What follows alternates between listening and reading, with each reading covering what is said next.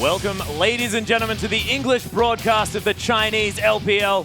I'm Max Atlas Anderson, joined by Jake Spawn Tiberi, and we're here to bring you day 2 of week 5 of the LPL. Things really starting to shake out amongst these rosters, and we've got some fantastic games coming up for you today. Let's hop in to our schedule and just have a look exactly what's coming up. First, it's going to be King taking on GT, another all-China battle. Yeah, it certainly is. Then we move into Starhorn Royal Club versus Invictus Gaming, and that should definitely be a huge matchup. Watch out for the jungle in that one. I think that's definitely true. And speaking of huge matchups, OMG then take on LGD, and this is huge. Sort of top of the table type stuff here for our third game. Yeah, it certainly is. Top 4 teams. And to round it out, Vici Gaming taking on Masters 3. That will also be one to watch. Really interested to see how Masters 3 can step up. They've split a lot lately. Let's see if they can win a couple of series. Yeah, a lot of Samsungs in those lineups there, as well as a couple on each side. And it'll be exciting to see how this new Korean flavor affects our final game of the day. But let's first look at the game that is going to be coming up straight away. It's going to be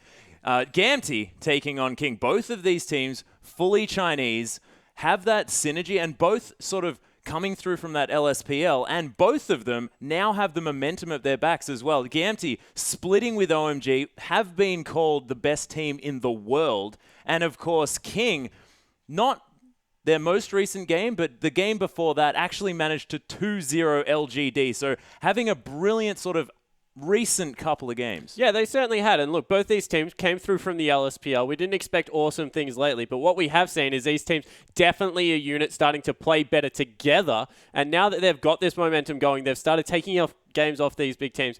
King even managed to take a series off LGD. So these teams really starting to get into their own. And it's interesting when you look down the lineup how they match up against each other. Because maybe not the action-packed blockbuster names we're used to seeing in the LPL, but some players definitely coming through, starting to play well. Xiaohu comes to mind. Yeah, Xiaohu is fantastic there in the mid lane. And ever since he did come onto that GT roster, they have split series across the board here with the likes of OMG as well. He just feels like a rock in the mid lane, and Gamty have all sort of rallied around him as well. Yeah, it certainly is a very positive addition. He's a proactive mid laner, and I love talking about proactive mid laners. Try and take the fight to people. Tries to set up ganks for his team, roams around a lot, looks to get his whole team going. And I guess the response to that has been a lot of ganks early on, but we've seen he's even able to turn that around, plays relatively well from behind. In fact, both these mid laners do. So they're definitely the area of the map that you want to look on in the early game. I guess a lot of it transitions to the top lane from there, but they definitely have been getting things going for their teams. Yeah, and I want to have a look at the bottom lane here as well. This is where it gets most exciting for me because these supports, especially Liam and of course Sync Dream, have distinct styles. Liam, he really likes to ward around his bottom lane area, make sure that Wushin is as safe as possible in that lane. Whereas Sync Dream, he doesn't care about Tail. He leaves Tail on his own. He roams mid and he gets the kills. He's the level 2 Annie at 7 minutes in the game. Yeah, and I think you nailed it because it's a different tactic. Sync Dream wants to pack up and help the rest of the map, and Tail plays a lot of Corki, a lot of Tristana, these long-range carries, looks to get himself into the game, can farm relatively safely. On the other side, Liam, he sets up shop in that bottom half of the map. He really goes deep with those wards, plays a lot of Thresh to keep Wushin extremely safe. And they do count on Wushin to be the late game carry on their side. So we'll be interested to see how they go head-to-head, because if Sync Dreams roams overly too much, might miss out on some experience. And there's a lot of wards on the bottom side of the map. Yeah, and you're talking about Wushin here as well, and when King faced off against OMG last night at about the 30-minute mark of their second game, we're sitting on a scoreline of about 6-2-5 against Uzi here, who is arguably one of the best AD carries in the world. So Wushin really able to step up for his team, and we'll see whether he's going to be fitting into that carry role and whether he is going to get that babysitting necessary to get him to that late game stage where he is a beast. Yeah, he certainly is a very good late game carry. We heard a lot about Wushin coming into this, however, has struggled in some earlier parts of the matches. So look for him to get that laning phase under control, really try and take it to Tail and Sync Dream, especially if Sync Dream does try and roam, and then get his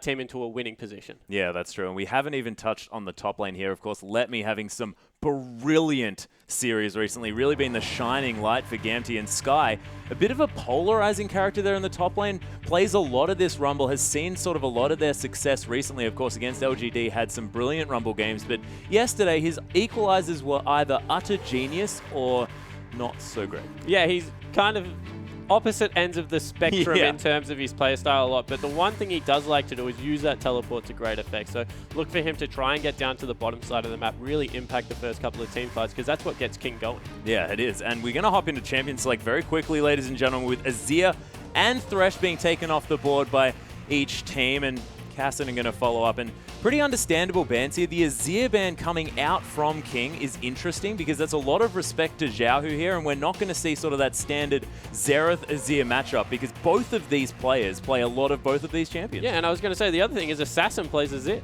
So Yeah. not willing to first pick it, doesn't want to take it into any of those blind matchups, really respecting Xiaohu. We see Janna actually being taken off the board as well. Don't want to give Liam one of those safe supports. I wouldn't be surprised if Thresh went next, just to force them onto different things, because we've seen that Sync Dream in the unorthodox support category generally comes out pretty ahead. Oh yeah, and his Annie's fantastic. Of course, his Leona's been pretty good as well, being able to influence the map, and a massive focus here on Liam in the bottom side of the map by Gamti. So making sure that sort of this bottom lane duo is uncomfortable, and I like the tactic. It's a little bit new, but Sky, he's going to have his Rumble banned away, but that's going to leave Nidalee open, and Sky insta-locks it. Yeah, it certainly is. So that will potentially be the jungle. Nidalee coming through. We've seen it a lot on this patch.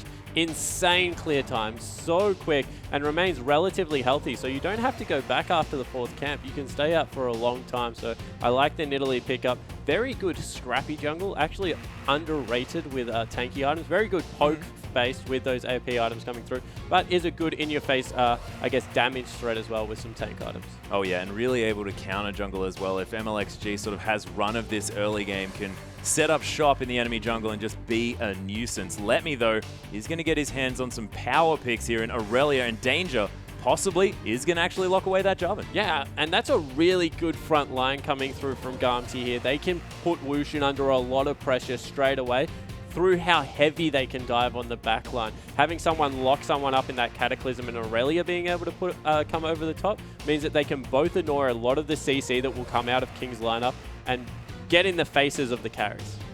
And Assassin now is going to be hovering over this Sivir for Wushin. He did pick that one up and had a great game. We were talking about the second game against OMG where King almost managed to pip them there at the end, but Wushin Sivir was looking good in that lane.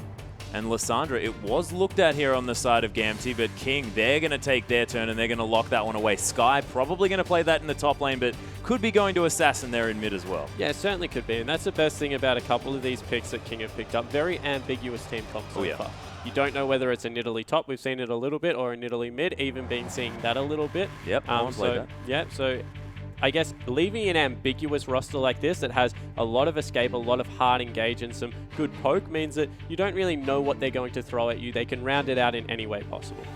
Yeah, and Xiaohu is going to lock away Leona here for Sync Dream. It does leave that Annie available, and I was actually expecting Sync Dream to possibly go for that one. His Annie was very good at making plays here for Gamti in the early games and a lot of their victories, but Liam gonna hop back to another one of these sort of reactionary supports, more of a babysitter type support with that black shield on for Morgana here as well. Looking at that one, may not necessarily be locked in here as it is just a hover at this stage, but I wouldn't be surprised. It is a Liam sort of flavor champion. And I was going to say, one of the interesting things is neither of these sides really play Gnar, but now it's being hovered in the top lane for Sky. So I actually think that this might even be one of the first times they've played Gnar all together. Gamti is 0-3 with it, so they have taken it away. And I think this is the first time King have actually picked it up in the LPL. So interesting to see that they're willing to change things up for a game against Gamti. Yeah, and that does mean that it's going to be a Lissandra in that mid lane here as well, as we see King's lineup completely rounded out.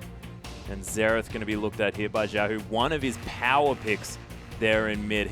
Even in their losing games, has managed to go really, really huge on that Xerath. Yeah, but a bit of an unbalanced composition coming out of Gamti now. They have some great poke out of their AD carry in mid lane, but a lot of hard engage, and that's not good news. Having a team that's caught in between against a team that is very dive heavy. King with the Gnar, with the Lissandra, even with the Nidalee being able to pounce in there on such a short cooldown, are going to look to run over the top. And something to note is King, when they play these 100% dive comps, look much better. They're very good at going forward, not fantastic at going backwards. So if they get ahead early, this could be completely their game. There's not much Garmty can do against a snowballing King lineup. Yeah, that's true. And King, they've been praised for their ability to have so much control in these team fights in the late game, even against the top teams in the LPL. That's where they've shined. That's where they've looked good. And now they've got the Frozen Tomb plus Gigantic Gnar plus Soul Shackles plus ridiculous amounts of damage. It's really, really scary. Yeah, and they've got a couple of these champions that depend on their flashes like the Morgana to get in there. But when you give a Sivir ultimate to a team like that, it takes away that window of needing those important cooldowns because you can just get on top of people so much easily. So you got something like a Jarvan and a Leona. They're very good when you're ahead. They're very good at going forward and forcing fights, but they don't stall the game out particularly well. So it's going to be a lot on the wave clear of Garmty to really, I guess, if they do get in a position where they're equal or behind, let the Aurelia split push, clear some waves out. Don't fight a big brawly team fight because in that category, King definitely win. Does that mean that Gamty sort of have the onus on them in order to get ahead early? Is it going to be Danger getting around this map on this Jarvan and affecting ganks early on in this game to get Gamty ahead? Yeah, it certainly looks like that. Double Trinity Power Spike is the one that you need to look for. Corki, Aurelia, if they can get early Trinity Forces and force some things, they're in a good position. Trinity Forces and forcing things, I love it. But we are going to hop onto the Rift, ladies and gentlemen.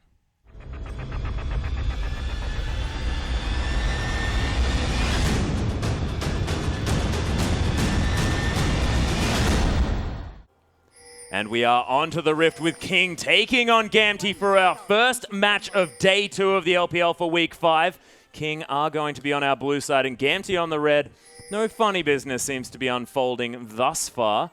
We'll see whether there is going to be any grouping for some deep wards perhaps, but so far it looks like we're going to have standard laning. Is this sort of something that both teams are okay with? Yeah, very interested in the standing lane. Standard lane. I thought King would invade. They have a terrific level 1. They've got the repetitive Q spams that come out of their top and middle lane. Nidalee just does ridiculous damage with that spear level 1. You throw a Morgana onto anything, and I just thought they had a much superior level 1 team fight. But going for standard lanes, nothing hasty coming through as Tails spots Lamb in the bottom lane. But yeah, I think that they will opt into a lane swap here on King's side. That if I saw the matchups, that's what I would be thinking straight away, trying to get Wushin away from the Corki until you have a few items. Corki does relatively well against Wushin, although if Wushin plays the lane well, can just push out. Yeah, we'll see what they do. They are hanging around here.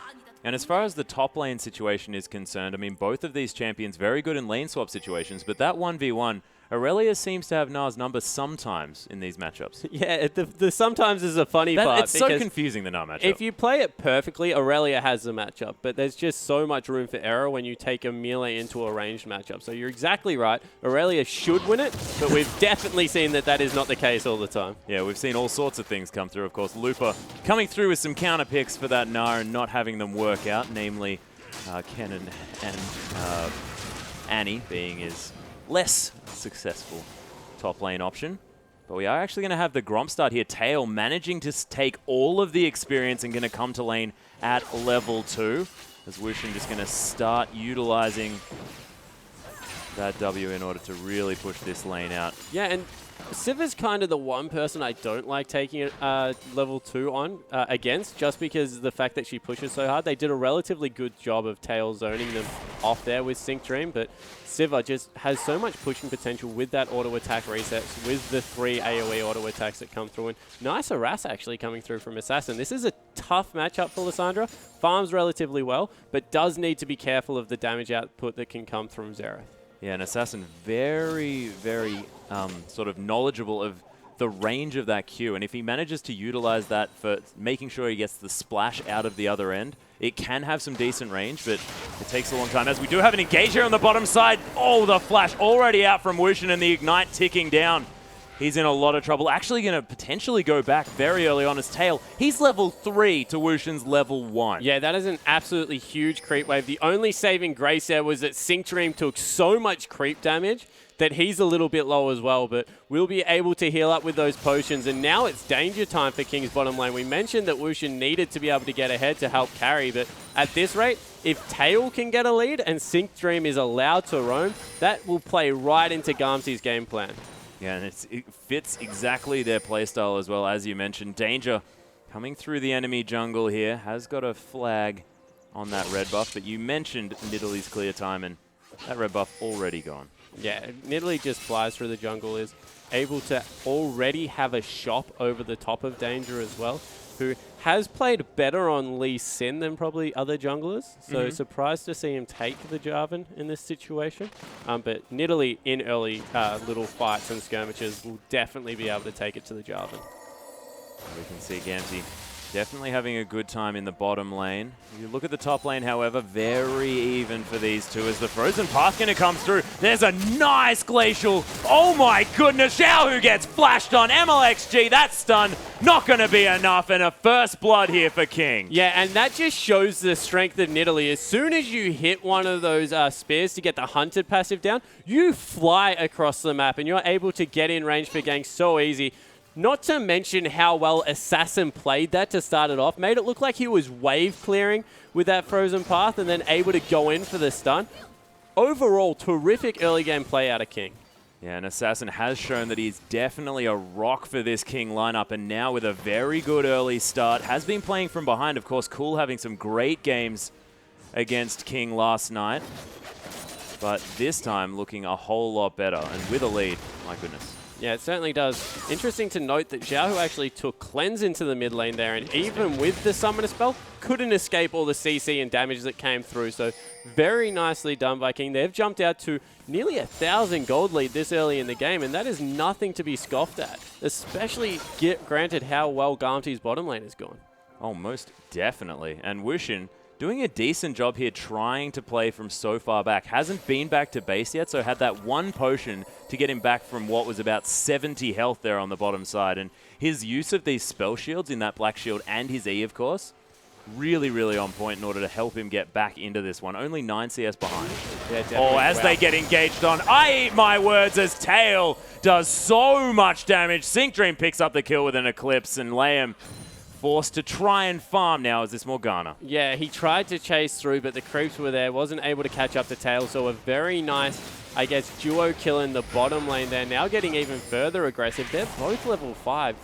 Extremely strong at this point in the game. Tail needs to be careful, however. Yeah, Tail very, very low on health, but we do have a scuffle here on the mid side of the map. Danger going so low as MLXG throwing out spear after spear. Assassin's found his way around here, but doesn't have any mana, and I'm unable to continue the pressure. That passive is going to help him if he needs to throw out some Qs, though, in the mid lane. Yeah, and before the fight in the bottom lane broke out, I wanted to point out the synergy between King's jungle and mid. They went back and used all of their money pretty much from that first blood to pick up wards. There was a couple of green wards picked up in the jungle, as well as a pink ward that was placed into that brush in the river, as well as a pink ward on the mid laner. So making sure that, yes, they get first blood, but that's not where it stops. They need vision control so they can keep taking it to the Xerath. Yeah, and Sky actually getting aggressed on so hard in the top side of the map. Let me waiting for that Blade Surge. Equilibrium Strike to come through. A few more auto attacks are going to be all he needs, but no, doesn't dive too deep, and Sky's going to be okay. Does have the CS advantage.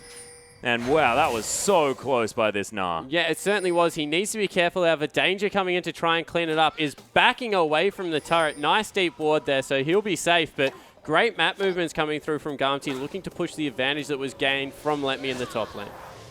Yeah, and you were mentioning the wards picked up by King paying off yet again here, even on the top side of the map, as Sync Dream surprisingly going to be roaming this map, getting deep vision down. They want to know where that kitty is. Yeah, they're the two most important wards in the game, pre maybe 15, 16 minutes. Being able to get the Wraith Camp as well as the double golems warded up just means that you know where the Nidalee is at all times.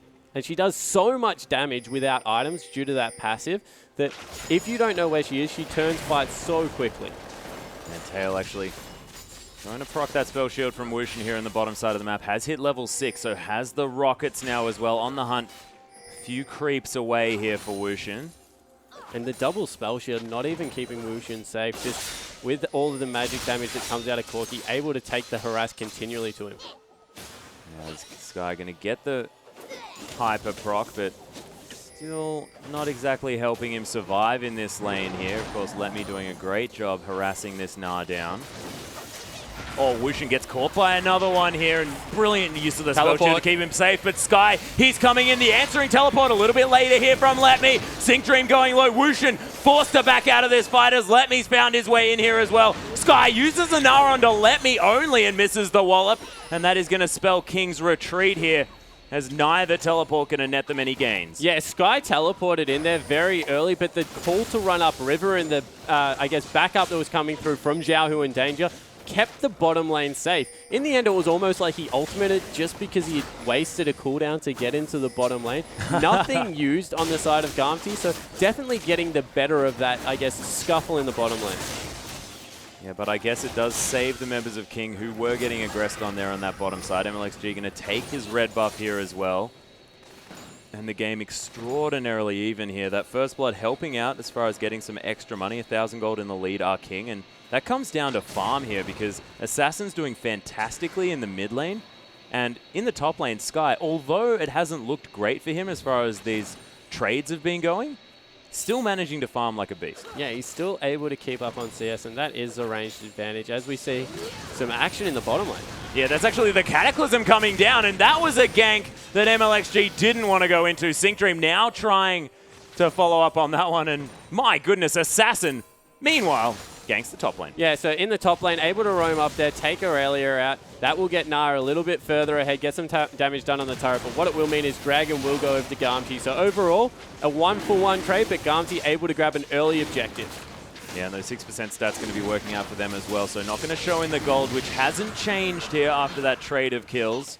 Ooh, if Sky can pick up a turret in the top lane, this might actually be worth it for King. They scale extremely well with their first back on the items, and they're starting to come through. So probably give that one in favor of King just for the fact that they were able to get the gold. On the other side, however, if you have Trinity Force users, that 6% stats doesn't mean as much until you get the second item. Yeah, that's true, because of course Trinity Force has sort of a bevy of low numbers of statistics, and you're not really going to be helping it. Yeah, it's more about the movement speed, the sheen procs that come through, all the, I guess, passive that the Trinity Force gives you, not the raw statistics. Whereas something like an Infinity Edge that's going to be picked up by a Sivir, or all that raw AP that will come out of a Lissandra, that's what really benefits the first Dragon. So, is still good from Gamti to deny that one away, but you're right, it's not going to put King too far behind here as they do take out that top lane turret, extend that gold lead a little bit more, and King now invading towards this top side of the map. Assassin has just felt free to roam this whole game. Oh, Glacial Path's going to come through. Let me. He's going to get ulted up. MLXG with the takedown. And that is going to net them a kill and possibly an inner turret. Yeah, it certainly is. Nidalee Heal can't be underestimated as a pushing tool. That attack speed that comes out just means that they're able to burn through turrets. And once again, we see the damage that comes out of this Nidalee jungle. Once the Hunted passive is on, that takedown rips through people. Oh my goodness, and 3 members of Gamti unable to take down this outer turret in the mid lane. We are going to have backs coming through very quickly. Another wave is going to crash into that turret, and Tail going to try and take the bottom out of it. That inner turret being down in the top side of the map, very, very dangerous, especially considering how much weaker Baron is now, and they're not going to have the control of the map on that top side. Yeah, exactly. You mentioned Baron, and another one of Nidalee's strengths is her neutral objective control. So a realistic possibility with the team comp they've put together. Of course, that Hyper does a lot of damage to Baron as well in mini-Nar form. So look to see whether King, if that's the tactic, whether they want to control the top side of the map, maybe cede a little bit of control bottom and mid, but really start opening up the top red side jungle. And we have seen these LPL teams going for very early Baron control now that he has been nerfed just a little bit on the 5.2 patch. Of course, very used to 4.2. And now we have moved on. So a lot of these teams now adjusting, now changing their play styles as King focusing on this outer turret in the bottom side. You can see 4 members strong down here. Tail gonna have to be very careful. And King are just rotating as a unit, very OMG-esque and destroying structures. That was beautiful from Sky, recognizing that at this point, Letme has no items. He's got a Phage. He cannot match the rotations that are coming through, and you can't go near a Gnar because he's a long-range champion that can take up the minion wave and continually hit the turret. So very good in these mini siege scenarios. So brilliant rotation around the map. No teleport was up, and they're able to pick up another free objective. They're not going to lose anything here. Rotating Lissandra into the top lane to be able to pick up that minion wave, keeping the tanky Gnar in the longer mid lane because he's less susceptible to ganks. Really nice map movement coming through from King. Yeah, we've spoken about King's sort of ability to play strategically around this map. Sometimes they can get a little bit outclassed as far as the mechanical play, sort of those matchups in the lanes respectively, but strategically they're beautiful. As Danger may have got caught out here just a little bit, has to flag and drag away the longest auto attack of all time coming through from Layem.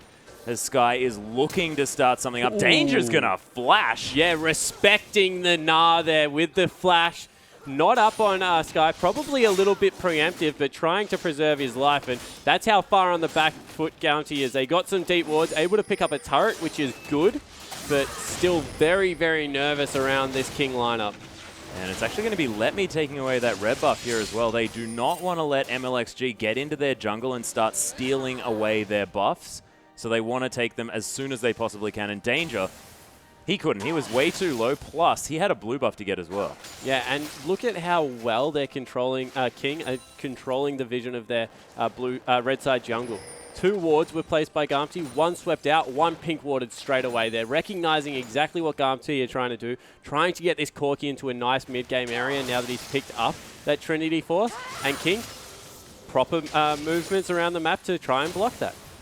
It is actually beautiful what King are doing as far as reacting to Sync Dream's roams here as well. I didn't get to mention it, but as soon as Sync Dream managed to get that sort of deep roam into the red side jungle, as soon as he came back, pings coming out from King at exactly where he'd warded in that jungle so that they could sweep them out so they knew exactly where he was going. And this is just sort of beautiful forward thinking coming through from King, knowing where that vision is and how to take control of it. Yeah, and understanding Sync Dream as a support player. What he aims to do, he aims to get good vision and then roam around the map and really try and affect the mid lane. And they've completely nullified Leona's earliest power spike by really good vision control and not letting him get in behind Assassin's Lissandra.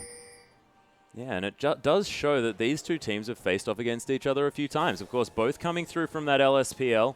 Newer teams, yes, but they have played through a whole tournament together. Yeah, certainly have. And now it looks like they're collapsing onto Sky into this top lane. He's nearly level 11, so they need to be careful. He's reasonably tanky. And whilst they've sent 3 members up there to try and get the tankiest member on the map, the response, 4 members bottom lane trying to siege up this outer turret. And siege is a thing that they can definitely do. With so much poke to come in onto Tail, forced to use that heal. He's going to hang on to the flash for now, but it's very scary if King gets one of these picks. Yeah, and MLXG is that far ahead. He's elected for a greedy Archangels to come through probably as his next item. A tier is a very risky pickup on a jungler. We don't see it too often just because it takes a little bit longer to scale into the mid game, but with how he's gone in the early game, confident enough to go for a scaling late game item on what should be an early game part of the map. So got to really respect how MLXG is playing the early game on Nidalee. Yeah, and this is the second time that we've seen a Nidalee in the jungle going for that Seraph's Embrace. And Dandy, it didn't work out very well for him in their matchup. Yeah, and generally you see them, I guess, go for that upgraded Magus enchant and then try and get a defensive item. Something like a Frozen Heart, maybe if they're against a lot of AP. Maybe even a Spirit Visage, just because of the fact that you don't want to get blown up. A lot of base damage on those spears, given the distance it travels, and then the Cougar form has fantastic base damage, so don't really need it, but really going for this longer range, poke-based Nidalee and trying to get as much done underneath turrets as possible. Oh, Lemmy's trying to teleport in to take this dragon, but MLXG, he's just going to pounce out and get out of here immediately. Look at the disengaged potential coming through from King, and they may have made it to safety after taking a cheeky dragon right under the noses of Gampty. Yeah, and once again, Gampty having to use a lot to not gain anything at all. King able to just get over the back of the wall, actually making a pretty smart rotation into the mid lane as well to try and put some pressure over there. And Assassin needs to be careful. Oh, Xiaohu, the flash going to be used to get out of the last proc of that ultimate. Very close there from Assassin. Danger time for this mid laner. Yeah, it certainly was. Unfortunately, Danger not in range of that one. Oh, that was a good joke. Thank you. 10 out of 10. Coming through, so double Trinity Force now picked up. They're in a position where they've got 2 Sight Stones as well. So Garmty at this point, not that far behind, about 3,000 gold. They're looking to get vision and force fights because right now they're against a team that's gone for an Archangel's, not going to really scale up, and the discrepancy between AD carries. Zerker Greaves and Pickaxe BF versus a completed Trinity for Sork Boots definitely is in Tail's favor. So if they can group up as a unit, start sieging with this Corki and Xerath, there is a chance they can get some of the advantage back in this game. Yeah, and I think they probably wanted to, take that spike to their advantage during that last Dragon fight, but it was fantastic from King to notice that was going to happen as the Wallop to come through on a couple of members here, but Sky taking so much damage as Mega Gnar. They don't want to dive this turret too much. That is the biggest black shield I've ever seen in my entire life. As Sky is able to clear out this minion wave. Liam now here to lend a hand. MLXG waiting off the backside. The Tail has a lot of poke with those rockets. Yeah, he certainly doesn't. They still have to respect it. I guess throwing 4 members into the top lane in response. Now all 5 members act towards there, so Garmty back away. Don't want to force anything too hard, and I really think they're not using this Corki to great effect at the moment. They've left him now up there solo. He probably is strong enough to solo out most members on the map, but just not able to pick up any mid-game objectives. They might grab 1 turret off this, but the window's slowly starting to close. We mentioned it was a BF and a pickaxe. Now the Infinity Edge is done. Yeah, Infinity Edge and a Brawler's Glove there as well, as MLX3 wants to steal away this blue buff. Oh, he doesn't manage to. His danger even dodges the spear.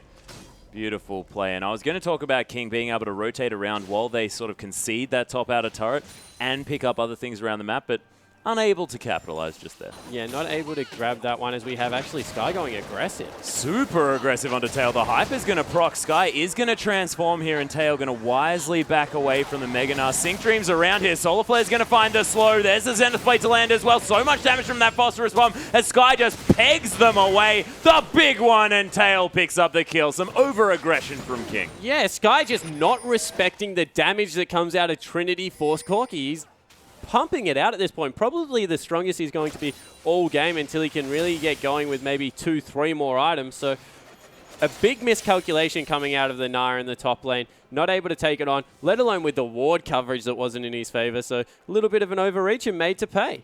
Yeah, and probably just hadn't pressed tab too recently. Oh no, he's got Trinity Force Sorcerer Shoes. I shouldn't have gone for that fight. A little bit silly. But is going to go for that Warmog's armor as his second item here. Do you think that's an intelligent choice? I mean, there is a lot of mixed damage coming through from this whole lineup. So having extra health, probably the best way to deal with it. Yeah, I love Warmog's on the current patch. It is such a strong item, especially with the double APs coming through and all the mixed damage that comes out of Aurelia. I mean, Corki at this point of the game, until he picks up that Bloodthirster, nearly is a pseudo AP caster carry. Yeah, he's a mage, isn't he, pretty much? Yeah, pretty much. So having that Warmog's going to nullify a lot of that. Means also that you don't have to invest heavily into, I guess, Randuin's Omen on top of Thornmail late game. Means you can just go straight to the Thornmail, pick up a Banshee's Veil, and you've got a lot of mixed defenses. Yep, you're just pretty good at that stage. Even could go for more of Malmortius, which is what we saw going pick up last night. Terrifying item choice. That Gnar was basically unkillable during that game. Death Cap is now completed from MLXG. So no, not going to go for that Seraph's Embrace, just going to go for a Death Cap. Yeah, and really smart use of the gold, because if you look, he's only, as there's a fight. Yep, Assassin is actually going to find Sync Dream here. Frozen 2 going to be used on the support. They get the successful pick. That's a lot of big cooldowns. Yeah, it certainly is, but definitely worth it at this point. Now leads to a siege in mid lane. I was going to mention that MLXG is only about 450 through that tier, so if he had enough for the death cap, there's no point building the Seraph right now. It doesn't scale as well. Wait until it's fully stacked up and then use that money to go straight into the Seraph's Embrace. Just skip Archangel completely, but death cap at this point of the game, he is absolutely petrifying. Yeah, and you look at this jungle item, the Magus Enchantment here, and you think, oh, it's a jungle item, not going to have that many. So that's 80 AP and 20% cooldown reduction. That is a hugely gold effective item. Yeah, it is something ridiculous, like 24% more gold effective than any of the other jungle items. Bang for buck, it is nearly one of the best items in the game. I think it rates like 4th on gold efficiency. It is an absolutely tremendous item, and the reason it's so strong, it's hard to take AP champions into the jungle, but now Nidalee's in this position. It's just a stellar item. Yep, it's beautiful. Of course, we are hopefully going to see more Diana jungles as well coming through with that item. One of my personal favorites. Oh my goodness, please. Please, LPL. You do pick up things like support Malka. You can do it. Yeah, so it's definitely interesting to see what will be going into the jungle in this patch. We've seen some crazy things happen, but I think jungle really is one of the best. And wow, flank coming through. Yeah, Let Me coming in from the backside. He is going to get closed upon. There's the Frozen Tomb, and he's going to get destroyed. Sky picks up that kill. Right of the Arcane's going to take down Wushin, though, and Tail is able to assert his dominance in this fight. Nice Dark Binding. Sync Dream taking a lot of damage here. Sky trying to start this one up, but he gets stunned out. Is he going to die? The beautiful spear in the back line, but Tail picks up the kill on the tanky Nara. Assassin now trying to kite away. Liam is so low as these Arcano Pulses now starting to do the work as they're on the run. MLXG very low on mana, but a 2 for 2 in the end. Yeah, and in the end, it was Sky not being able to transform early enough into that fight that let it go for a 2 for 2. MLXG on the back line was like a sniper for the first half of that fight, picking people off repetitively, and overall, probably a win for Gamti because they're rotating into a dragon and that big fat minion wave in the top lane that Aurelia is going to be picking up. So good flank coming out of Let Me, but this game is now getting to the point where the longer it goes, the more they scale up. The mid jungle and top for King just look fantastic. Oh, yeah, and I think we have to credit Gamti on that engagement, and especially the timing of Let Me's flank there, because they were aware of how much rage that Sky had, and choosing to pull the trigger exactly where they needed to in order to make that fight go their way. And I say their way, it was still a 2v2, 2 for 2, when they managed to pick up the better things at the end of it. So still very close on the rift so far between King and Gamti. And this is what we were expecting from these teams. They match up so well together. Yeah, this is a terrific matchup. As Assassin gets a little bit caught, he's going to be able to back away, but Gamti, oh wow. Yeah, the Ring of Frost to come through here from Assassin. Not quite enough for the disengage with the right of the Arcane. Oh, the Sonya's Hourglass saves Assassin's life as the Soul Shackles is here. The Cataclysm, though, for the slam dunk from Danger. And Liam in a very interesting position. Let Me coming through now. He's so tanky. This Trinity Force Spectre's Cow doing so much work for him. He takes down Liam, and Sky forced to back away. A beautiful fight so far for Gamti. Oh, and nearly taking Sync Dream out. They're not done on the back of this one. Still want to fight. MLXG trying to kite to the best of his ability, but there's 5 members here. Oh my gosh, MLXG just trying to solo out the jungle. A Tail, he picks up Sky and Wushin as well. MLXG now has to go on the wild goose chase through the jungle with throwing spears left, right, and center. And Gamti, they want none of it. A 4 for 1. What a team fight for Gamti. I was going to mention how hard they committed to this mid game. Bloodthirster on Corki. Double blasting one coming out on their mid laner. They recognized they had maybe a 5-minute window to fight, and they wanted to get it done. Yeah, MLXG now may be caught out just a little bit here as well. The passive doing some work going through those brushes as Tail can't quite utilize the extra movement speed from that Trinity Force, and MLXG is just so tricksy on this kitty. Yeah, so Gamti get it back to probably an even playing field, because you have to remember they're up in dragons at this point. So Gamti, they're holding on for dear life. We've mentioned how well King scale. We keep going back to that point because in an even game, you have to respect the Lissandra Gnar, but they're starting to use the parts of their compositions to force the engages and really try and get on top of this King lineup. As I said, maybe another 5-10 minute window for Gamti to try and take this one over, or otherwise it's in King's favor. Yeah, and just beautiful timings coming through, as you mentioned here, from Gamti, making sure that they get the work done. That time, though, of course, having MLXG alive and having him sort of bait Gamti into moving all around the map, they didn't manage to pick anything up after the end of that engagement. Yeah, and they need to be careful about that. We've mentioned the nerf Baron in this patch. Maybe a position right there to rotate around and try and pick up that objective. But you're right. Winning a team fight like that and getting no objectives definitely has to play on the back of their mind. What do they do differently next time to make sure that this 504 Corki is hitting turret?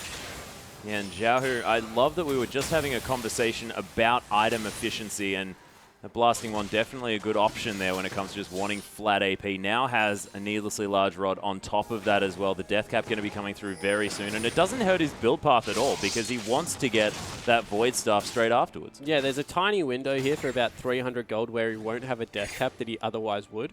Yeah, but okay. afterwards, Yeah, definitely doesn't hurt anything there. So there's a tiny, minuscule window there where they can make him pay for it. But after that, you're 100% right. Goes into a great item path. Void Staff is the logical item to come out there. So bang for buck, he got exactly what he needed there. And you could see it in the damage output that came through. Yeah, and they won the team fight there as well. So Zhao, who we were complimenting his abilities earlier on, he's now on a definite comfort champion in this Xerath as well, has shown some of his best performances on this champion, and again, knows when those power spikes are. As Zenith Blade just scraping the backside of that cat. XG going to dance out of the way, and GT looking to go for another fight. They know that the onus is on them to start this one up. Assassin gets torn apart immediately. Oh, frozen. Glacial Path going to come through. Not going to take it. So they miss the window. Now Sky is in a position to engage. He's nearly got that Mega Gnar up. He's looking to poke out a little bit more. And Garmty need to be careful here because they used a lot of their tools and didn't get much out of it at all. Yeah, Rite of the Arcane is actually on cooldown here as well. So those exit kills from this Xerath not going to be taken. An Assassin very high on health yet again. Of course, that's what we haven't mentioned here is you were talking about the extra attack speed you get from that Primal Surge. It's also a big heal, especially when you're going flat AP, and still hasn't gone for that Seraph's Embrace or Archangels. He's gone a Void Staff now. This Nidalee is doing so much damage. Yeah, it certainly is, respecting the MR that came through, and now the wave clear is definitely in the favor. Wow. Oh, Frozen Tomb on top of Danger there. King looking for an assassination, but not quite managing to get there.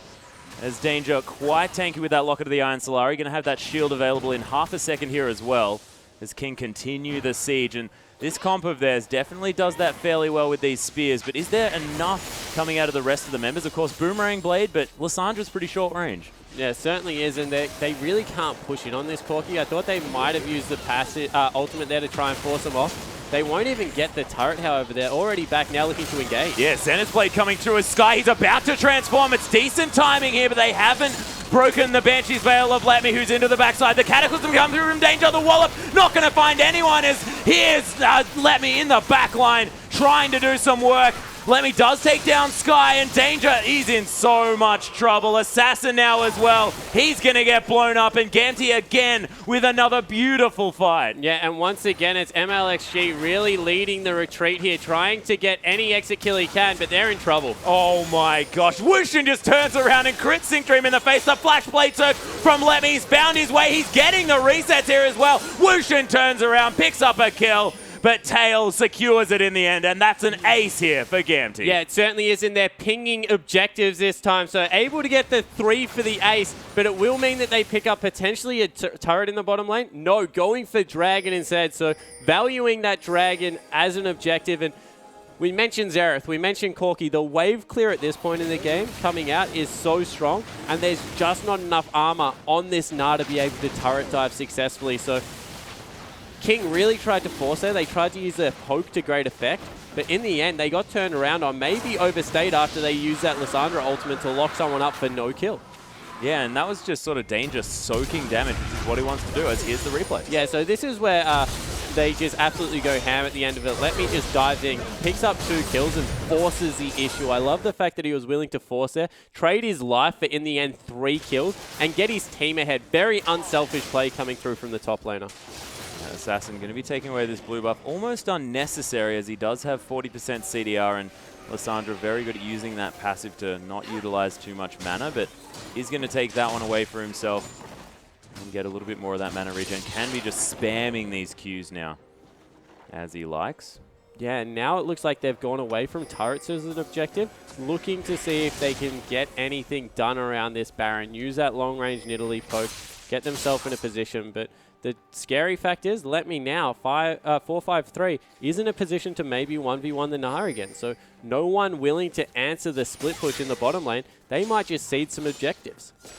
Yeah, or King might just go straight in on this Baron. There are pings coming down from GT as this Baron already down to half health. They have baited out the teleport from Let Me, who's going to cancel it and actually go back to the turret. He picks up the turret, but the Baron now getting engaged on here by King, and they're not going to have that tanky top laner. Solar Flare not going to find its target as the Baron goes taken down solo. It's going to be secured by Sky here as Sync Dream going to get destroyed in the backside, and decisive play from King nets them a Baron Assassin, saving his own life. Here's Zonya's immediately afterwards here as well, as Tail has to turn tail and run, but he is going to pick up the kill. Liam now going down. He's turning it around. This Corki is massive, and another ace for Gamty. 9-0-8. Tail is going absolutely crazy in this game. What a team fight coming out of Gamty. They gave up the Baron. Probably a very bad decision from Let Me to cancel that teleport coming through. Yeah. But in the end, it didn't matter. They're going to push through, potentially pick up the first inhibitor of the game. Yeah, and that almost forced the overcommit coming through from King, and that was so much defensive uses of abilities from Assassin here especially, and he's sort of built to kill these members of GT, and if you're using those abilities defensively, you're not doing anything for your team, and Tail was just so able to do all of the damage in that fight. Yeah, he certainly was, and this is why we don't really see poke junglers like Nidalee, because you're not able to get in there in an extended fight like that where there is hard engage coming out of Sync Dream, is hard engage coming out of Let Me in danger, and utilize your full extent of your kit. He's just getting blown up whenever he wants to go in, and really is starting to hurt his team. Once he picks up that Archangels, he'll have that nice big shield, so that might help him out a little bit. But still, if they're not in a siege situation and they fall any further behind, he might just become redundant. It's going to be difficult for him to try and find his way into this one, but of course, King have a plan here. They first picked this Nidalee, and I want to credit Gamty just on their drafting here as well, because you talk about the fact that they're sort of forcing this Nidalee pick into being relatively irrelevant. And that just comes down to the champions that Gamty have managed to pick up for their lineup, and it's working out beautifully for them, and the adaptive play to come through is fantastic to see coming through from these newer teams. Yeah, and you've nailed it. Gamty have adapted to this game. King are trying the same strategy over and over again. You see that they just lost the team fight around Baron, and now they're committing to a siege one more time, and the hard engage still coming through. Yeah, that's a nice boomerang to get some damage onto Let Me as his Banshee's Veil is going to get popped by that Wallop, but Sky is now back to that mini Gnar form.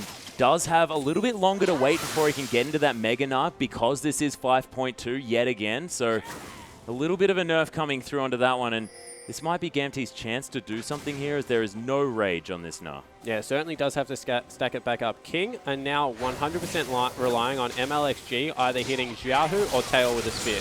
Yeah, but this is the hard engage yet again. Nice Ring of Frost to save Assassin, flashing out of the way of that Solar Flare would have spelled his end, but Sync Dream able to find him yet again. Another defensive Frozen Tomb actually gets a decent amount of damage down, but there's Rite of the Arcane. That's going to pick up the kill. Xiaohu with a lot of damage. The spear finds him now as MLXG is around the backside. The Cataclysm, Danger in a lot of trouble. Flags and Drags tries to get out, but Wushin picks up the kill, and Tail and Sync Dream get eliminated by that huge Gnar in the backside. The heal's going to be used, but Let Me finds his way back in, and Liam now trying to help out Sky, but he's just going to donate himself to Let Me as this Aurelia is going off this game, and Tail saunters back into the fight to finish off the ace. Yeah, and Let Me just completely zoned MLXG out of the fight. MLXG was nowhere to be seen, probably the strongest member at this point.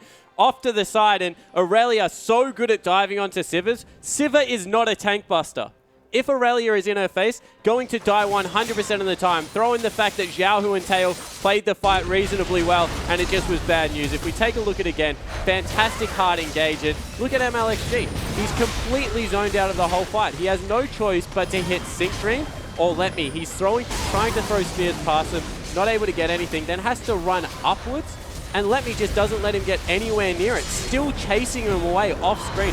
Completely zones him out. In the end, turns back around and cleans the fight up for his team. That's just terrific understanding of how strong Aurelia is at this point of the game. Beautifully played. And you have to mention Sync Dream as well, getting it all started here, forcing the flash, and then more defensive use of abilities here from Assassin. Sync Dream has been brilliant, just making sure that he commits to every engagement and lands the Zenith Blades he needs to. Yeah, and that's the thing about Leona, is when it comes to hard engage, unrivaled. Has such good hard engage, but is only good at going forward. And when they're this far ahead, they can just continue to go forward like they are now. Yeah, that's all they're doing, walking past this minion line. Gamty, 5 members strong, heading towards this inhibitor turret. Their siege not quite as strong, but it doesn't matter if there's no turret here. And King are forced on the defensive. Nice Solar Flare is going to lock up Assassin. Now takes about 1 trillion damage from the poke from Gamti. As the Spear not going to find its mark. MLXG, as you mentioned, struggling to find relevance. Yeah, he's at the point of the game now where he's a fantastic poke champion, but there is just so many tools from Gamti to be able to shut that down. I respect what he's trying to do with the build. I think he played it terrifically early game, but now his team's just not in a position to capitalize on what he's doing. Yeah, every member of King now forced to get the hell away from this Gamti lineup who have really powered up in this game. I'm definitely looking at you, Tail. 11-0-11 has another BF sword, possibly going to be going towards that Infinity Edge for his final item. Has his defensive choice here in that Banshee's Veil, and this Corki could not be any further ahead this game. It's just insane. Yeah, but I like what Wushin's response was to it. It was, I'm not going to go for a defensive item. I understand that he's stronger than me at the moment, but let him have that strength in defensive stats. I'm going to rely on my positioning, and I'm going to go full offense to deal with this Aurelia. Hasn't worked out so far, but you have to admire the balls of the guy to be able to pick up all the offensive items and try and deal with it. Yeah, hopefully he goes for Essence Reaver next, yeah? Okay, maybe not the best choice, but Sivir does go through a lot of mana. I just want to see that item. I just really want to see that item. I said you have to respect the guy. Give him the worst item build ever. As we see King, once again, trying to deal now with the super minions in the mid lane, and good split push coming through here. Aurelia, once again, nice and tanky, maybe going for that GA next, and send her to the bottom lane. Teleport back up, can deal with this Gnar, and it's much more important for King to have Gnar in the fight than it is for Aurelia to be there, because Gnar is all the hard CC that will come out of King. On the other side, however, they've just got so many tools, as Lamb's about to die. Yep, Lamb in a lot of trouble. Solar Flare not even going to pick up the kill. It's going to be Tail picking it up with an auto attack just before that goes off. And Gamti, they get rid of the support. Right of the Arcane going to come through here as well, as Let Me picks up Assassin. And Gamti are finding picks all across this map. Sky, no rage, and Wushin is in so much trouble. Let Me destroys him. I believe he's got a Blade of the Ruined King. No, it's not.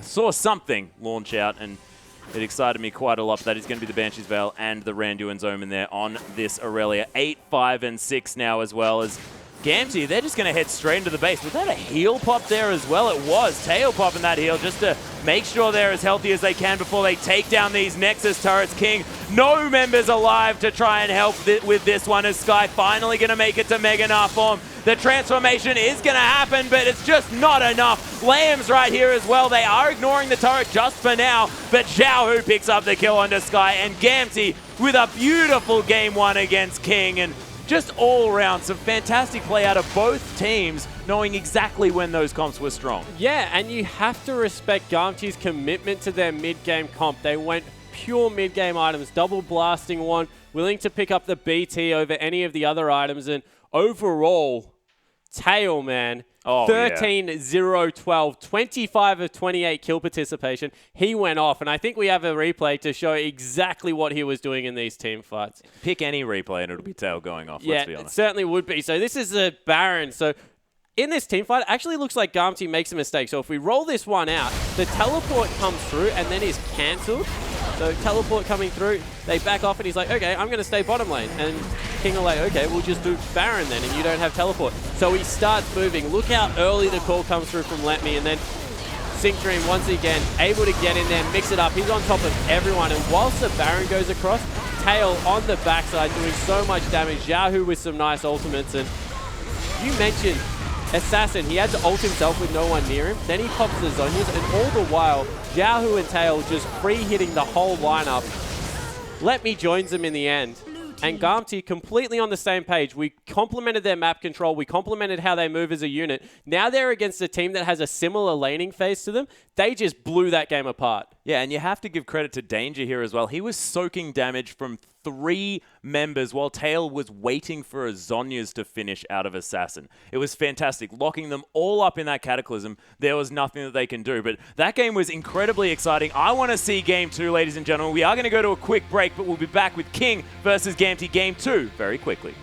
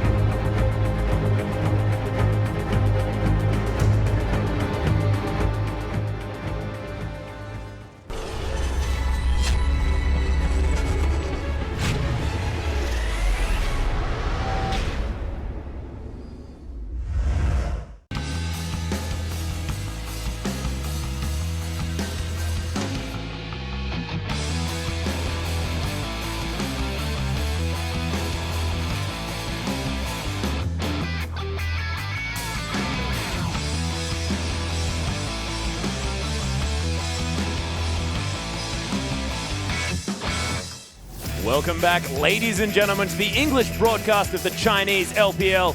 I'm Atlas, this is Spawn, and we're in for Game 2 between Gamty and King. And Gamty coming through with a fantastic comp in response to that Nidalee jungle, and we'll see whether King can respond to that one and maybe respect Gamty a little bit more in that draft phase. Yeah, I said that there was a confusing composition when you look at it because it's got a lot of poke with some hard engage. But what they did is they used that hard engage to really sit on top of the Sivir and Nidalee pickup and made their, I guess, primary abilities pretty much redundant throughout the later part of that game. Also really have to, give credit to Gamty for the item builds that they committed to.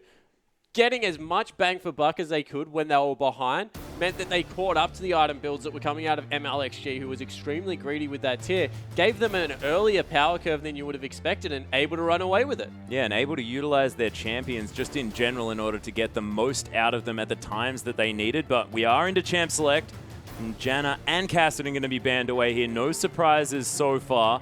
And now with Gamty on our blue side, they have the first pick potential, and King going to be able to answer with a couple of power picks themselves, you have to think. Yeah, you certainly do, and it'll be interesting to see whether Nidalee is one of them. We've spoken a lot about Nidalee on this patch.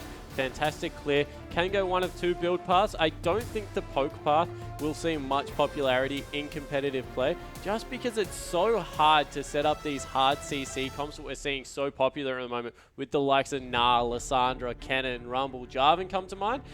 If you don't offer something like that as a jungler, then it is extremely difficult, and it just gives you no margin for error in these team fights. And Gamty have gone for exactly the same bans.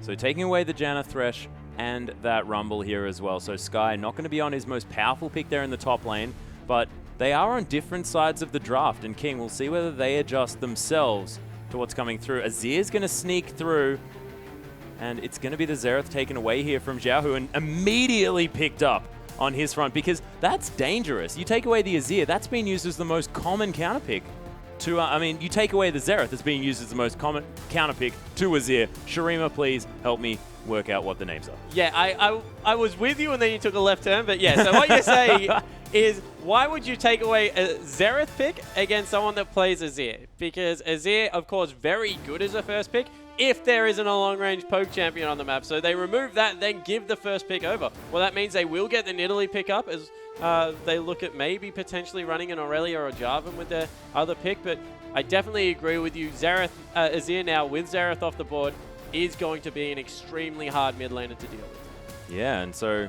MLXG going back to that Nidalee, more than happy to pick it up very high in this draft. And King, it might be them not really being able to commit to countering that Nidalee if it does come through from Gamty. So almost being forced into the pick. Yeah, maybe. And it looks like they are putting a lot of stock on it. Now they're grabbing Aurelia, I guess, in the top lane as well. So once again, a little bit of confusion. Are they a dive-heavy comp? Are they wanting to split push? Is a Nidalee there for Siege or for Brawling? And I like the response out of here, be it Vi or Jarvan, because once again, hard CC that can get on top of this Nidalee, deal with her in the mid game. They've got Corki to, I guess, round out the power curve of their comp. Once again, great picking coming through from Gamty. Yeah, and it's a Corki pick for, rounding out the power curve, and it's also for the fact that Tail is a god on that champion. Like, you let him have Corki, he'll pick that one up almost 9 out of 10 times just because he's so strong on that champion. We saw that demonstrated in the last matchup. Assassin looking at some cute picks here, but we'll see what King decide to go with in response, because so far there's so much area control and Ocean tried the Draven yesterday. Didn't quite work out against the very curious Maokai support pickup against OMG, but see whether it works out this time, as it's going to be locked in. Yeah, I like the more aggressive AD here coming through. Definitely will be able to put out much more damage as Draven than he will be as something like a Sivir that we saw last game, but this will be rough, because playing Draven into a Jarvan and into all the poke damage that comes out of Azir, if they get even more hard engage out of this lineup, maybe even the... Wow. Yeah, so that's a lot of hard engage. Yeah. And all of a sudden, Draven is a sitting duck on this lineup. Yeah, they might need to go full snake here and pick up multiple Mikhails, grab himself a QSS as maybe even his first item so that he can get out of the way of these twisted advances. And even then, he's going to have his flash on, the 5-minute cooldown, so he might need to actually buy the distortion boots and Quicksilver Sash as his first items. Yeah, so I guess the key for this is now is, can they peel for Wushin? Are they able to commit enough resources to getting the likes of Sync Dream and Let Me out of his face so that this Azir can't deal the damage? Because if 1v1, Draven's able to get onto one of the squishier targets, we'll blow them up relatively quickly. However, that is a best case scenario. If they're not able to deal with one of these 2 damage threats that will come out of Garmty, their lineup is so tanky that we'll just continually be able to do that. And it looks like on the other side, they're committing to 2 damage threats just in different lanes, going with the Aurelia and the Draven and more of the supportive mid lane in Lulu. Yeah, and Lulu going to be able to keep Wushin a little bit safer in these fights here as well with that wild growth. Ebb and Flow going to be working from Liam here as well. One of the best sort of augmentative supports in Nami. That Tide Call's Blessing, fantastic for adding damage, and of course a slow to auto attacks. Ebb and Flow for the heal as well. That bubble with fantastic CC, and that Tidal Wave can be fantastic for engage or disengage, depending on what King want here. And that might be what helped Legendary Queen of Disengage. Yeah, certainly Nami is that kind of champion that feels a role if Janna's taken off the board. Yep. So I do like the pickup. Once again, I was looking through the team comps, and I'm confused what Nidalee does. She throws spears, I think, a bit. Yeah, no, so she definitely... I understand what she does as a champion. I don't understand what she does in the King lineup, because you look at exactly what they're about. They're about augmenting this AD carry, maybe split pushing with the Primal Aurelia. Surge is there. Primal Surge is fantastic, but Nunu does that better and is a better peel. Doesn't offer much peel for the 2 carries coming through. So unless MLXG can have a huge impact on this early game, have to question the Nidalee pickup once again in this team composition. Yeah, and it was all about Gamty adjusting to that Nidalee pick, and they have still the same level of hard engage. They had 3 champions that were able to really get on top of the carries the way they wanted to, and it's no different when you swap out a Maokai for an Aurelia. And Danger still on his Jarvan, and we've still got Sync Dream here on his Leona, but we'll see what happens as we hop onto the Rift.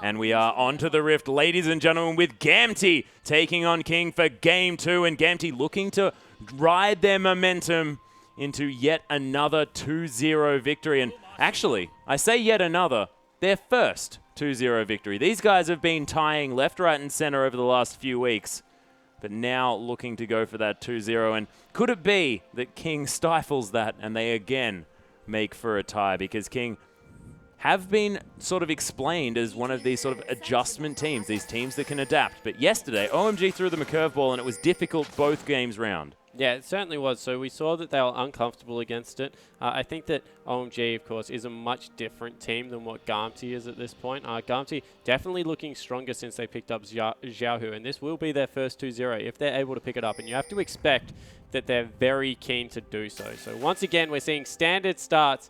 Jungler starting on the bottom side of the map, however, for Garmty, whereas it looks like King's jungler, now rotating around there as well. So completely standard, everyone on the same side of the map. Standard lanes. Yep, and Sync Dream and Tail going to be able to take sort of their dream team there to the bottom lane yet again. Of course, Leona Corki working out fantastically, has so much skirmishing potential early on in this game, and we'll see whether they can sort of coax out the teleports early on from King, the early rotations coming down here as well, and or whether things are going to be different here against the likes of Draven and Nami, who just have so much damage potential in that lane. Yeah, they certainly do, and they have actually a relatively good poke potential as well against the likes of a Leona, who is going to be prone to taking a lot of early game harassment. So pressure really is on this bottom lane to perform, get this Draven ahead. Xiaohu able to clear out these minions relatively well as Assassin shoved that lane very quickly. Is that what he's going to be looking to do here as Lulu, is just use that Glitter Lance to shove these waves and not try and go sort of toe-to-toe and let Xiaohu poke him out as he's trying to do right now? Yeah, so Xiaohu has a window where he can, I guess, harass better than Lulu can shove the wave. So has to really use that to get some early harass down. In saying that, Lulu deals with a lot of bully lanes relatively well, can farm from a distance, has a great auto attack amplifier, which is always important on a bottom lane. And we might actually have a 3v3 in the bottom lane at about 3 minutes. Yeah, and that's going to be MLXG easily coming in with the counter gank here as well, but that's Zenith's way to come down. The double bubble here as well, as Wushin's coming in, the double teleports at the same time. The longest auto attack in history for first blood for Wushin, as Let Me Now is getting aggressed on the equilibrium strike for the stun here as well, but King, they'll take first blood and they'll back away, and Wushin says, but I didn't even have time to get adoration stacks. Yeah, so Wushin able to pick up the first blood on Draven. That's always a good thing. Red buff makes it a horrible thing for Tail. He's not going to be able to stick around in this lane and farm, and looks like they're going mid for a potential 3-man gank.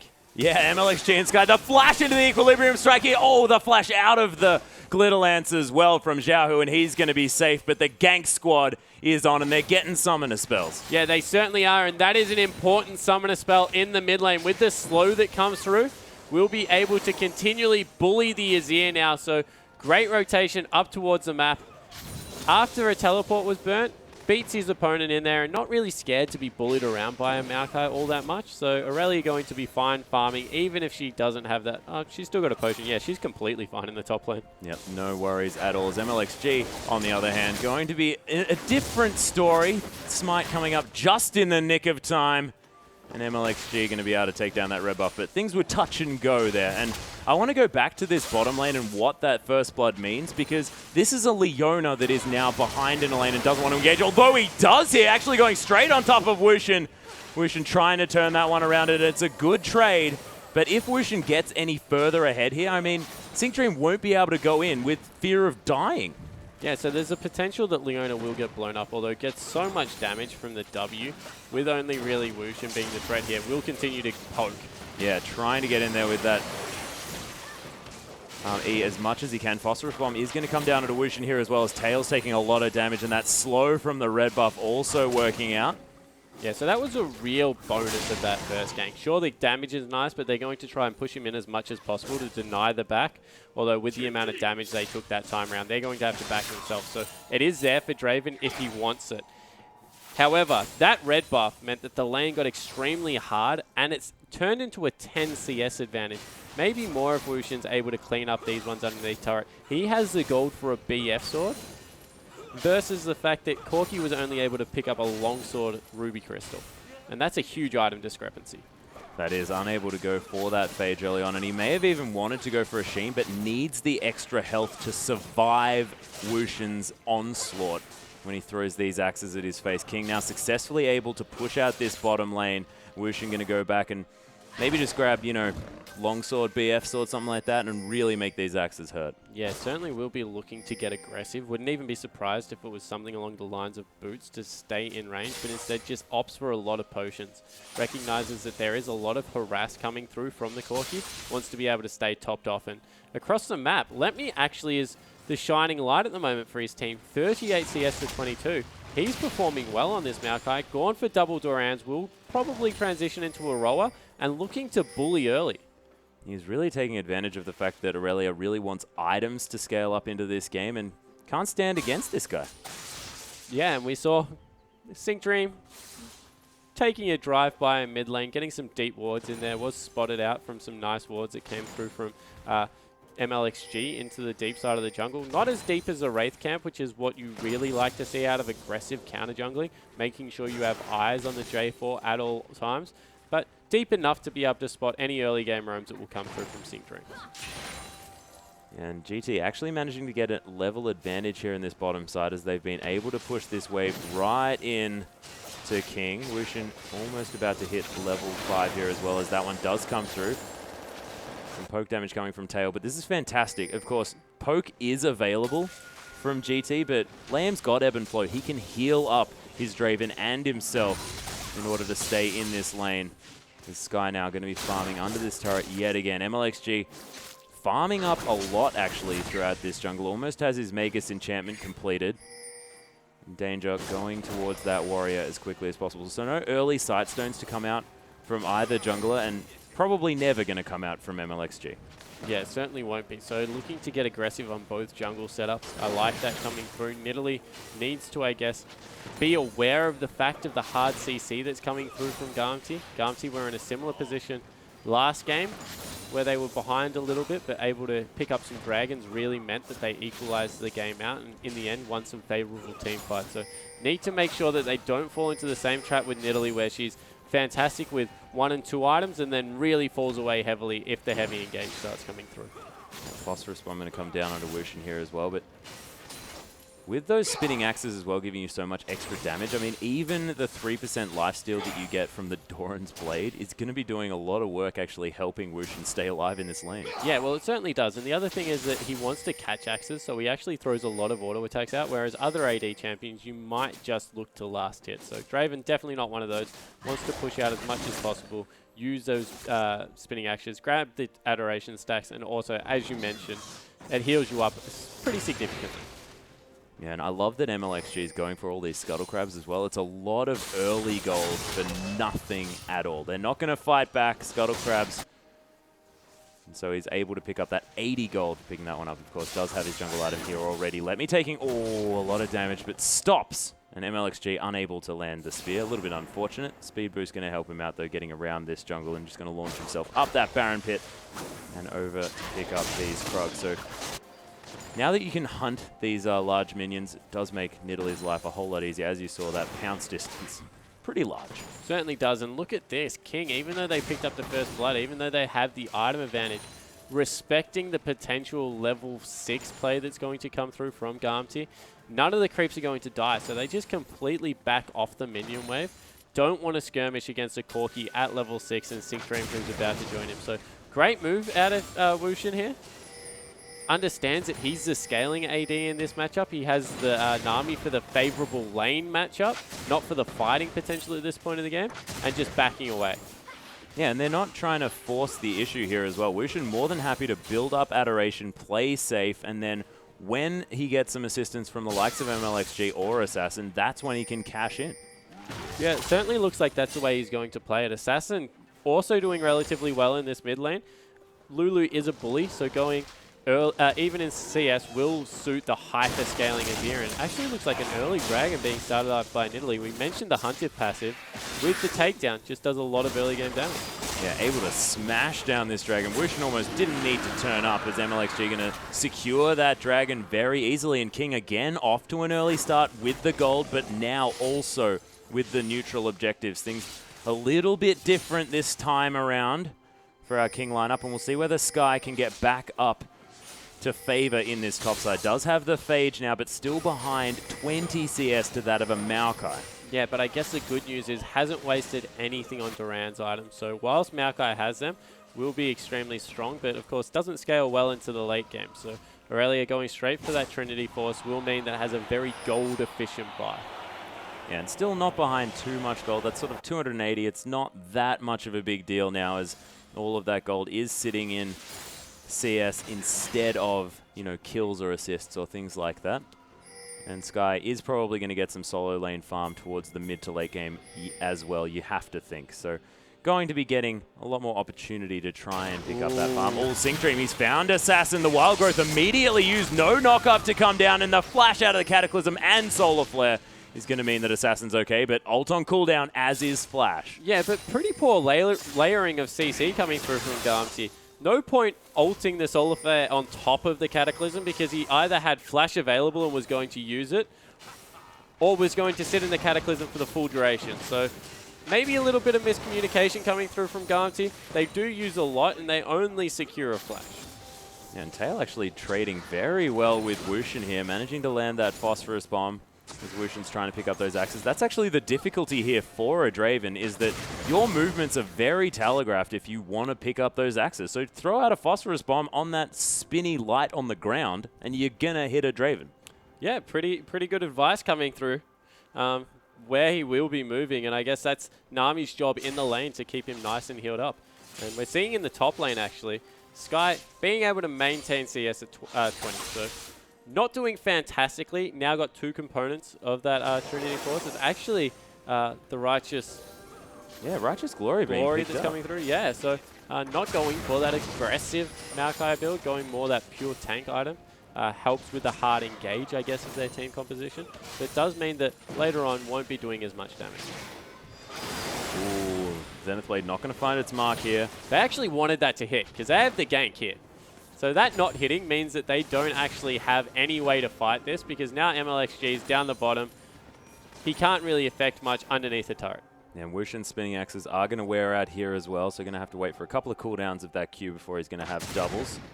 Ooh, Rocket barely going to land here as MLXG was invisible and thought that he was spotted out. Nice work just throwing that one in there randomly just to maybe tease the fact that they may know that he's there. Yeah, and look what we have here. Sync Dream just packs up shop, wants nothing to do with bottom lane, goes towards the mid, able to secure his team a blue buff for his trouble, so fantastic support play coming out of the Leona player. Yeah, and that's going to deny it from Assassin here as well, who wants to be able to throw out Glitterlance after Glitterlance here in this mid in order to clear out these waves. Does have the Athene's on Holy Grail matched perfectly by Xiaohu's items here as well, but Xiaohu, again, we can mention the fact that doing really, really well against the lane bully of Lulu. Yeah, and Azir scales just so much better than Lulu going into the late game, as we have MLXG actually giving up on the jungle and now looking to siege turrets down with his team. Ooh. Really nice spear coming through there, chunking out tail, and looking to use this almost how people used to use Elise in these situations. Walking into lane, just throwing out abilities and looking to siege up. Yeah, we might see more fast push strategies coming through as we do have another, of course, ranged jungler coming in, but this tower, it's going to fall down. And King just forcing the issue here on the bottom side. Yeah, so much better. Maybe a little bit late on the fast push strategy if that's what they're going for. You used to see a lot of fast push with Caitlyn being able to rotate mid and take that turret. So now I guess the pressure's on as a Bloodthirster comes out from Wushin to pick up the Draven, pick up the Nidalee, go mid lane, try and shove that one out, and maybe send Assassin bottom. Although into the wave push of an Azir, it is a tough ask to be able to take the turret.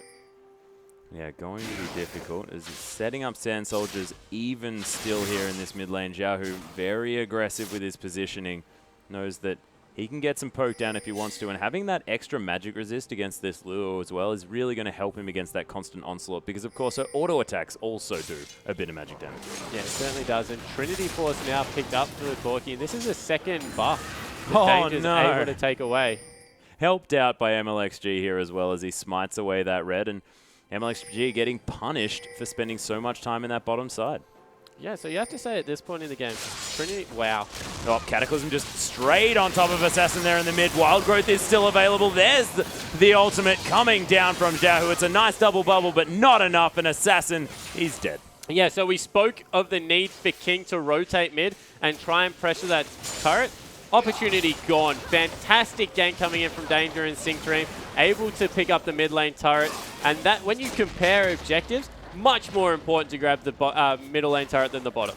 Yeah, and Wushin was actually sort of just milling about around that dragon area, trying to get some wards down, trying to do some work for his team, but he wasn't there to try and clear out that wave. Of course, Stand Aside was there. Whirling Death is fantastic in a clutch situation where you need to get rid of those waves, and just unable to do so, unable to help out, and they pay for it with a mid-outer turret. Well, he's just at the point where he wants to brawl. He picked up that Bloodthirster. The only reason to go for an earlier spike is to use Draven's, I guess, ability to fight at this point in the game. And now they're trying to get it done, but very, very hard to catch up to Tail, who is on Corki, highly mobile.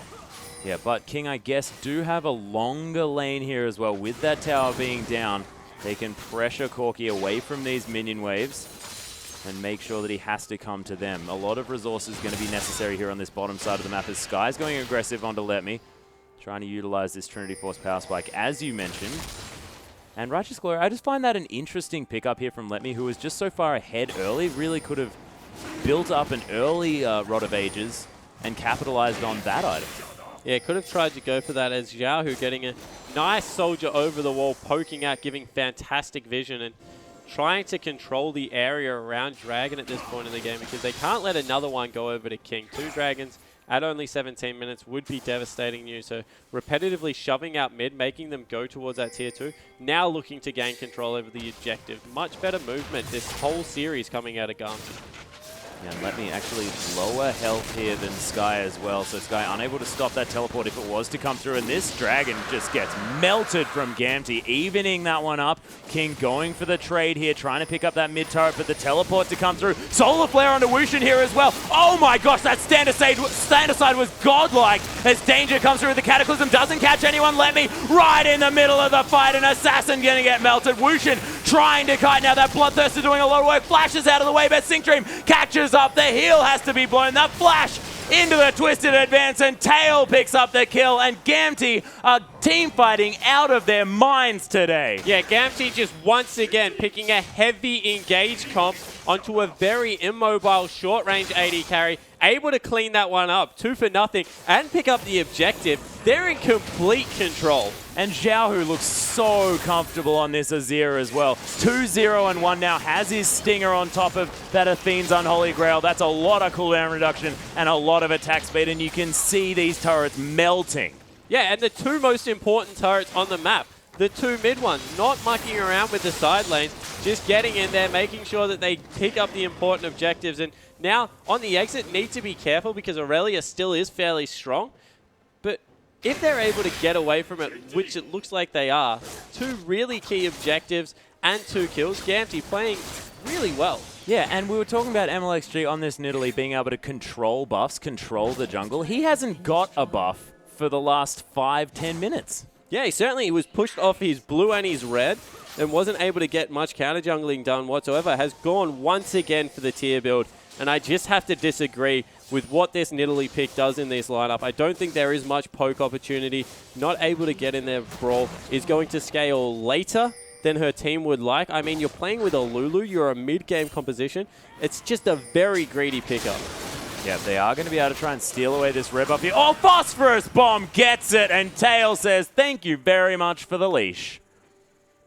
Yeah, so Corki able to pick that one up now for himself. Has got the Sorcerer boot, so in a very good position in this mid-game. And the tanky Maokai, we questioned the decision to not go Roa, but you have to say, with the speed boost that came through from Redmi and how much damage he was willing to withstand, you have to applaud his decision to go with that one. Yeah, and if Gamty's name of the game is hard engage, is not wanting to get poked, then I have to say it's an unselfish choice, but really working out. Because he just wants to team fight. He just wants to be that big tree in the backline, making Draven's life hell, and it obviously worked out in the last team fight. Yeah, it certainly did. And when you got a hyper carry in the mid lane and a very, I guess, high damage champion, the way that Tail plays Corki, there's no reason to be another threat. You're there to dive the backline, make MLXG and Wushin's life a living hell. Make sure that the Lulu ult's being used defensively and all of her abilities are being used to peel so that your team can get rid of their front line quicker than they can get rid of you. Yeah, red buff is finally going to be taken here from King. They do manage to pick up at least a buff this game.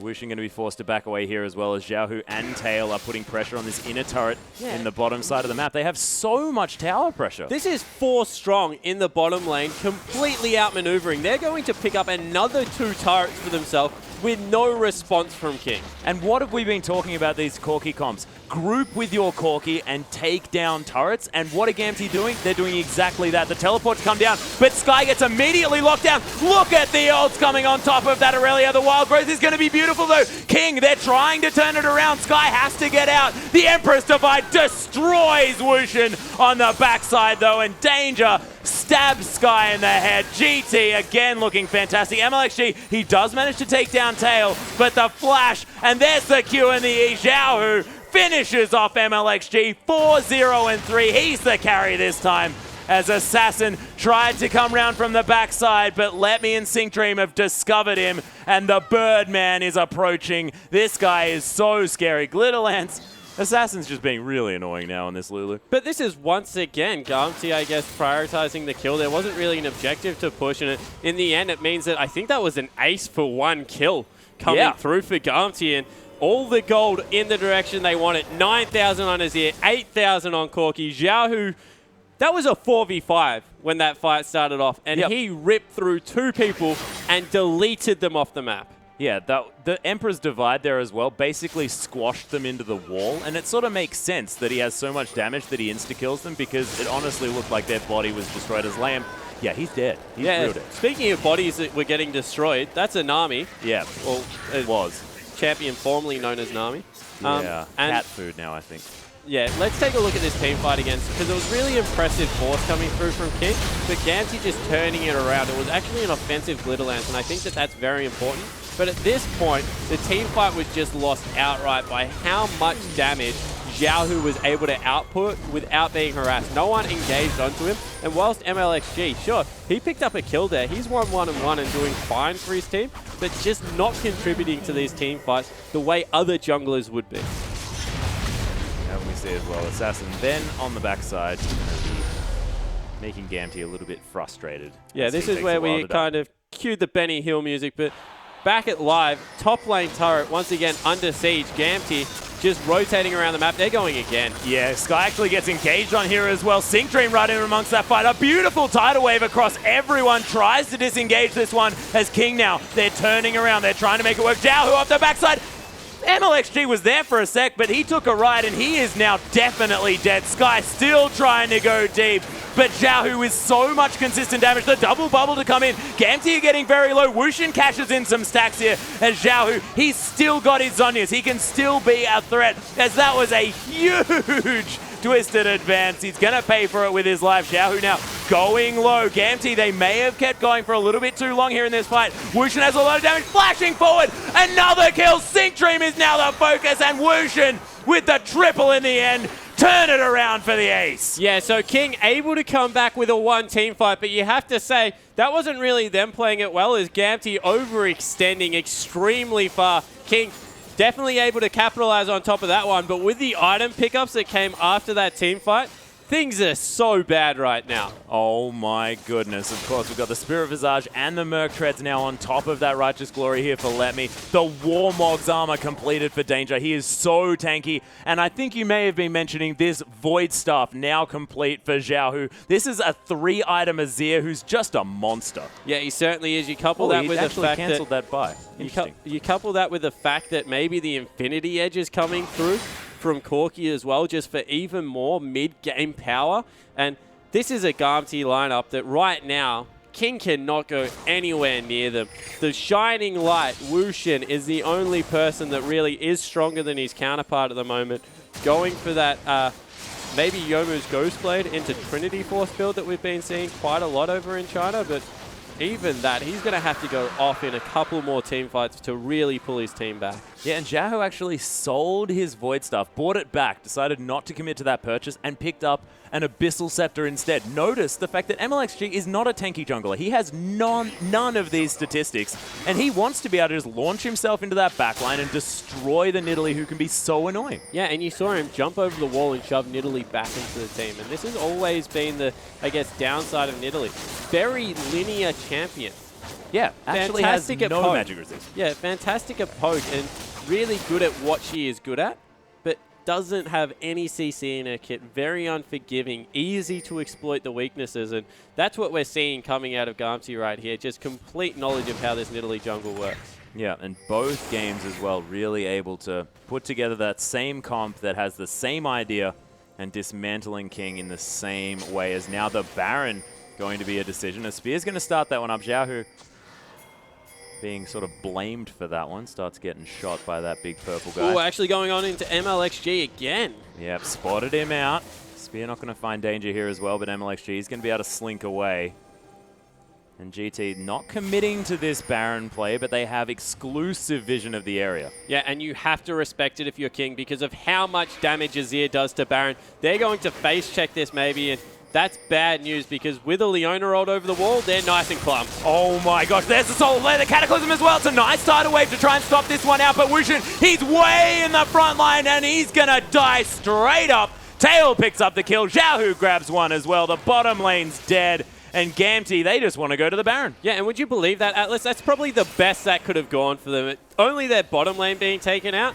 There was a fantastic Cataclysm. Soulflare only clipped 2 people, but regardless, with 2 people dead, happy to start up the Baron, looking to get that one off the map. We mentioned how much damage Azir did, and there's nothing King can do about it. Well, they're going to try and do something here as Sky's around to the side. MLXG not able to get the steal, and he's most definitely dead. And Sky and the rest of King have to back away. Yeah, so Now 8,000 gold nearly the lead for Gamti. They've got Baron, get the recalls through. Going to be looking to group up and push. There's no need to split push in this team.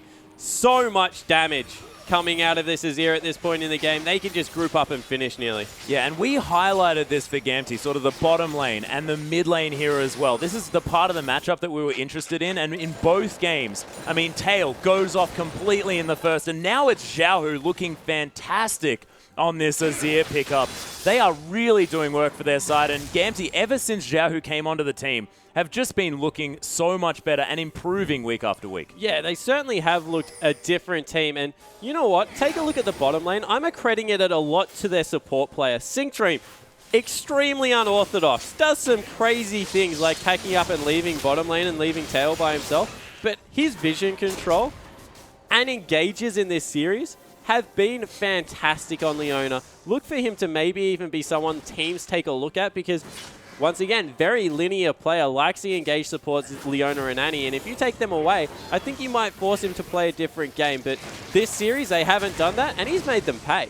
Yeah, and it might be part of Gamti's banning strategy as well, taking away that Thresh and Janna that Syncdream doesn't like as much and making the enemy support uncomfortable. The inhibitor turret's going to go down. Gamti, they're going to start this fight up. Oh my god, he was dead for a second, was Liam. And Wushin, that solar flare was godlike, and look at the damage from this Corki Azir. Sky trying some fancy footwork to get out the backside, and Danger diving very deep.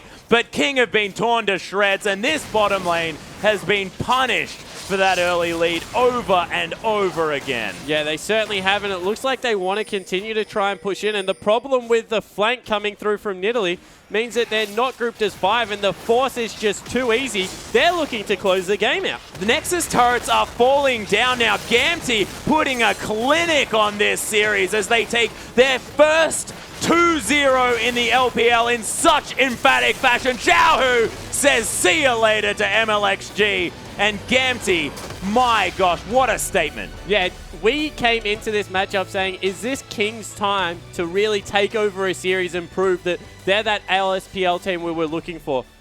Flip that on its head. Gamti's come out with an absolute emphatic win, sticking it to King from start to finish. You take away that Draven kill in that game, and that was all one-sided.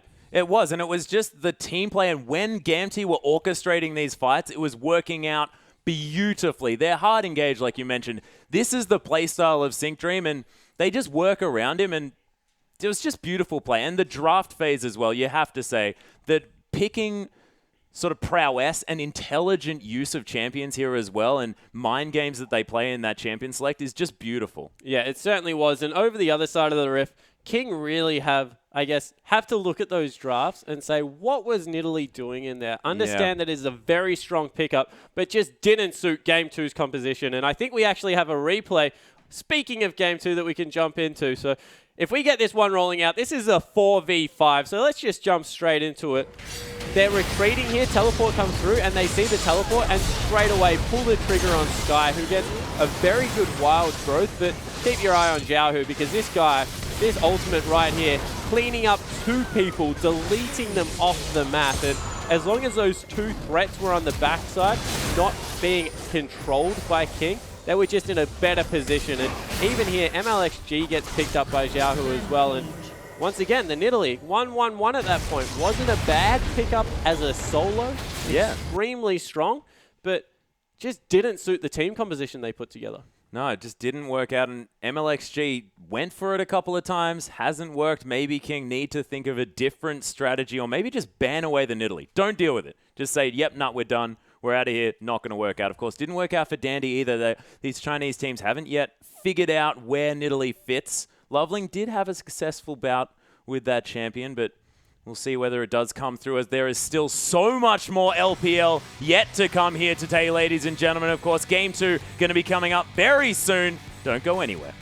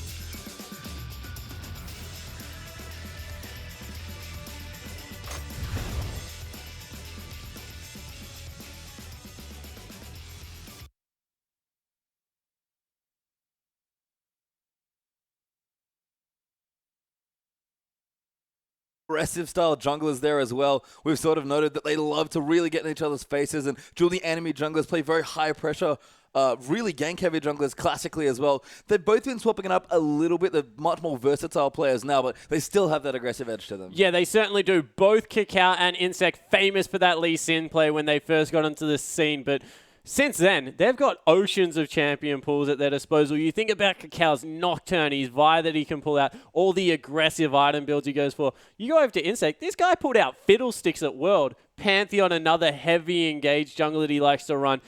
These guys will play anything, and with the new patch coming in, a little bit of a shake-up, throw Nidalee and things like that in there, I'm really interested to what they'll pull out. And we even saw Clearlove playing Hecarim yesterday, so it's kind of a new slate for two junglers that, as you said, have very deep champion pools. So really excited to see what the two do, but the rest of the team, no slouches either. IG especially have looked very strong. Yeah, IG definitely are starting to pull themselves together. I guess they had that dream start and then kind of fell off, but they're starting to pick it back up, and you have to say it's all on their mid laner. Rookie is an absolute beast, and this guy, he'll go toe-to-toe with anyone in the world. He took it to Cool in the mid lane, ended up losing out in the team fight stages last week, but one-on-one, I don't know if there's more...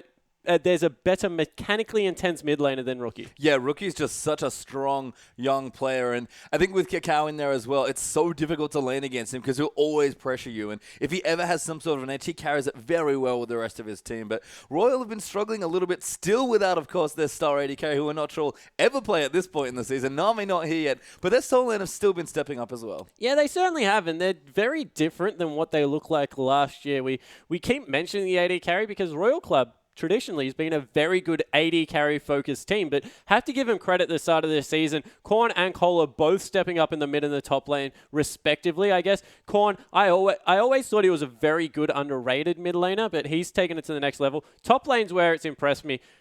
Being able to have more impact than he was last season and soaking up more resources, I think Kohler really has gone to that next level. Still inconsistent at times, but is trying to get it together and be a carry for his team. And it's funny that we mentioned top lane as it was struggling a little bit. Pokemon has really stepped up in the last week as well, becoming a much more consistent, very tank-heavy player. And that's actually a pretty interesting matchup here now that both players had a bit of time in the LPL really developing and turning into very strong top laners. Yeah, they certainly are, and I like what Pokemon does for this team. You can criticize him about his lack of flexibility, always having to go back to these tanks, but if you're playing with Kakao and Rookie, you don't need to pick up damage threats. He doesn't need to be in there. He just needs to be solid, not lose his lane, go even and set up good ganks to get Kakao into the top side of the jungle and really take over from there. So I guess I like what he's doing. I like going on a team aspect. They still had some shaky moments and not some great games, but as a team, they look like they're coming together. And first half of the season, not really played around with their have only played one game each, and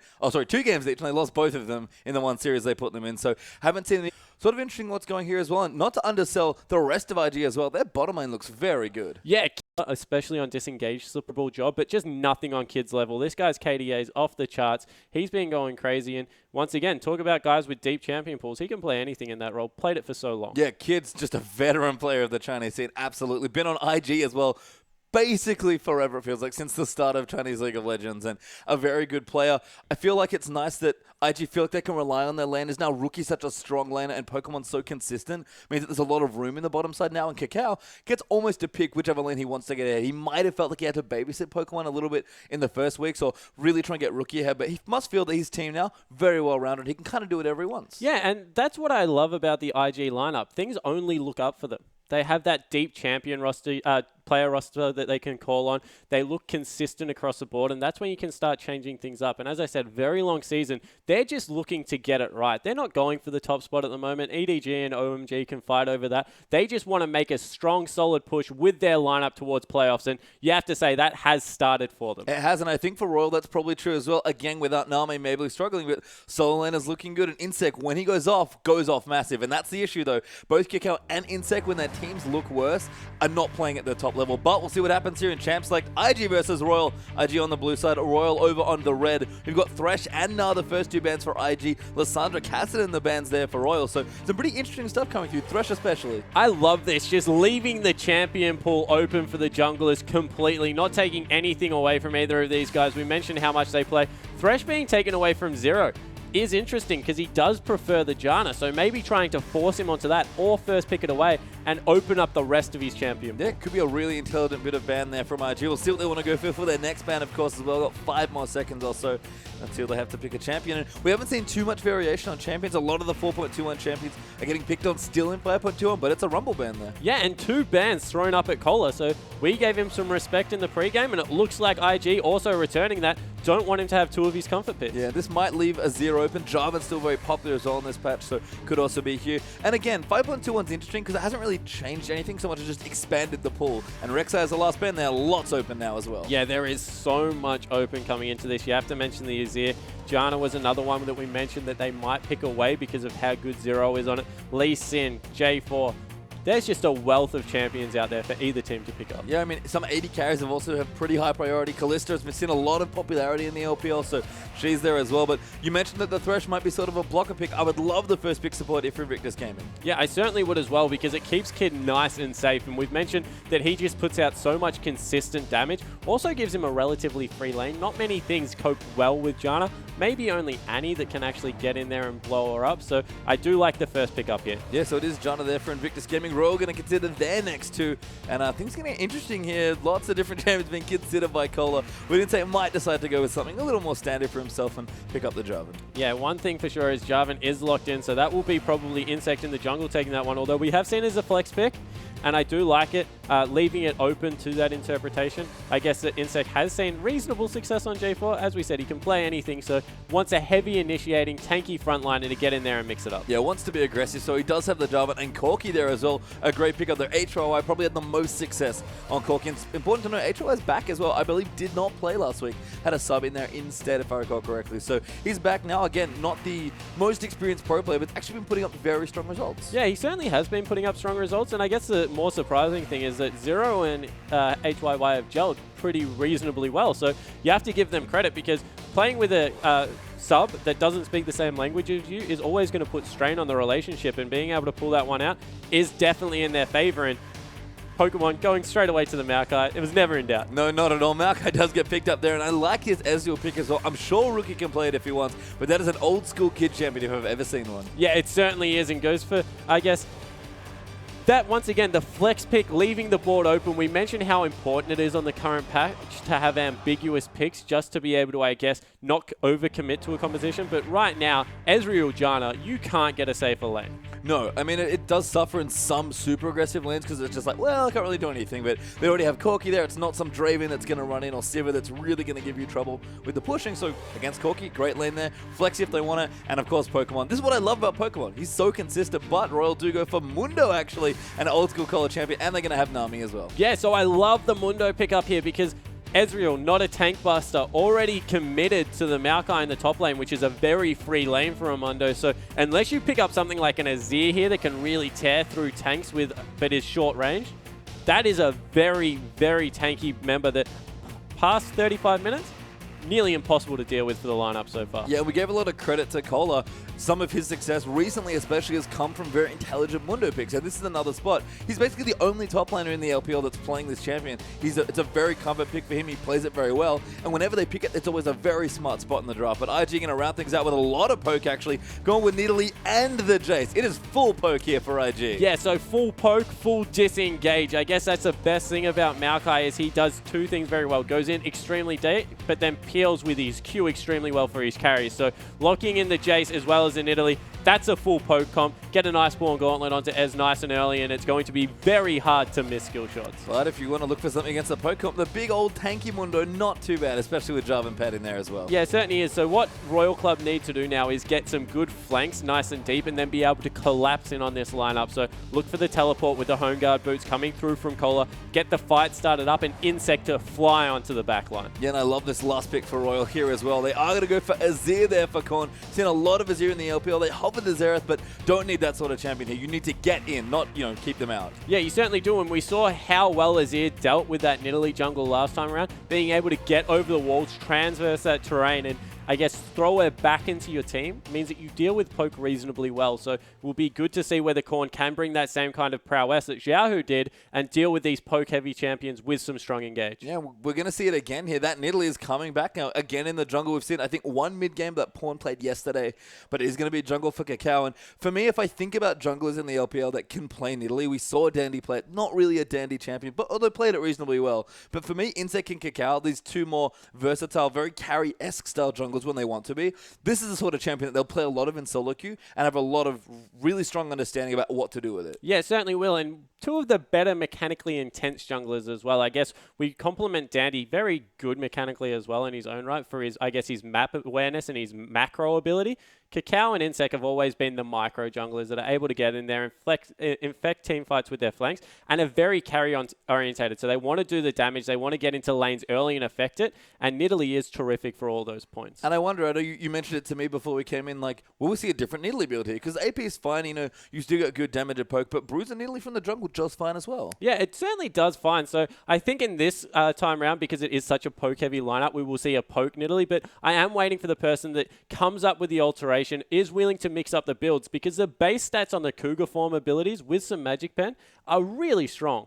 Yeah, we do have a pause here as well, so have a little more time until we do move into this game here. But I really love what IG have done here with this draft. For me, if you're going to play this sort of composition, play it, go all out. Don't like pick the Nidalee and be like, oh, don't know what to do now the rest of my comp. Just go all out and play poke. Yeah, and we were speaking about it in the break once again around this Nidalee because it is such a new pick. I do like that they left it a little bit further into the draft because what it does is it allows them to commit to their lineup like you're talking about. If you take it first round and all of a sudden they go something like Leona Maokai, you can't play poke into that. So leave it a little bit later. They're trusting on their, I guess, ability as a team to skirt these team fights, get some poke in, and be able to deal with the Mundo. I think that that's the only real question mark over here. Can they deal with Kohler in that top lane? And that, for me, is kind of what makes the Thresh ban even more interesting against Zero. Because you play Janna, and he's like, well, I guess I want to play Nami. It's probably the best pick against it.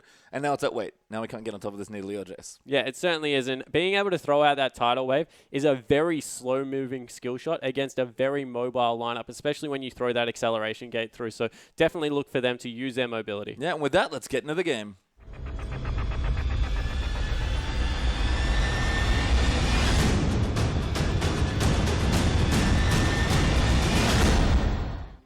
Welcome back onto the Rift here for Invictus Gaming versus Royal Club here. Their first game of today. Here we're in game one, of course, in our best of two. And that is a big stack of Royal Club players in that bush. Yeah, it certainly is. And Nami Mundo, what a level one. So why not go for it? It looks like they're going for Rookie here. Yeah, Rookie going to eat a cleaver. No, does flush very nicely out, but pretty much a free summoner there for Royal. They will take it. Yeah, it certainly, especially with Insec on Jarvan. That's a sitting duck mid lane now. Going to be able to get the heavy damage that comes through from Azir. Good response from IG here. Nice deep ward onto the red side of the map, but damage done. Summoner burnt. Yeah, good response there for Pokemon, but Royal will, take the free flash and get a bit of info. Didn't get too deep wards there going into that side of the jungle, but they'll take the wards where they can get them. And again, a free flash is a free flash. Yeah, it certainly is. Kakao actually starting his W here, so not electing to go that Q for the takedown damage. Looking for the double pounce once you change form, so does get you around the jungle relatively quickly. Of course, takedown is better when you have that execute damage coming through, but with the help from the Maokai in the top lane, going to be fine jungling. Yeah, and understandably, and even some saplings here as well to help out. Kakao, if anyone's going to be on top of these sort of newer jungle picks, it's going to be a player like Kakao. Yeah, it certainly is. He's, I guess, famous for his aggression, his innovation, and maybe even his off-field antics when it comes to things like being able to trash talk with the best of them, but he will fly through this jungle. Nidalee is such an impressive early jungler. She just goes so fast. Yeah, and we'll see here. Insec already up to his blue. Hit 2 off the grunt there. Kakao going to be starting his blue now. Is also pretty fast here. Be curious to see what they do want to do with their initial clear. But Nidalee seems like you just sort of come into poke. You can't really force unless there's good CC in your lane. Yeah, you certainly do need the good CC, which is why it's nice that it's picked up with Pokemon on this Maokai in the top lane, because who better to bring CC? We'll struggle a little bit in Rookie's lane, but once again, in the bottom lane, has the Janna to set up some nice nados, and Janna's very good at zoning people into CC as opposed to hard CCing them herself, so does have some utility there. Kid and Kitties did start the Gromps in the bottom lane, so that's why they're a little bit late in getting shoved in here, but as you can see, got the early level 2. Yeah, and importantly, Ezreal doesn't feel like he gets pushed into it by Corki because Phosphorus Bomb just costs so much mana. So Kid will be very experienced in this matchup. I can tell you he's played so many games of Ezreal. Good poke there from HY where to push them in, but Kid will collect these out from under the turret as well. So back to the mid lane just briefly as well. Kid is actually going to check out the jungle, even helping Kakao here. This might be a power farm of this jungle if Kakao is getting help. Yeah, he certainly looks like he is grabbing help across there. Maybe was looking for Insect after he got that early flash to invade him. Nidalee doesn't skirmish well once the spear is down. If she has a spear up, can 1v1 anyone early game with those abilities. But once you commit that to a jungle camp, is prone to being invaded. Yeah, and here as we see Rookie versus Azir, played by Con here in the mid lane. Pretty even here, and we've seen a lot of Azir lately. Xerath's been a very common counter pick, but Jace to me feels like it has a lot of the similar feel to it. Yeah, it certainly does have the long-range poke aspect. I guess the bit that Azir will win out on is when Jace jumps in for the execute damage, leaves himself open to take a lot in response, and Kakao actually looking for the first gank in the bot lane. Yeah, nearly going to come in here. Actually going to go for Zero. Good exhaust. They're coming through, but Kakao going to dive in. Good flash though for Nami to get out. Yeah, so burning double summoner spells, exhaust and flash to get away from the first gank. Only the ignite coming through from Kitty, so Kakao will be able to come back to that lane. And we mentioned how Nami counters the Janna, but is an extremely squishy support. Yeah, and that's one of the things. Nidalee, what she kind of doesn't bring in CC to a gank, she more than makes up for in damage, especially when you hit that spear. So good smart play there from Zero to get out, because if that had connected, he would have probably died instantly. Yeah, he certainly would have. And wow, the manipulation of the wave here from Rookie, he lost his flash. So instead of pushing this wave out, holds it as his turret, takes a little bit of that creep damage, but able to not be ganked at all at the moment by Insect, unless it's through a dive, and that's just not going to happen. Now even confident enough to zone off the creeps. Yeah, and so great to see as well. The mid lane, especially that shorter lane, always good to see a player with really strong wave manipulation. But Insect actually is going into the jungle instead. We mentioned this is our matchup. Does ward, does not spot Kakao though, although pinged on him, so might know he's there, but not interested in forcing a duel yet, especially against Nidalee. Yeah, not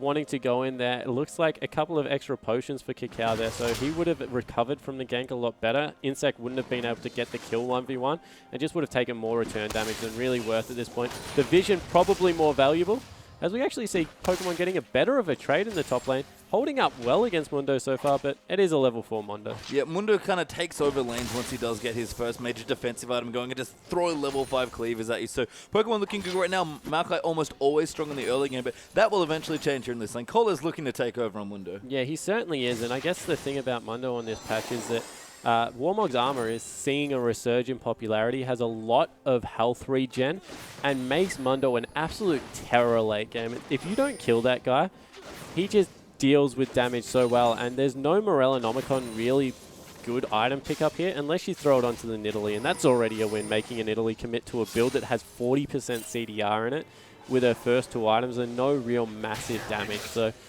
if they do force that, that's already Mundo doing his job. Yeah, the other thing I do like about Mundo as well is that he actually has, I think, underrated objective control. His Baron control especially is very strong, and Baron's quite a bit weaker on this patch as well. So Royal have a lot of good options here with his Mundo. Again, whenever they pick up a Cola, it seems like they always have a very solid plan in mind, and Cola's Mundo's is always positioned well in the games that they pick ahead. Yeah, certainly, and I like the call about the objective focus. He's one of the few people that don't really get mentioned when it comes to percentages. There's a skirmish in the bottom lane. Yeah, Kakao coming back here. Zero does dodge a spear, but he can't dodge anything else. Kid gonna dive in there, and Kakao picks up first blood. Yeah, so the return visit just in time to make sure the exhaust wasn't back up. Nets Kakao first blood. 2 assists as well for his team, so that's a lot of gold going over to IG. And unfortunately, Insect can't really afford to gank that lane. I mean, he could try and force, but without 6, only level 5 right now, it's going to be tricky. And ganking Janna Ezreal must feel like the worst thing in the world. Yeah, it really is difficult, especially when you don't have, I guess, really hard CC to follow up with. You have the bubble, but apart from that, if they get out of the flag and drag, just not enough follow-up damage going to be coming through. So really smart movement there from Kakao to revisit a lane. And I guess throw Insect off. Insect would be looking to force mid, but Kakao, with the repeat visits bottom, isn't going to let that happen. Insect level 1 into IG's jungle. Throws down a pink ward fairly aggressively as well, and will trailblaze that down with this. Mike Kitty's looking for the steal, does get it, and Insect denied most of the golden experience from that camp. Yeah, really nice roam coming out of Kitty's there. We'll also be able to maybe pick up the pink ward, and that just makes a bad situation worse for Insect. As Pokemon here, going to wander to the top as well. Does have his Catalyst now finished up, so going to look to kind of get going in this matchup. But I like what Pokemon's doing here. Not going to go for an aggressive double Doran's Ring. Kitties actually does find the ward, like you mentioned, and will take it. And now Zero looking for some harass. One more hit there should be enough.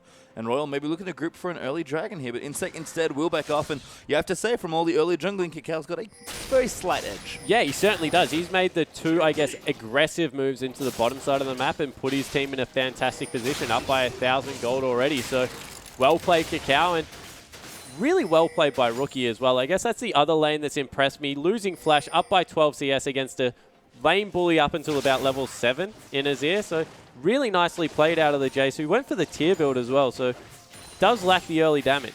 But Rookie, as you mentioned, did that deep freeze in the short lane, managed to kind of navigate very well. And kind of funny that we mentioned it here on IG, but Kakao and Rookie playing well together. Who would have thought? Yeah, exactly right. That's a big surprise for everyone watching, I'm sure. Bad news for them is that scaling-wise, on the side of Starhorn Royal Club, they just have an absolute monster of a sub-35-minute team. So if this game goes too deep, there's going to be a lot of bad news, especially out of the mid and top lane. So they've got off to the flying start they need, but they have to recognize what their win conditions are, start forcing the objectives with this Nidalee. Yeah, I'd love to see IG do some early-ish grouping and start trying to poke people down, but everyone powering up right now. Royal pretty happy with the pace of the game. Looks like Insect actually coming through onto Kitties, but Kakao's here as well. Insect does not look for the hard engage, actually, with Rookie roaming down, and another pink ward claimed by IG. Yeah, certainly is. So it looks like Kitties was face-checking into that one, but Insect held his abilities there, didn't want to commit to a fight with Nidalee around. And I guess we're speaking about how IG need to go early, but their build paths, double tier and potentially Roa, is going to put them on a very weird power spike for a team that needs to close this game out early, you feel, because it's going to be about 22 to 26 minutes before they're really stacked up and in a good position to fight with their items. And that might be all that they need, getting the Trinity Force curve out of HYY to take over the mid game. I mean, it'd be interesting to see as well. As you mentioned, the real spike there is that Corki, and Azir, I guess, if he goes for an early stinger. But IG are really looking to, have their lanes, farm them out safely, keep control of the objectives. That's the big one. Dragon really has to make sure they can keep it under control. And then once they hit that 22-minute mark with the tiers powering up and that mid game really coming into fruition, take over the game from that point. A win before Cola takes over on mid. Yeah, I agree. So what they're doing is they're committing to an extremely small window. So recognizing not great, and then they explode into a mid game, and that's when they're going to look to push as hard as they possibly can in these fights. So relying heavily on their jungler to get them ahead in a good position, and then the laners will start taking over. But very, very risky plan coming out of IG, and execution is all what it's all about. Yeah, that was the phrase I wanted to use. Execution heavy is IG's comp here, but when it works wonderfully, and it's very hard to get out of, especially if you're behind it all. So the early lead from IG is going to make them quite happy here. Just under 2,000 gold up for them, and lanes looking good. You see us across the board, up in all of the lanes, actually. It's fairly close among all of them. The blue build's coming through for Ezreal. Jace is building up as well with the Brutalizer plus his tier and pickaxe, and Pokemon's probably going to have a Rod of Ages online in about 3 minutes or so. Yeah, Pokemon CSing extremely well in the top lane. 93, of course, it's a little bit of a null lane coming out of these two champions, just being able to farm back and forth. And once again, a little bit of a show into mid lane. Junglers grouping around that area. You feel that now that level 6 has come through, and level 9, in fact, for the mid laners, that Azir in a 1v1 has got a lot of raw damage out of that Morellonomicon. Will be looking to push an advantage. Yeah, we'll see here, but IG might be grouping for a late-ish Dragon. It's kind of tricky to take objectives when you can't, if you get hard engaged on with this sort of poke team. So IG have to play very carefully around their objectives, but if they can poke people off or just get good deep vision down, they'll take objectives very quickly. So it's a matter of where their early movements want to go, or maybe, you know what, they're happy to keep it later, wait it out, and keep those tiers stacking. Yeah, I think that what they're looking for is, once again, a window. So they're putting down great deep vision and getting control of the area, and now if they see an opportunity where they have to face check through, happy to engage on it because of how quickly Kakao does. So you see how fast he burns through that one, able to pick it up through good vision. Yeah, we saw Dandy sort of gimmick the Dragon yesterday on Nidalee very early on in the game. Nidalee no joke when it comes to Dragon damage especially, so a very strong, very well-timed Dragon by IG. Basically just getting some vision, seeing some backs and saying, all right, we got the window, let's take it. Yeah, and that was all through their vision control. You don't want to have to face check a poke-heavy team, because if you take one Shock Blast and Q, you lose the fight and potentially more objectives. So purely through vision denial and good deep wards, able to pick up the first dragon of the game. Yeah, Kiddies just went back. Kid, just went back as Kiddies down the bottom will defend the minions, pushing into his turret. Now, Kid, a lot stronger now on the Ezreal, really looking for, again, that mid-game power spike here with his 2 items on blue Ezreal. The Manamune is charging away. The Sheen's picked up now as well for that gauntlet, and IG very comfortable here at this point, about just over 2,000 gold ahead now, just with the kill and the dragon they've gotten with some strong CS. Rod of Ages done already for Pokemon as well, but there's Cold Spirit Rod. That's what he's looking for in that lane. Yeah, it certainly is, and that's his first real big item. You transition that into a Giant's Belt, and he's already in a position to survive a lot of what IG are going to throw at him. I want to see whether Kid goes fully for this blue build and does commit to the Gauntlet, because he doesn't get much out of the defensive stats on the Gauntlet, and that's the underrated thing about blue. Wow. Good shock blast there, just chunking out Insect and gone. Yeah, both of them taking the full force of that to the face, nearly half their health, but the defensive stats out of Gauntlet I find are very undervalued on Ezreal, especially in lanes like Graves, where it allows him to survive a lot of the burst. But when you look across Starhorn Royal Club's lineup, a lot of AP damage. Yeah, I mean, mixed damage for the Corki, damage from Azir, latent AP damage from the Mundo, and even the Nami with the Tyclaw's Blessing if you want to go that far as well. So Trinity Force would line up better with their mid-game as well. It would make it that much stronger. Blue build a bit better defensively, but I don't really think they're lacking disengage at this point. No, I don't think they're lacking disengage either, and I think that given the way that they are currently playing, it would also give them some nice siege, because you can't undervalue the Sheen proc on turrets. So I think that it's a good pickup here, and we'll be looking to see whether he goes with that one. Yeah, I wonder when IG want to group as well. Kakao has actually gotten some very nice early on items. He's got the Magus Enchant done already, plus his Sork Shoes here, and this is what I love here. Kakao and Rookie teaming up. Nidalee, kind of like Elise, when she's under a turret, she's very good at pressuring people out from under it. Yeah, she certainly is, and also has the ability to go extremely quickly onto those dives with the gap closer. So very, very good at sieging, pressuring, and then can turn it into a dive if needed. Yeah, but here Kolo kind of turning it around here. Pokemon with a good Arcane Smash to knock him back, but this is the problem with Mundo. Now that he's got his Spirit Visage, he's going to start walking all over this Malcolm, and the CS has already been evened up. Yeah, he certainly is. I guess this is the part. Wow. Kid actually does dodge out from the bubble very quick on the Arcane. Yeah, great mechanics coming through there, understanding that he needs to get out, and they've actually rotated Kitties into the mid lane now. Even more pressure, and look at the vision control on the top side of the jungle. Insect can't go anywhere without being spotted out. He's down by 20 CS and a kill. Cakao's run away with this one relatively early, and you have to say a lot of the pressure now on the stalling potential of Starhorn Royal Club. They need to be able to pull this one late game. Red buff here as well. Kakao looking to take it over. Will Spirit takes it very easily. Insect actually has to be careful. That's a red buff. Nidalee coming in now. Zero going to move in. Great shock blast. The spear will go wide though, and IG will not get the kill on Insect. Yeah, but still has to burn the flash. Won't be able to defend the siege mid lane now, and that's just bad news because they're losing pressure around the map. I guess that with a 3,000 gold advantage, look to get that into about 4 if they can take the mid lane turret. IG are going to get to the point where they can just run over this at about 25, 26 minutes as we spoke, and they're not going to be strong enough to... Starhorn Royal Club aren't going to be strong enough to be able to defend as long as possible. Yeah, we saw the gold there as well. Kakao very far advanced. I think about 1,500 gold, if not more, up in that jungle match. They're doing very well on the Nidalee so far. And again, it's a very low-scoring game. You'd be excused for thinking it was boring, but IG are really playing to very strict timings here in this game. And just thinking through the comp as well, this Jono is so good in this team comp. Yeah, it certainly is. The peel and disengage, add on the fact that there's 2 auto-attacking ADs that can receive the shield. Just a smart pickup, and overall, when you factor in the denial potential away from Zero, it really is a fantastic pick away. I agree, it's pretty good. It was a great draft there as well, man. I mean, it also done for Jace, plus the cooldown bits for Rookie. So Jace really powering up here in this lane. Is basically a last whisper on the transformation away for hitting kind of the peak of Jace's power. That's really where he's like, well, I'm kind of the strongest I'll ever get in this game. And that's when IG really want to start pushing if they haven't already. Kid saving up gold as well. Hasn't quite gone for his next item yet. Curious to see if he does go for the Trinity Force, but things still looking good. Kakao's a need to see large rod now as well. And that's just pure farming, basically. Yeah, it certainly is. And he's looking to go heavy into the poke build. I don't know whether it will be as Zhonya's Hourglass just to give him an added bit of security in the build pathing, but wouldn't be surprised if it was just raw aggression into the death cap. It's interesting. Zhonya sort of gives you the option of going aggressive if you find a pick, killing someone, Zhonya's and then getting out. which I guess is maybe an option. But I think the death cap, like you mentioned, might just be a little bit better because, again, IG have a very specific comp that they've drafted here. Nidalee very powerful, but maybe a bit narrow is one of her issues, especially from the jungle when you do go for the AP build. So IG likely going to take full advantage of the power spikes here, and Dragon up in 30 seconds. That's a big moment now. Yeah, and they've started rotating there already to try and secure vision of it. Corki as well as Nami have to back away now and buy. So this gives Kakao time to get some vision control around the area, set up some deep wards.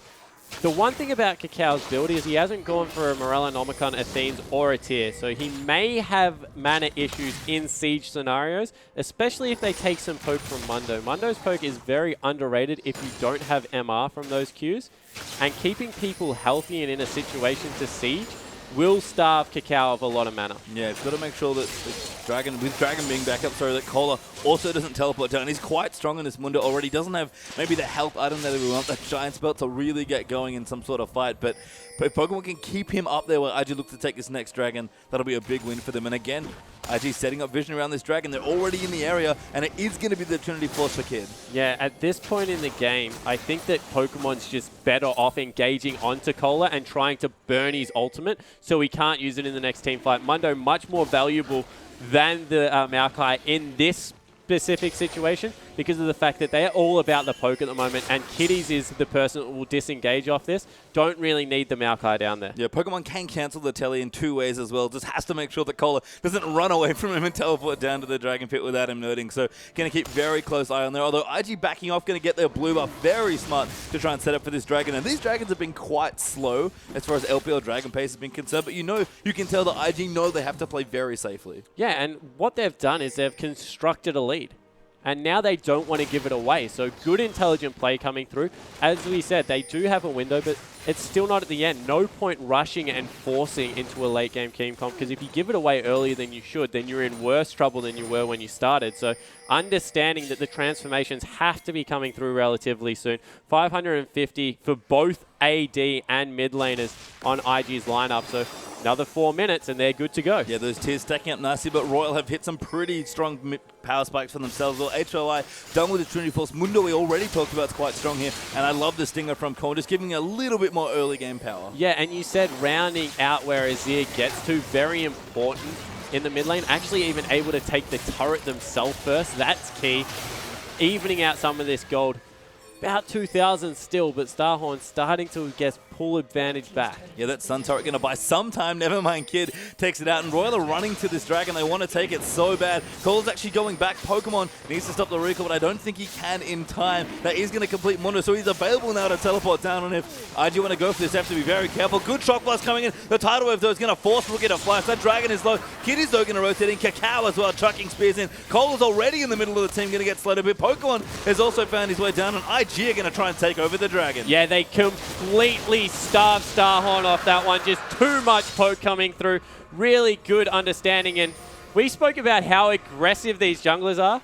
That is a Majaya Soul Stealer picked up on a jungle Nidalee. Yeah, Kakao kind of flexing his muscles here. We said that, he probably does want to show up in sec a little here. They are two very well-known aggressive Korean junglers, and doesn't get much more aggressive than that. Spears coming in. Jace will take the next turret here. 3-1 now for IG, plus the two Dragons. And you know what? I actually love the Majayas, because if you're going to win this game with this comp, you might as well you have to snowball it. Yeah, exactly right. I was going to say Snowball is the name of the game now. Clock on for IG. They need to go back, get a good shop in right here, group up and take all of the outer turrets and get themselves maybe a 5,000-6,000 gold advantage, because from there, they're in a position to completely take over. Ooh, Insec almost getting clipped by the ulti. Doesn't quite, though, and will dodge it out. And we mentioned that this is our matchup. Kakao still very far ahead in CS, and Insec has had no chance at all to influence these lanes. He's had zero impact. Oh, Kohler actually now getting dived on. Mundo could get low here. Kakao looking to stack up those Majayas, but that's how it's going to get out. Doesn't even need the group. Nidalee herself, especially with her heal, not too bad at taking turrets. Yeah, Nidalee, fantastic turret pusher in her own right. Insec going to spot a pink ward out in his jungle, so he's going to clear that one out. But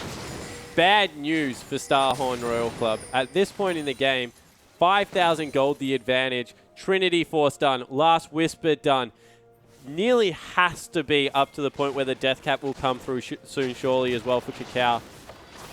Everything going perfectly for IG. Yeah, Mikhail's also done as well. We talked about IG finding a window wide open at this point in the game. So Royal, if they can hold on here, get the window going, get some of their later game action online. They'll be looking great here, but IG have all the momentum at this point. And when you're the team making all of the decisions, usually you're ahead. Yeah, decisive play. That's what we like to see out of teams like IG. When they play as a unit, getting around the map together, they look much better. I guess we've complimented a lot of teams better at going forward this week than backwards.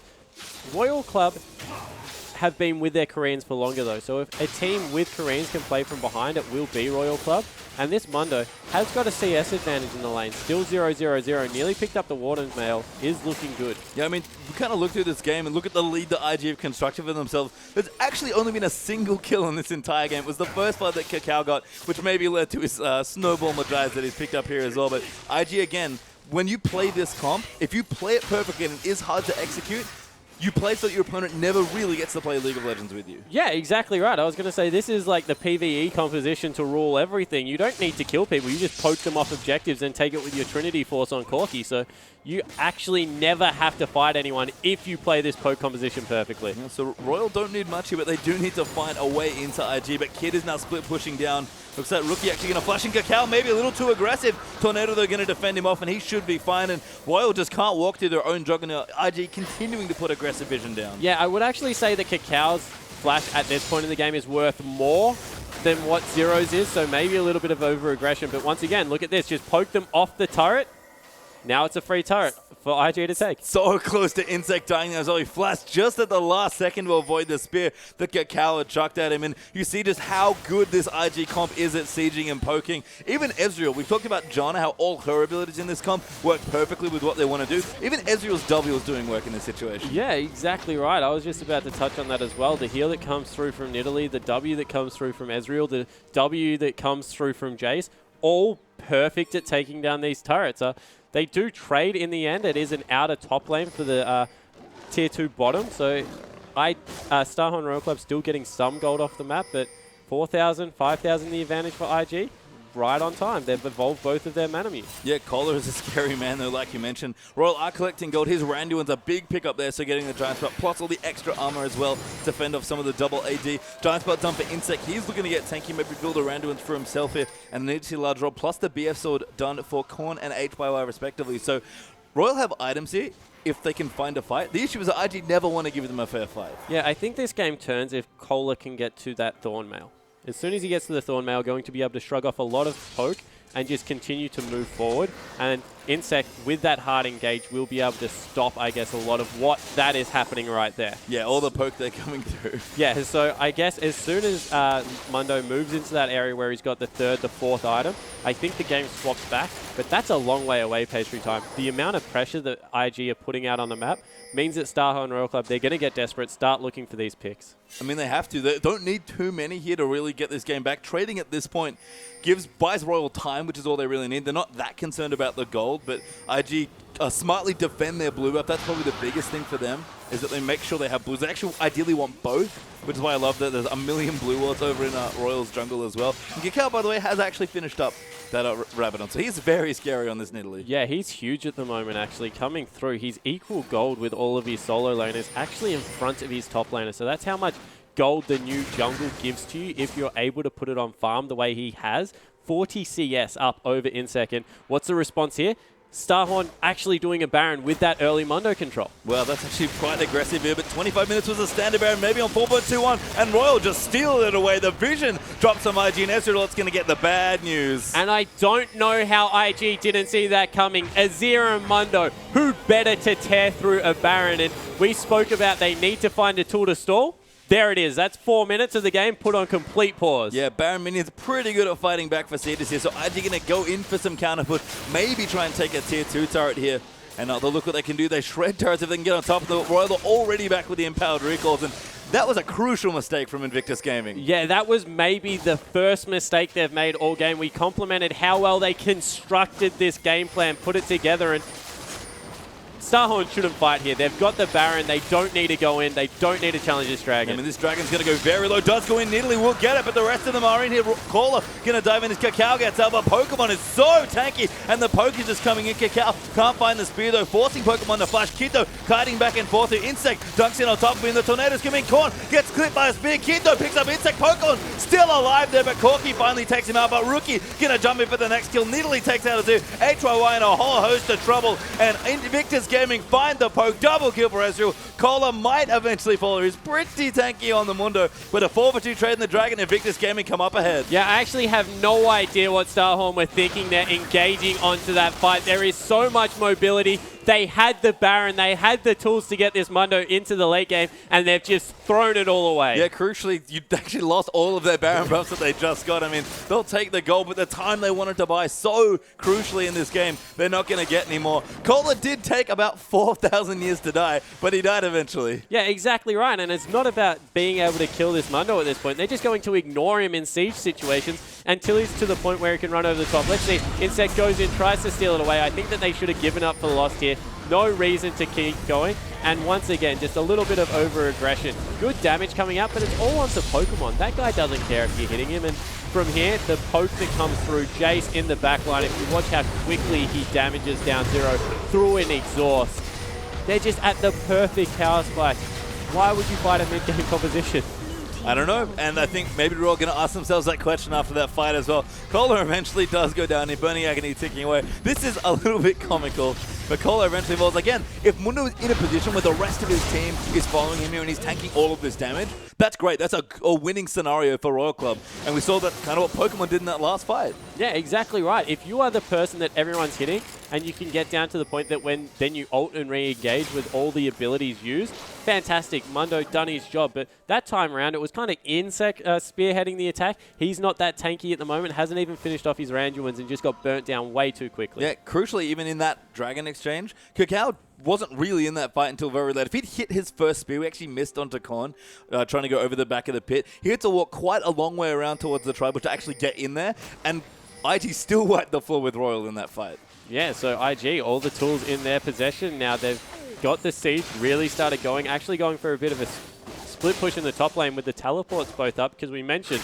that at this point in the game, Maokai, not as important as Mundo. If you can drag Mundo across the map, do it, because it's in your team's favor. Yeah, and IG are going to probably commit to some sort of 4-1 here. Kakao being very mobile on the Nidalee as well. Actually got an extra needlessly large rod to go in here. So lots of AP on this Nidalee. Yeah, I love the build coming through here. Just ruthless aggression, recognizing that he doesn't need to hit the Mundo. He needs to be able to one-shot them off the map. Insect though going in there. 0 does pop the tide away, but Rookie going to flash out there. Kakao going to move in, and Pokemon teleports beautifully to defend off his team. Insect going to get caught in the poke and almost get shredded in one piece. There's Pokemon with the first kill, and IG now, they've taken out a front runner. They can just poke happily. And take 2. Why are they fighting? Insect going so deep one more time. Gets turned around on the disengage that comes through. Highly mobile champions like the Jason Nidalee. So hard to tie down, and this is going to mean maybe even an inhibitor. Yeah, this double AD comp does not mess around when it comes to killing structures here. So that tier 2 tower is already pretty low, goes down. IG going to continue poking. Kakao actually has the blue buff here, and he's not hitting that many spears, but he's zoning Royal off the turret. That's all he needs to do. Yeah, and Kohler getting up in the face of IG. I like how he played that defense. You saw how much damage he was able to absorb, but it just might be too little too late now. The gold lead nearly out to 10,000, and IG in complete control. And you ask why Royal are fighting in that situation. That's the better of their 2 choices. The other one is stand under your turret and hope that IG don't poke you. Yeah, well, that's definitely correct, but if they commit to the base turrets now, the only turret they really have for free is the one in the top lane. Now Kohler can start looking for those flanks. So let Kohler get a teleport behind. Look at the red side vision in their jungle. Royal Club set up for a good teleport there. If they were able to get Kohler behind them, make them run away and use abilities on him, they were in a position to do better than what they just did. I mean, that's fair. Insect maybe a bit out of position there. Is Kohler going to go back? Really, the linchpin of this team for Royal. We're ticking up, to the 35-minute mark that we talked about. IG probably too big of a lead at this point for that to matter. So that time that we talked about where Mundo is really going to take it, we'll probably push back 5, maybe 10 minutes here in this game. But Royal have plenty of room here, and you're right. As long as they don't lose their base, they've got plenty of structures to give up. Yeah, exactly right. And, you know, fighting Azir around turrets in your base is also extremely dangerous with squishy people, because if he gets any kind of a Sec into the base, it's very... they will die really quickly, because you look at the items that are coming through from forum members, they're all offensive.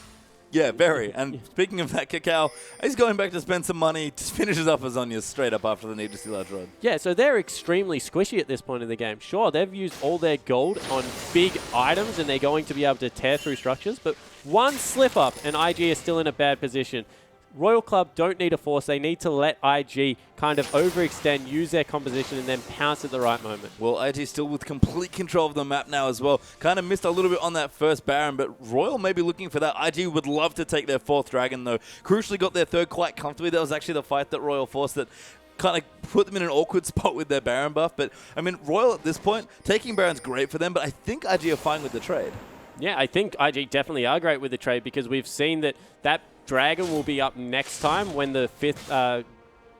Baron will be down when the 5th Dragon is up, so they don't need to trade for the 5th one if they do go for this trade. Also, it doesn't allow Royal Club to stall that much further. It's only really their base turrets that are left alive. And I love this play as a result from map control here for IG. Kakao's just going to solo it as Nidalee, and the rest of IG going to defend the Baron, so don't make the same mistake that they did last time. And they've got so many good disengage and poke tools that they don't need Kakao there to poke for him. So even 4v5, they're able to very easily defend that Baron. Yeah, and now the decision is whether they try and take the Baron themselves or whether they go back to a siege situation. I think they would be remiss to try and fight in open territory where Mundo is at his best. Just go up into that top lane, siege down the turret. They're in complete control. They don't need to do this. Yes, Saito's pushing in at least towards the bottom. Looks like top might be pushing as well. IG going to go onto this Baron. It's going to die quite quickly here with all the damage that IG do, but they don't overcommit. They just kind of move some wards in. Know that Vision's back here for all, and they're happy to back off. Yeah, they certainly are just using that bottom minion wave to crash into the turret. We mentioned how much harder it is to siege base turrets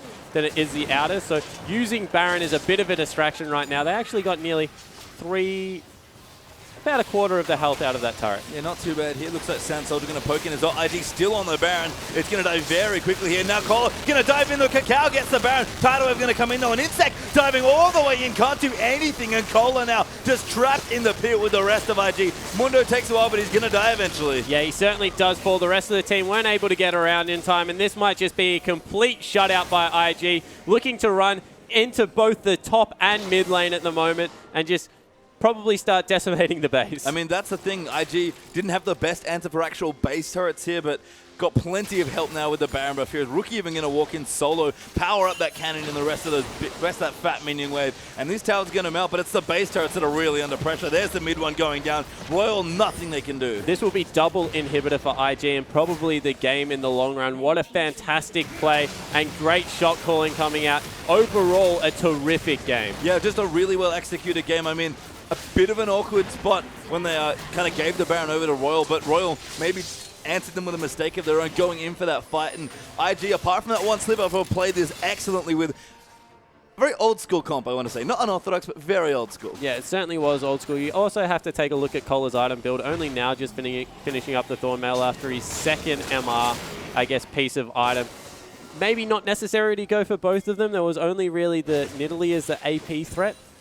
So have to, I guess, take a look at exactly what Royal Club did to try and get themselves back in the game, reevaluate, because it just didn't work. Great poke there onto Korn, and the spear's even running. I love the teleport on Pokemon to extend that seed as well. In fact, Pokemon going to tank up pretty happily here in Korn. Just can't go anywhere near these spears. Pokemon also very tanky. Good ult there from Kid as well. Korn going to dive in, try and insect Pokemon back, but he's still tanking insect. Going to look for a flank. Rookie, though, goes in there and looks like the damage is just too much. Azir going to go down there. The rest of the damage comes up. Pokemon still tanking the turret, and most of them. Now Rookie dives in, wipes the floor with Royal. 3 quick kills, make it 4. That's the ace, and game Invictus. Yeah, Invictus Gaming, absolutely dominant. 20,000 gold, 36-minute win, and they controlled every part of the map.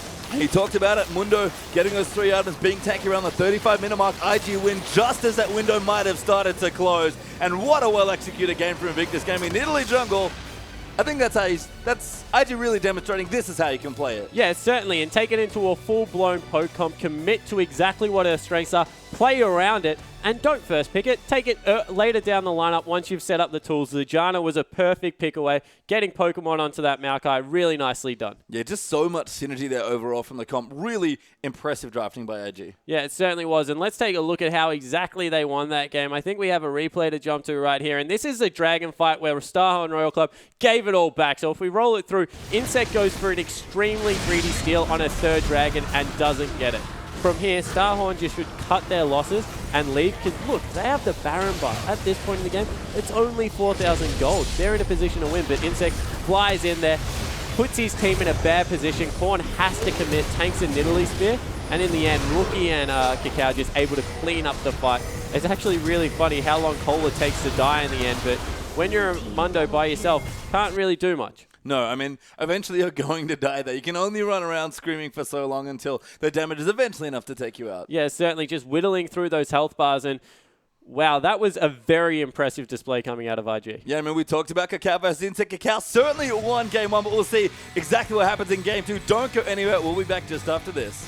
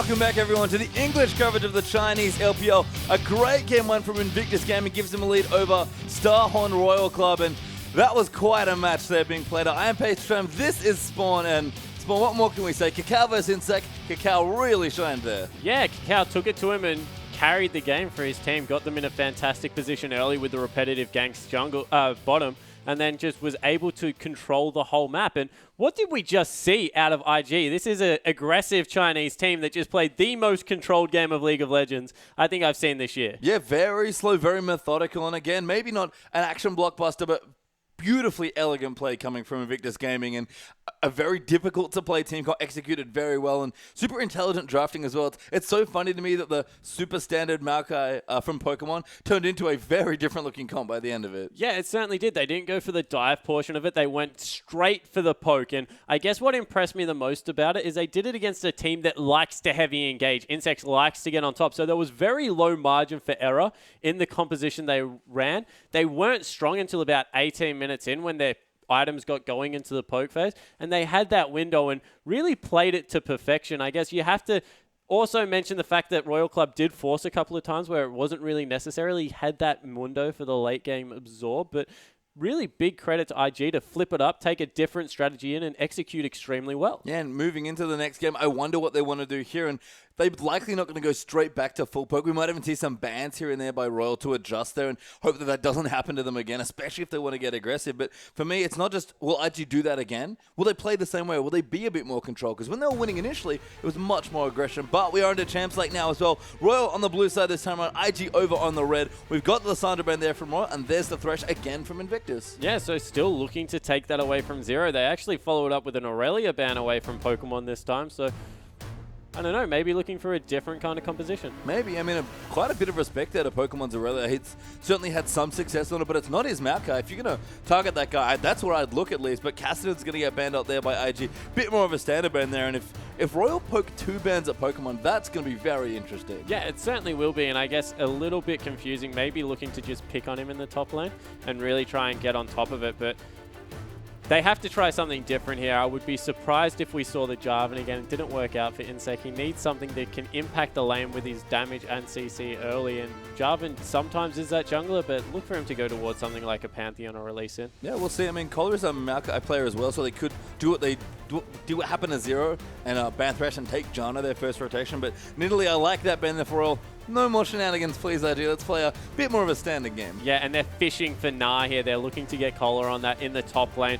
Would not be surprised if it was the last ban or the first pick, depending on how this last ban goes. But if IG do ban Gnar, that's a very good Maokai pick there for Royal if they first pick it, and they do go for Gnar. And there looks to be the answer from Royal. Yeah, it certainly does. That was actually a very smart ban phase in the end coming through, because got rid of a lot of the pressure with the Aurelia, and once the Cassidon ban had come through, it meant that there was no answer top lane to those 2 big tanks. Well, the thing is, what does Pokemon even play apart from Maokai Aurelia? There's the only 2 champions I think we've seen him play, at least to a lot of success. And again, this is exactly what happened to Zero. He got his Thresh ban and they picked Janna. Really clever blue side drafting this series. Yeah, being able to take that away is fantastic. I guess if you go more of an engaged comp, Janna protects your backline extremely well, keeps your AD carry very safe. So getting that in there is good.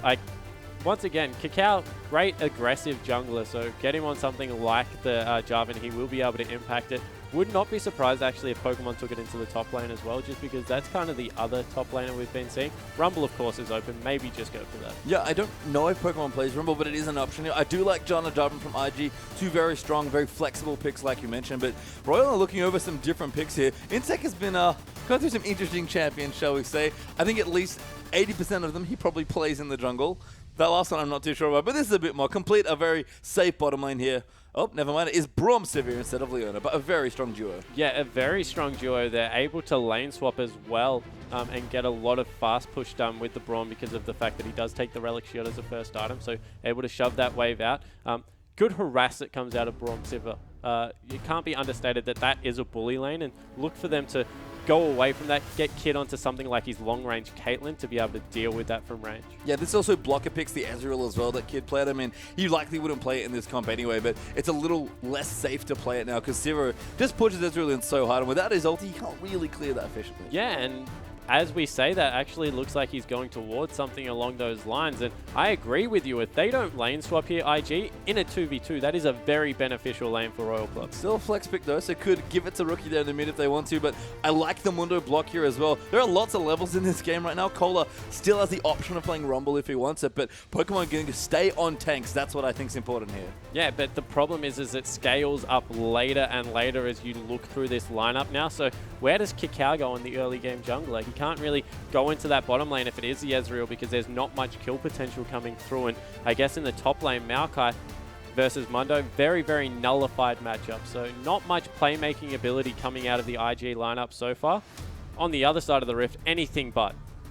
Yeah, some really strong picks actually by Royal. They've got Xerath there as the mid lane for Korn. Very comfort champion for him, but actually the Kha'Zix probably, presumably for the jungle there for Insect, going back to an old standby. Yeah, it certainly is, and a lot of damage coming out of Kha'Zix.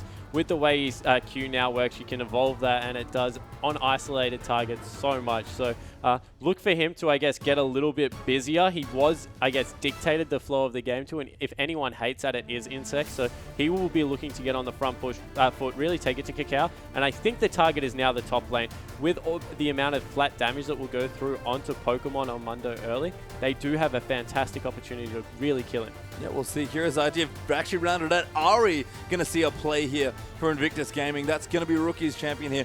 Did look at Twisted Fate. That would have been a nice aggressive choice as well, but this does round out and give Kakao a few more targets to gain. Yeah, it certainly does, and Rookie's Ari was very impressive. He played it against OMG, and whilst they lost out in the game, he played it pretty well in the laning phase especially, and one of the few champions that can dash up nice and close to Xerath without putting herself in extreme danger because doesn't have to walk. If you have to walk towards a Xerath, very, very dangerous. If you can dash, gives you a little bit more option. I like the fact that he also has the opportunity to roam, so all of a sudden it's not Kakao trying to gank all these lanes, it's Kakao and Rookie as a unit moving around the Yeah, map. and I think that was probably the idea with the Twisted Fate hover as well, so I like that IG completing their draft in a very intelligent way.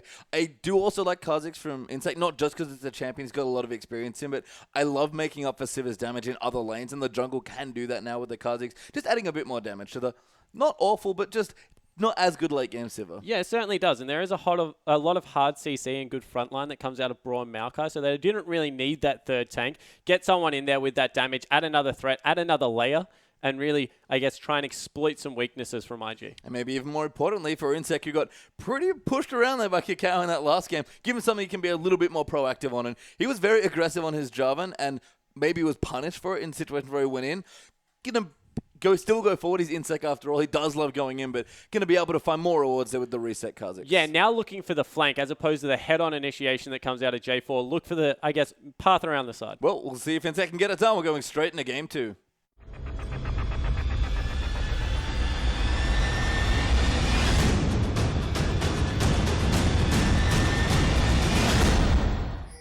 And we're in for game 2. We're Invictus Gaming up a game against Royal here in their best of 2.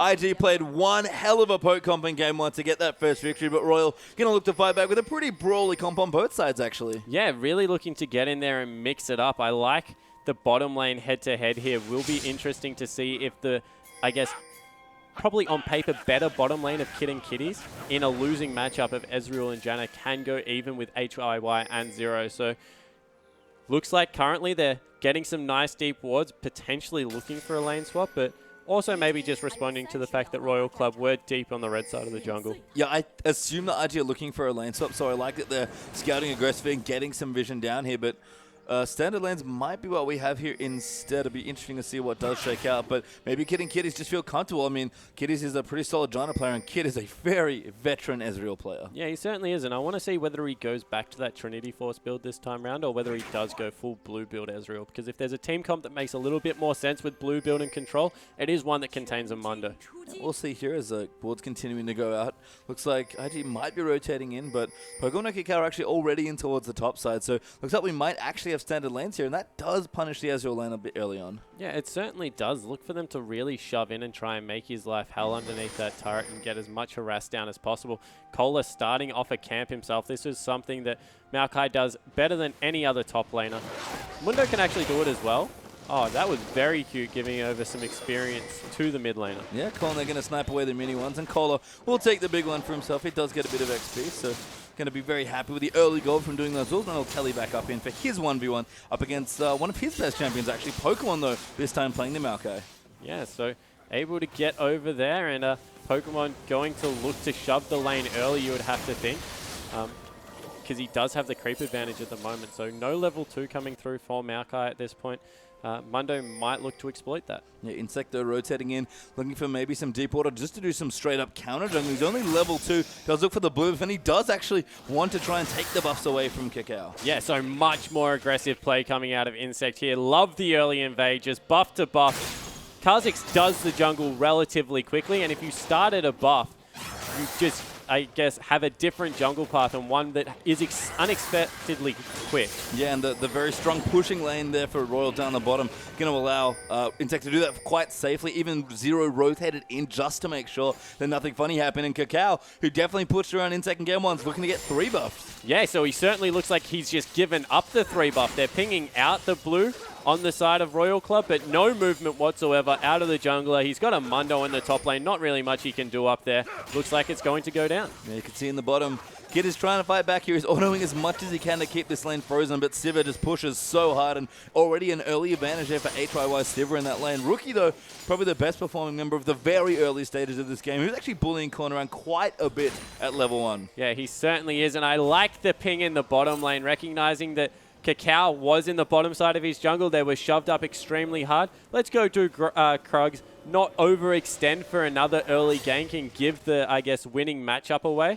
Really smart play coming out of Royal Club. Yeah, it's just one of those things as well where Kakao's kind of out of options at that point. You know, he's probably on that side of the jungle anyway if the blue buff that you're looking to take is still there. So, you know, one thing that's probably going to happen is that you're going to get ganked. So just play safe and make sure that doesn't happen. Yeah, certainly. The only thing, I guess, that is going in IG's favor is that Kakao was able to pick up a couple more camps. So he has more ward presence at the moment than Insect, meaning that his early ganks could be very beneficial and maybe scout out where this Kha'Zix's going. Insect looks like he is committed to the power farm. Yeah, he is just going to put the jungle on farm here. And Con as well here in the mid lane. Looking pretty strong here, farming things up against Ciari.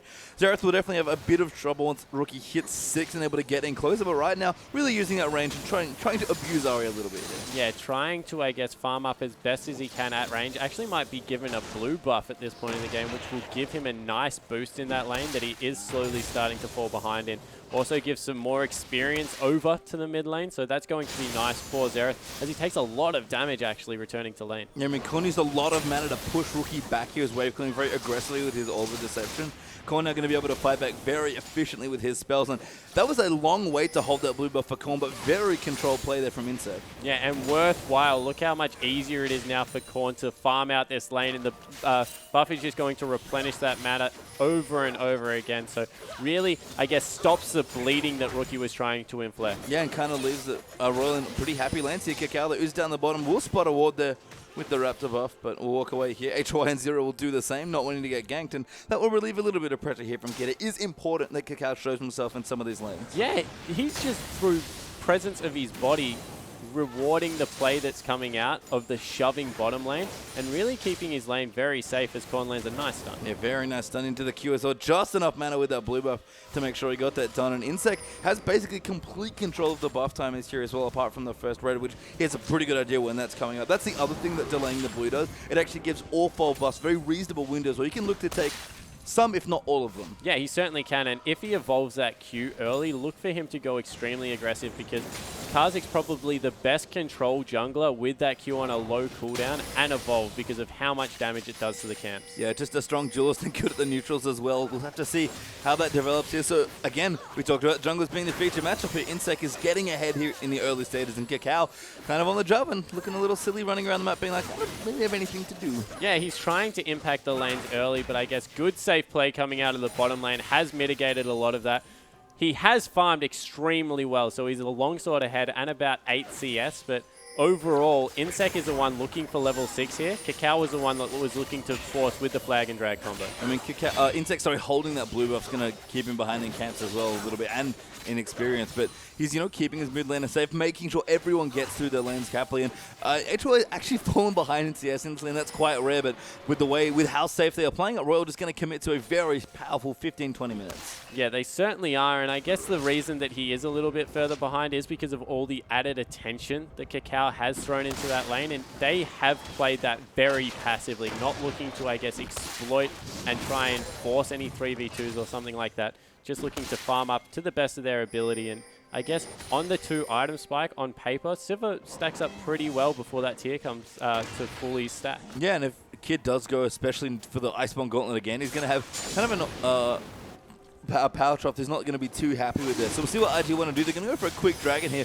Seeing a lot more dragons at 7.5 minutes in the LPL, I can tell you that. Although Zero does ward out. Insect going to walk towards it, but IG looks like they're going to have plenty of damage here. Although now the rest of them are coming through. Zero going to find them out, and that's beautifully timed. The teleport, though, coming in as well. Kid forced to get out. Doesn't quite get stunned. Zero flashes in for the stun, and that's going to force him to flash out. Now Cola down here is on. Pokemon caught out of position as well. Going to try and throw some cleavers, and Dragon's still quite low here, but the Xerath gets the first blood. Ari going to go down there. The ult's going to get popped in there as well, and Zero's in trouble. Actually, Kakao going to get chunked down. Royal might just take over the dragon. Yeah, it looks like they certainly are trying fight, extending for a long time. Yeah, it looks like Royal are still tanking the dragon, though. Going to go back in onto Kitty. Kakao coming down. HYY in trouble, though, and IG going to try and force them off. Kakao chasing in. Great spell shield there, but Kitty's going to go down there to Xerath. That's 2 kills, actually, coming through the corner. Now Pokemon in trouble as the Mako LT pops, and Zero gets the next one. That is going to give Royal the dragon, so 3 kills and a dragon. Great early game, Royal. Yeah, fantastic play. Insect not overcommitting this time around. Was zoned off completely by Rookie, but waited for his mid laner to be able to impact. They do need to be careful. This is taking an extremely long time, but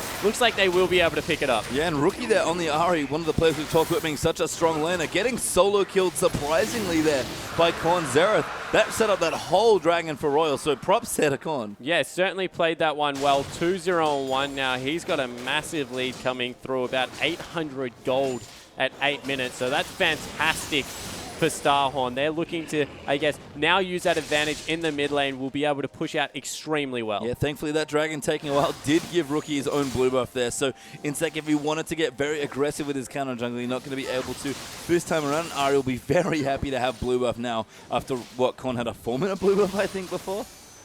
Yeah, certainly. Insect still is about 400 gold behind in the mid lane. Actually means that he hasn't finished up that warrior camp, putting a little bit more onus on the ward control that he can give his team now. However, the raw stats that comes off evolving your abilities on Kha'Zix more than make up for that at the level 6 and 11 mark. So still probably stronger than Kakao. Yeah, just happy with the experience at this point, like you mentioned, as Cola and Pokemon in the top lane, farming it back up. Pokemon not quite there on his Spirit Visage, but getting towards it. So Cola does have a small lead here, but Pokemon again on these tanks looking very comfy. Yeah, it certainly is looking like he is in complete control up there. Doesn't want to force anything. He's a Mundo, going to scale nicely into the game. And I guess as soon as he picks up that Spirit Visage, not really much that a Maokai can do against him. Yeah, we could see Zero roaming there as well, just kind of keeping the middle of the map clean of wards. There are actually 2 well-placed pink wards there by Royal, defending off sort of the center area. So Korn, who might have been a little afraid of getting ganked every now and then, especially against an Ari that can really lock and burst you down, very comfy there as Pokemon going to clean up a pink ward of his own. So Royal, it's hilarious to me. You know, a very aggressive team. Normally, Insect especially has played very measured so far. Yeah, he certainly has. Not overcommitting, of course, recognizing that he is relatively squishy. He's gone for that Q Evolve, which means that he is looking to get in there and mix it up in melee range. So he does have to play this one pretty safely, look for his opportunities to go in and get some kills started, but not overcommit because he isn't tanky whatsoever. Back in towards the bottom. Kid's still ahead on the Ezreal. Got his tier and his Sheen going as well, so has pretty much the same build options that he had before. Probably going to finish the Man Immune before anything else, but with a Trinity Force. So Iceborne Gold, that's going to be his pickup. We'll have to see here as well. Ari building in towards the Merlin Alcon. Not quite done for Rookie, so a little behind there as far as items go. Doesn't help that Xerath, of course, already 2-0-1, but other than that, be a sword up for Siva, really looking to power through this lane now. Yeah, and it looks like once again it will be the Trinity Force because he's sitting on a longsword down there, so that will go into a phage. Of course, Pickaxe building into that Man Immune. So really favoring, I guess, what we normally see as a mid-popularized build with the earlier spike than the Iceborne Gauntlet, and not looking for the control, looking for raw damage. Yeah, syncs up nicely with Rookie as well as far as mid-game goes, and it's, you know, they're both certainly viable. I think Kid just wants a little bit more power and a little bit more play to his AD carry. So I like that they're great spell shield there from HYY. And this lane is starting to get problematic now. I think Kid, who is actually still 10 CS ahead, feeling a lot of pressure here against this Sivir Broom. Yeah, he certainly is. I guess as long as they can keep the turret up and keep showing Kakao in the lane, they will feel okay. But the repetitive shoving at some point does start to take the toll, and it means that there is much more opportunity for Zero to move around the map than I guess there is for Kiddies at this point. Yeah, might free up some space potentially for Korn as well. The rookie's just relentless in this lane right now. Athene's has been done for Korn. He actually went back and shop, so going to feel pretty comfy here against the Yara. Still has the blue buff for a little while longer as well. Good CSing out under the turret. Gets all of the creeps, and Rookie actually might look to get frisky. No, instead just clears out a world and walks back. Yeah, and meanwhile in the bottom lane, Insec has been down there for about 45 seconds now, waiting for Kid and Kiddies to overextend, which they haven't done the whole laning phase. So now backing away out of that brush, wasted a lot of time, maybe searching for a counter gank, but nothing happening. Yeah, a lot of the jungle drop there, but we'll continue farming through as a level 7 now for Insec, going to walk in towards his Krugs and take those. Warrior chant in done also there for Kazik, so looking strong, and nice to see a bit more aggressive choice there with the Killing Smite rather than the maybe pure farm Trailblazer. Yeah, so what that has meant, however, though, is a 20 CS discrepancy and 1,000 gold nearly for Cow in the lead over Insec, and his team's up 600 gold. So that means there's a lot of gold sitting on other members, and when you look at where it is in that, I guess, AD, no, actually it's not even there. It's the support and mid lane positions that are really holding the brunt of that advantage. So Insec needs to be careful that he doesn't, I guess, camp these lanes and fall that far behind, that he doesn't have the impact that Kakao will have getting tankier. Yeah, very impressive for Kakao to, again, put the jungle on farm very effectively, even on a champion like Jarvan where you can mix it up and get aggressive. He's had two very strong showings here against Insec, who's maybe just letting those aggressive tendencies show a little too much. Yeah, and Insec really needs to start farming with this Kha'Zix. Kha'Zix farms particularly well on the solo camps as well, so can take that Gromp much easier than other people can, as well as a Scuttle Crab. So look for him to maybe start trying to get them in. And across the board, actually a very slow game to start off here.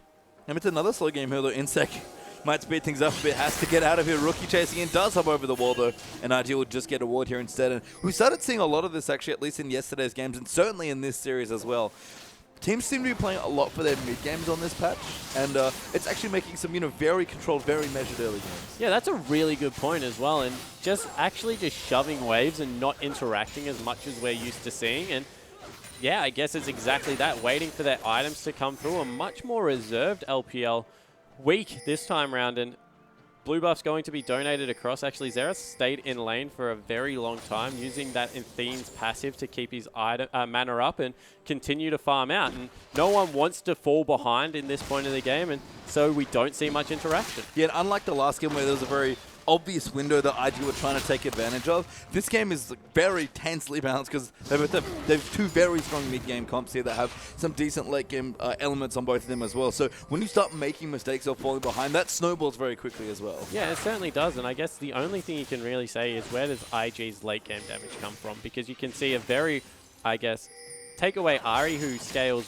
pretty well on this part of the patch at least. You're left with an Ezreal who probably won't output the same amount of damage as a Sivir does, and a Mundo in the top lane who is that super tank with Jarvan. So not much damage coming out of an extremely late game IG, whereas Starhorn Royal Club, they have that they have the jungle pickup in Kha'Zix, which is much more aggressive, as well as Xerath, who long range towards the late game just blows people up. A good poke by Rookie there as well, and important to remember that Royal do have the first dragon here as well. We're going to take their second very swiftly, but the rest of IG are around here. Pokemon actually recalling, not teleporting right now. Guess who wants an item? No, actually continues farming back in his lane, and Royal is going to steal away another dragon here. Good zoning there from Kohler, actually ported down to make sure they got it. Yeah, that was the deepest teleport from Kohler for absolutely no gain apart from pure zoning. So that was pretty well played overall by Royal Club. They're starting to now stack up these dragons, and if you think at the time they're on, it's going to be about that 30-minute mark where they can start pushing for the really important ones. And the response here from Rookie is to look for a pick. Yeah, Rookie is going to go in onto Korn, just dashes very deep, misses the charm though, goes back in, but more than enough damage to take him out. And Rookie with a kill, but Insec coming in there, the Q comes in, now Kakao going to move in, Insec dodge that somehow, flashes over, smites him, but Rookie gets the double. Yeah, that is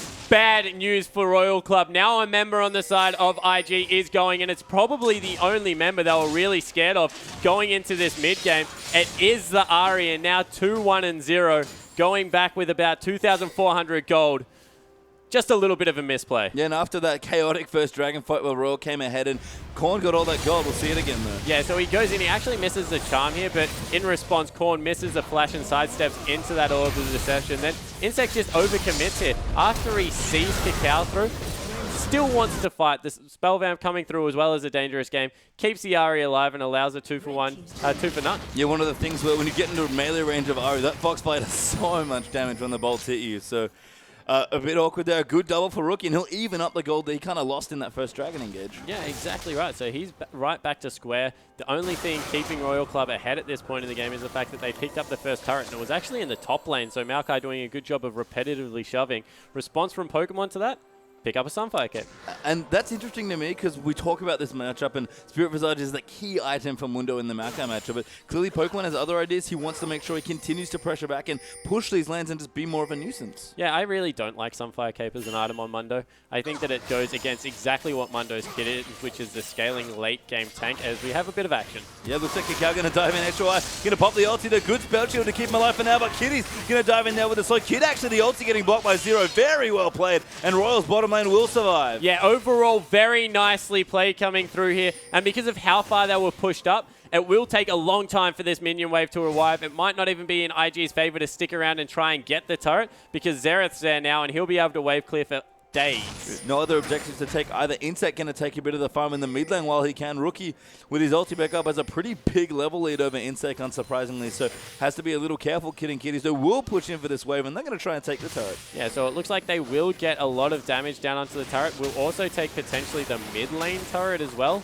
off this, so good movements coming through from IG. They secure themselves maybe a 2,000 gold lead. Yeah, look at the bottom turret. Will be okay for now. Kid going to come in for the last few orders and does get it with Kitties. A decent attempt by Korn to ult off the way, but not quite enough damage on the Xerath ulti there. Yeah, it wasn't, and now the wet noodle fight in the top lane has started. Don't think much will come of this one. Well, I mean, Pokemon's going to chase down Cole here. Those cleavers don't mess around when it comes to damage. Cole, though, now going to pop his ulti. Ari's Pokemon on the way. Burning down the wave, and there's the deal breaker. There is Ari going to try and move in now. So Rookie charges in with his ulti, and Cole's like, that's not even close to fair. Pokemon going to run him down with the cleavers, and the kill is going to go to Rookie. Yeah, and you really have to question what Maokai thought was going to happen there, because there's no reason for a Mundo to sit there and try and fight you for that long if there wasn't an assistance on the way. Absolutely no map vision on the top side, so must have known that the Ari was heading up, and in the end overextends to his own demise. Yep, gets killed there, and that's Rookie for 3 kills now. Rabbit on Zethcap done very swiftly. Actually beats Korn to the punch there on the item.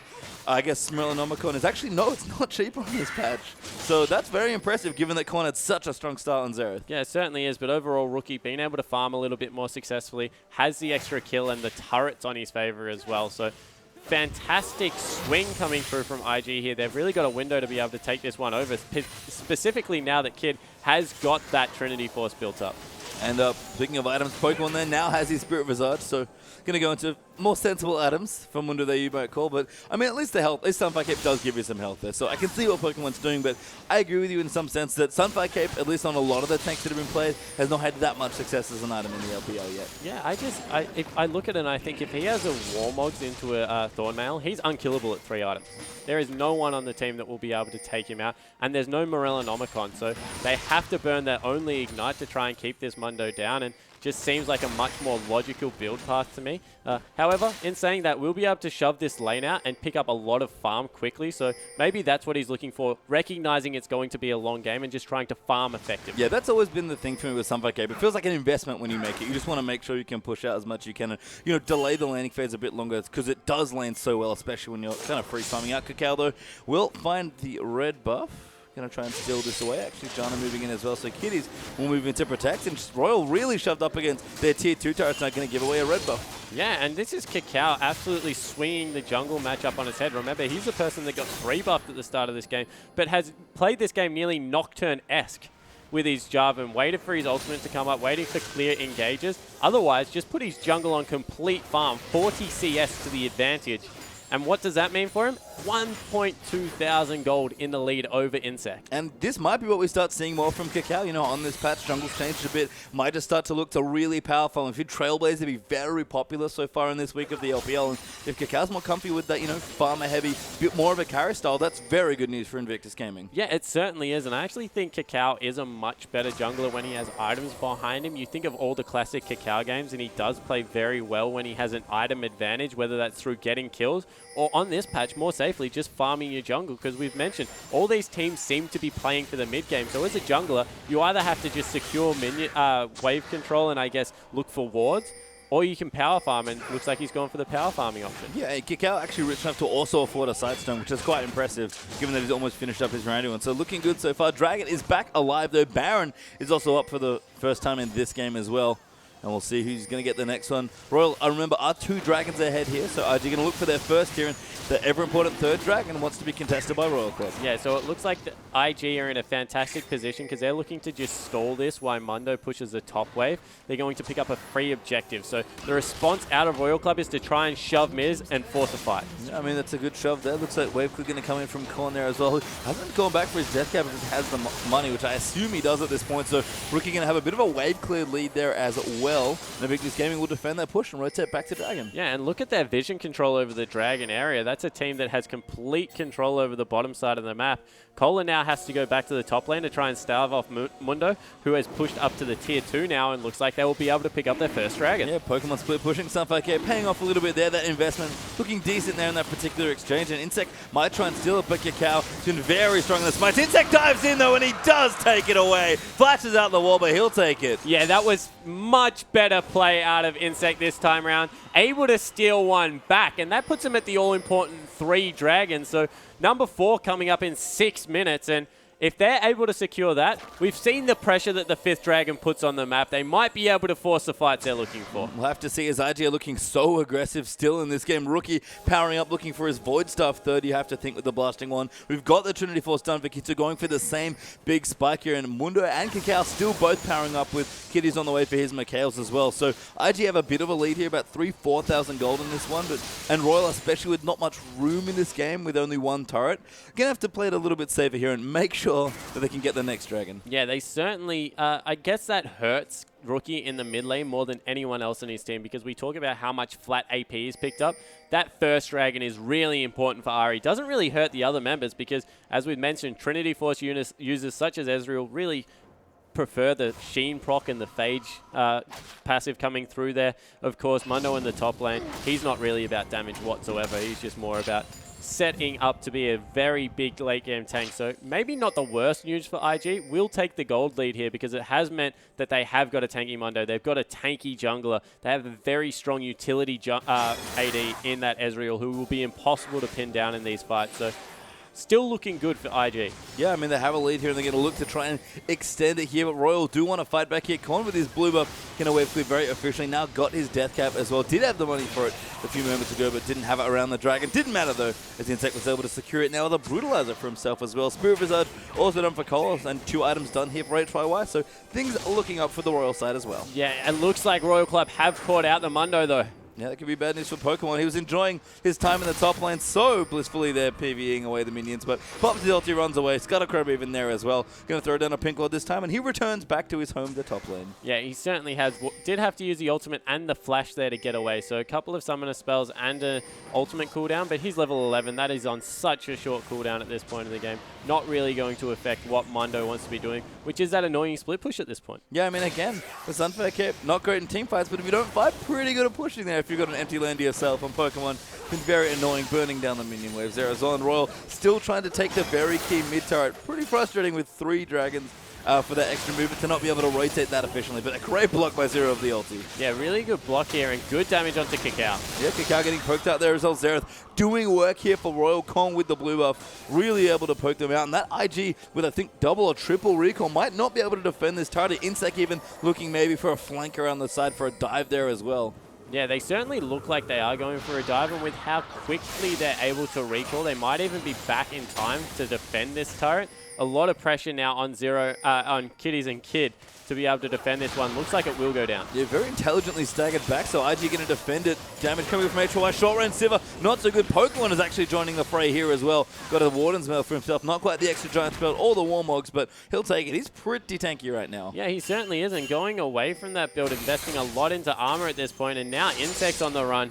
He might be in some trouble. Cacao found in there. Insect will get away with one proc of the ulti. There's the second as well. Cacao can't actually see him to Cataclysm him. It's targeted ability, so won't go in for that one. And Insect gets away, but the ulti, it does get burned there. Yeah, and it looks like once again the collapse onto Pokemon in the mid lane. Well, Pokemon's pretty tanky. It's happened before. He pops the ulti before he gets stunned though, crucially, but he's going down very low. That's a good ulti though by Kitty. Gives him more than enough health to run away, and he's just healing so much. Kitty, so going to be forced to flash. Zero going to get chunked out here. Great dash back there, and Rookie gets the kill onto Braum. Finally, Kazik's getting the kill there for the reset, but he's so low. His Insect, and Kid threads that Mystic Shot in to deal damage. Now Cola taking it up. Good poke there coming through as well, but that's 2 for 1 in favor of IG. Not enough from Korn. Yeah, it looks like Korn not able to get the damage down, and IG run away with that one. Insect not enough mana to be able to jump in there for the resets. That was nearly a Kazik's delight, but not able to get in there and mix it up. Overall, they used so much on Pokemon in there that they just couldn't continue the fight. And that's twice now from Royal, once in Game 1 and now then in Game 2, where Pokemon, who loves to play these big, massive super tanks, has just gotten focused, and IG have taken advantage of it. Rookie threaded his way around that fight so well as well. Yeah, I guess the one shining thing that came out of that is we saw how well Xerath works in these team comps, being able to thread the needles through. And we see once again the engage onto Pokemon, but you mentioned it, he got his ultimate off, was able to stay alive long enough that it didn't go through, and all 3 ultimates used to try and take down the Mundo. At this point, it's probably a lost cause, and Rookie jumping in, doing so much damage. I like what Insect did here, taking out the last shot before he runs away. Actually, probably saved of the team fight a little bit further there, and Korn with the poke able to get a lot of damage down, but in the end no blue buff wasn't enough. Yeah, Cola finally falling there as well. What you mentioned, those super tanks, you know, pretty hard to kill when they're running in there, but eventually will go down, and no team left there for Cola. Was the second kill claimed by IG, so 4,000 gold almost on the dot there for Invictus Gaming. Dragon back in 35 seconds, and IG still without their first one. Yeah, so if they pick this one up, that all of a sudden turns into a 4,000 gold advantage, and pretty much even on the important dragons. Movement speed, of course, is always nice. Cola actually going to get chunked out. That's a lot of damage by Rookie, who's just picked up that Void Staff. Now even Cola has to be careful, despite the Spirit Visage. Yeah, he certainly does. Ari just does so much damage on this patch. That Foxfire is a brutal ability to have to tank all 3 shots coming through. Of course, synergizes well with the Rylai's Crystal Scepter, so if you want a little bit of a defensive item with 80 AP, Rylai's not a bad option either. Yeah, I've started seeing some Arias pick that up as well. Be interested to see if Rookie wants it here, but pure damage right now with those 3 items, and looking very comfy around this next Dragon fight. Insect stole the last one to be his fourth Dragon for his team in the second steal of the game if he can get it. But Invictus Gaming, we said it, Ari especially really just wants the first one. Yeah, and now we see once again Starhorn trying to pull IG towards the mid lane, trying to look for a mistake and out-rotate, but meanwhile, Kid was able to pick up his red buff, so he's ready to go in this next fight. The fight is completely on IG's terms. Look at the top wave.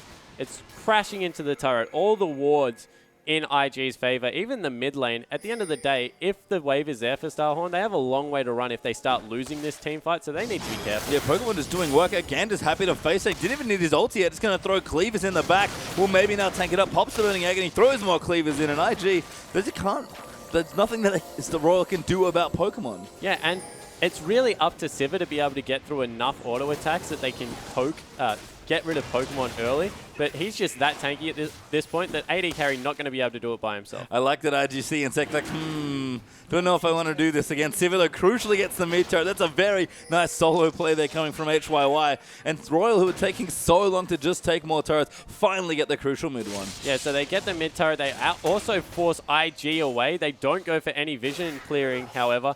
Looks like they're actually backing away now and hoping that IG think that they don't have enough time to do this dragon. Yeah, and they're actually backing off. IG going into the lanes now, so very smart little mind game. Kitty's going to warding in, clear out the ward in the back as well. Insect is still in the area if they need him, and Royal have got such good defensive pin cords behind the pit that IG can't really claim them out and do dragon safely, so a bit of a bluff there, but IG do not call. And 3 item spike finally coming through for HYY. Has managed to pick up that last Whisper, has the Infinity Edge and Static Shiv to go on top of it. So he's at a point where he might be able to start chunking this Mundo down. Mundo with Teleport will go back to the top lane. They have that advantage for about 40 seconds longer. So if Starhorn want to force, they need to do it now. Yeah, Pokemon, though, just getting stronger and stronger. Going to hit his 3-item power spike pretty soon on the Mundo as well, with the Randuin's almost completed for him. Kid also with 3 items done. Last Whisper has been finished to go with his cooldown boots and the other few items. Vamp Scepter also up for himself as well. So going to be quite hard to pin down in these particular fights. Looks like Lichbane actually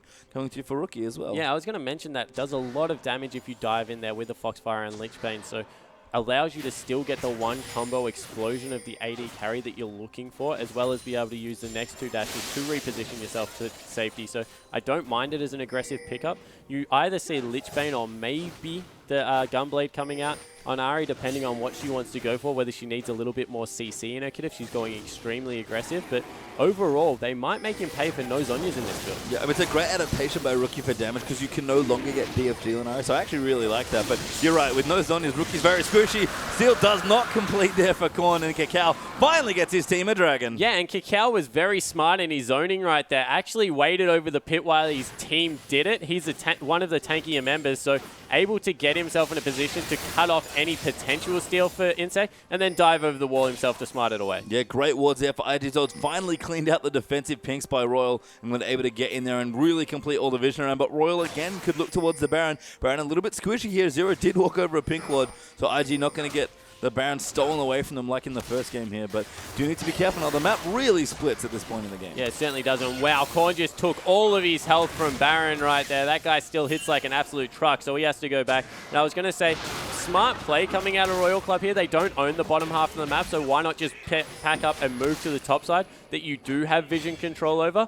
But now they've just ceded all of that by having to send their mid laner back. Yeah, Pokemon here as well. Going to walk over a pink ward. Does find it. Will be able to chunk that down. Has finished his Randuins as well. So really tanky. So is Kakao there. But a Spectre's Cal, the Sightstone, and his Randuins done now as well. Looks like we talked about Rookie's build earlier. Mikhail's done there for Kitties. And over on the other side, things still look fine here for Royal. The Frozen Heart actually done for Cola now as well. And the 3 damage items up for both Sivir and Xerath. It's just a matter of Royal never seem to have been able to find a fight that they liked. Yeah, and IG are just playing this so patiently and starving them out. We see Royal Club most successful and then they're able to get in there and brawl. And we thought that's what we were going to see, but IG don't want to play that game whatsoever. They're playing so patiently, and I've never seen an IG lineup play this way. No, I mean, a team with Kakao in it, doesn't normally play like this, but a very controlled style coming through. We talk about the mid-game that looked very promising for both these teams. Didn't really have a big explosive mid-game. Again, just lots of control for IG. They trust in Pokemon's ability, it feels like, to really tank up, and they're confident in their lineup if they go into any sort of fight. They just don't want to ever pick a fight they didn't engage themselves. And Royal, they are getting very antsy for a team fight. Yeah, they certainly are, and Insect especially probably waiting on that last Whisper, but at some point they're just going to have to go. He still is a fair way away from that one coming through, and the Blade of the Ruined King for me is now the next most important pickup here that will come out of Kid. It means he will be able to self-peel. His persistent damage over a team fight will be huge. And these team fights, with how big the Maokai and Mundo are, look to be going for a long time. Yeah, IG keeping their outer turrets up very well as well, but I like the rotation in from Royal coming around the mid now as well. Pokemon even wandering back, wanted to protect the bottom turret, but knows he should be grouped with his team instead. This Mundo, now with an extra Chain Vest as well, possibly looking for that Thornmail next, maybe going for the Warmogs last year. He's up pretty scary, in fact. He's going to run in here, and no one from Royal really can deal with it. Kakao going to jump in as well. HYY gets caught in the Cataclysm. Korn, sorry, going to throw some damage in, and Zero's in the backline, but a good ult there from Kitty. Pokemon still alive here on the Mundo. Going to snipe off Cola. Kid gets that one. Zero nowhere to go as Kid's going to move in. Rookie going to move back as well. Korn gets shredded by Ari and Ezreal and goes down. There's the Nexus. The double comes in. That's actually a triple there for Kid. Going to make it a quadra as well. And Zero run away. He would give the Panther when he's up towards recalling out of safety. And only the 4 for Kid, but he'll take it. Yeah, 4-4-0 and Kid picking up every one of them. They're actually even electing to send Mundo to soak up that massive wave. They'll pick up Baron off that team fight. And once again, IG's patience pays off. They explode into the late game. And Pokemon just insanely tanky in this particular game. Royal have no good answer here for that, and that is going to be the Baron spawn, like you mentioned, coming over to IG, and the gold lead's going to explode here in a second. It's been about 4,000 fairly stagnant for the last few minutes. We're closer to 8,000 ahead now. Yeah, they certainly are, and a lot of that went over onto the Mundo and the Ezreal.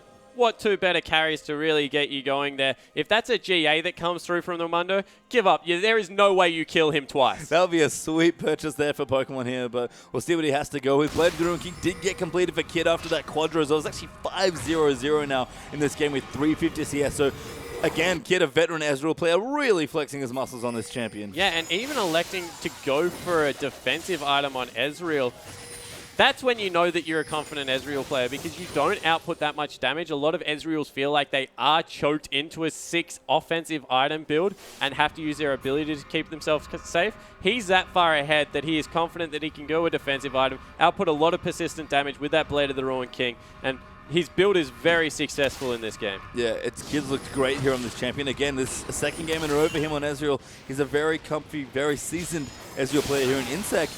We keep looking at the jungle matchup here. Kakao has just gotten so far ahead. Done a Banshee's Veil now, already completed up for the tanky job, and Insect's got a Tiamat. Going full damage here, but he's never gotten the fight he wanted. Yeah, he hasn't, and you have to really question, now that a Thornmail is actually being picked up by Pokemon, who is he going to kill with that Tiamat? Because the 2 tanky frontliners, he's not going to get close unless he can really get onto Kids and make him burn some summoners and chase him out of a fight. Not going to be that successful. Also looks like he's going back to his old split push ways, so maybe a bit of frustration starting to show on Starhorn's side because nothing's gone their way. Yeah, I mean, Insect seems like he feels like he has to carry this game. Rookie actually, with the split pushing Baron minion's going to rock on down to the bottom lane. Got a need to see large rod for himself there as well. So lots and lots of AP, 722 in fact, on this Baron Dapari. Yeah, and Insect not even able to kill the minions. This turret will fall extremely quickly and even goes in. Good charm there coming in for Rookie. He's going to dive back in, but has to dash out. Ulti there from Zero, just goes wide, protects his jungler though, and the rest of RG are rotating in for the turret. Yeah, they certainly are. Meanwhile, in the top lane, it looks like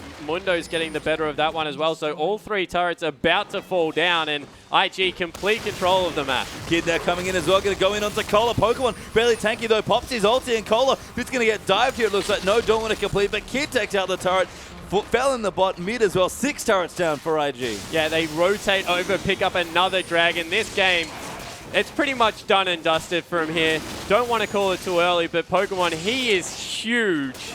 And I don't think there's anyone that can go anywhere near him. And so impressive to me that Pokemon kind of reached a little bit further in his back pocket and said, you pick or ban my 2 champions. I still got one left here in Mundo, and that's Cola's big champion as well. So very impressive by Pokemon to be able to play this Mundo into the Mundo player here. And again, he's had another great game. He is honestly leading his team as far as this game goes. Kakao playing support very well, but it's all Pokemon right now. Yeah, it certainly is. And you look at the kill participation across the board, everyone fairly high. Rookie at the, I guess, 8 kill participation, leading the charge in that. But what surprised me out of IG is their patience, and their pick ban phase has been much better this time around. Really have played this matchup like they put a lot of work into Royal Club, and Royal Club don't have any answers. No, not yet. They're still looking to kind of shore up some of the inconsistency here. Cola playing fine. Insect a little polarizing again on his jungle performance. Kakao certainly jungled the pants off him here in this series. It seems like there's room here for Royal still to grow, but IG have such a massive lead in this game. Yeah, and this now comes down to how can, I guess, they go about closing this game, because if IG close in emphatic fashion, that will play on the mind of Starhorn next time these teams meet. They're relatively close on the ladder board still, and got to remember, this is a long season pastry time. If you lose a game like this 2 times in a row, the mind games behind it are just completely in IG's favor when they fight again. And always important to remember as well with the BO2 system, the 3 points really do matter. We've seen teams with, very good records have just no points at all because they couldn't, they couldn't close out the series for the extra points here. So IG, wants to play carefully, make sure they take both games here and are able to collect the full 3 points in the lead. Yeah, and they just scale so phenomenally well that they can even sit back now, wait for the next Baron to come up. They don't have a terrific siege comp coming through, but with a Baron and a 6-item Mundo, not much is really going to be able to hold you back. Yeah, I mean, they've got so much control of the map, and they've got dragons coming in now. Royal have not been able to get anywhere near their 4th. Since IG took their first, so they've controlled so much here. You can see Kakao licks it up now as well, massive on the job, and both literally and figuratively, and Pokemon's still pushing here. Sunfight Cape has definitely paid off as far as investments go. Yeah, it certainly has. He has been able to pick up a lot of CS for himself, 363, able to clear that one out. Now the Baron buff is off those minions, a little bit easier to clear out the minion waves, especially with a Sivir and a Xerath. And once again, I really have to question how an Elixir makes your armor grow bigger, because I understand how J4 takes some potions and grows, but how does his armor still fit? I'm not sure. The flavor's a bit loose there here, but IG is still in command of this game here. Kakao poking in. Kitty's just rotating back and forth with the John. It doesn't have the Captain Enchant if you wanted it, but Mikhail's to keep them safe here as well. I actually love that Kitty's has used his ultimate a lot just to keep Pokemon alive, who's already pretty tanky on this Mundo, and IG not looking for a direct fight, but they don't need to. Yeah, he hasn't had to use it for anything else. He has just used it to top off that Mundo and keep him going in these team fights. And what has it meant? A very frustrating long game for Starhorn, but it looks like IG really starting to tighten the screws. Yeah, Pokemon just going back in onto Cola. He's very safe. They can just pop his ulti and pretty much run away safely. Rookie did go for the Zonies here. Actually, the rest of Royal going to come in. Pokemon could be in trouble. Does ignite there. Good juke of the ulti. Runs back with the ulti moving Judo, and Kid actually might find him. Pokemon getting low, but Kitty's going to come back in, shields him up, and the rest of Royal run for the hills. Pokemon now going to turn it around. HOI could be in trouble. A good spell shield there to block it up, but Rookie and Kakao have found some more members of Royal as well. There's actually the kill onto Ari. Rookie a little too deep there. Maybe Royal can turn it around. They're going to flash back in. Kid getting very low there. The Brawn passive right on top of him. Kid is going to move in. Great ulti there late in the fight just for a bit of reset. But Kakao going to get the next kill. That's as you're getting Insect, then Zero. HYY going to go, and it looks like maybe another triple there for Ezreal. And there's the full 5 down. Yeah, in the end, IG just way too far ahead. That was almost comical chasing onto Pokemon. In the end, they killed him. So hashtag worth coming through for Starhorn Royal Club, but it looks like it might have cost him the game. Well, he got a Warmax and the Captain Enchant on his boots as well. That is one massive Mundo here, and IG just going to push through. The death time is so long, and Royal not going to be able to defend this next. It looks like Kakao going to throw down the flag. Kid and Kitties will come in, and they'll burn these structures down pretty quickly. Yeah, and IG, these are two games that other teams will sit back and wonder what the heck happened to IG, because they've played a poke comp and now a late game composition, both in extremely patient fashion and both very, very well. Yeah, the name of today, at least for IG, has certainly been patience, and what a way to win over a team like Royal Club. We talk about Royal being aggressive. Insect especially loves to lead the charge, but IG just tamed the beast there in those two games. Yeah, and I think you nailed it. We kept bringing up the jungle matchup, and Kakao completely shut Insect out of 2 games. What an impressive performance. Out-jungled, out-farmed, and in the end, even out-ganked in those in the early games. Really well played, and in the bottom lane, Kid, he's making a huge claim of still being one of the best AD carries in the world. Absolutely. Kid is an amazing player. So much CS in that game as well. And 2 Ezreal games in a row, even in a slightly weaker lane with the Janna. Very impressive performances. Yeah, certainly was. And I think we have a team fight coming up via replay to see exactly how strong this Mundo was. So if we start rolling this one out, Pokemon at the start of his team, and he just starts chasing the split Royal Club, and no one wants to hit him because he's so strong. HYY actually gets slowed because of it, has to burn his flash. And Corn, he got some good ultimates through here and a lot of damage, but when Rookie jumps through onto the backline, look how quickly they explode. Able to get in there and just absolutely ridiculous damage coming through from this Ari and Ezreal. The persistent chase as well with all that cooldown reduction meant a quadra kill, meant the Baron, and in the end meant the game. I mean, I wasn't trying to ever say this about Pokemon from IG, but that was his game. He played absolutely incredibly on the Mundo, and we've talked about him. He's been coming up. He's had very consistent results, but that was one of the true games where I feel like if we're going to put an MVP for that game, it was Pokemon. Yeah, it certainly was, especially because he was against an extremely aggressive top lane jungle combo and stood like a rock. Really put the team behind him and made sure that he was the focal point and played it extremely well. Well, incredibly well played games for IG, but we have one hell of a clash next. 2 of the best AD carries in the world are going to go head-to-head as LGD take on OMG and Uzi takes on him.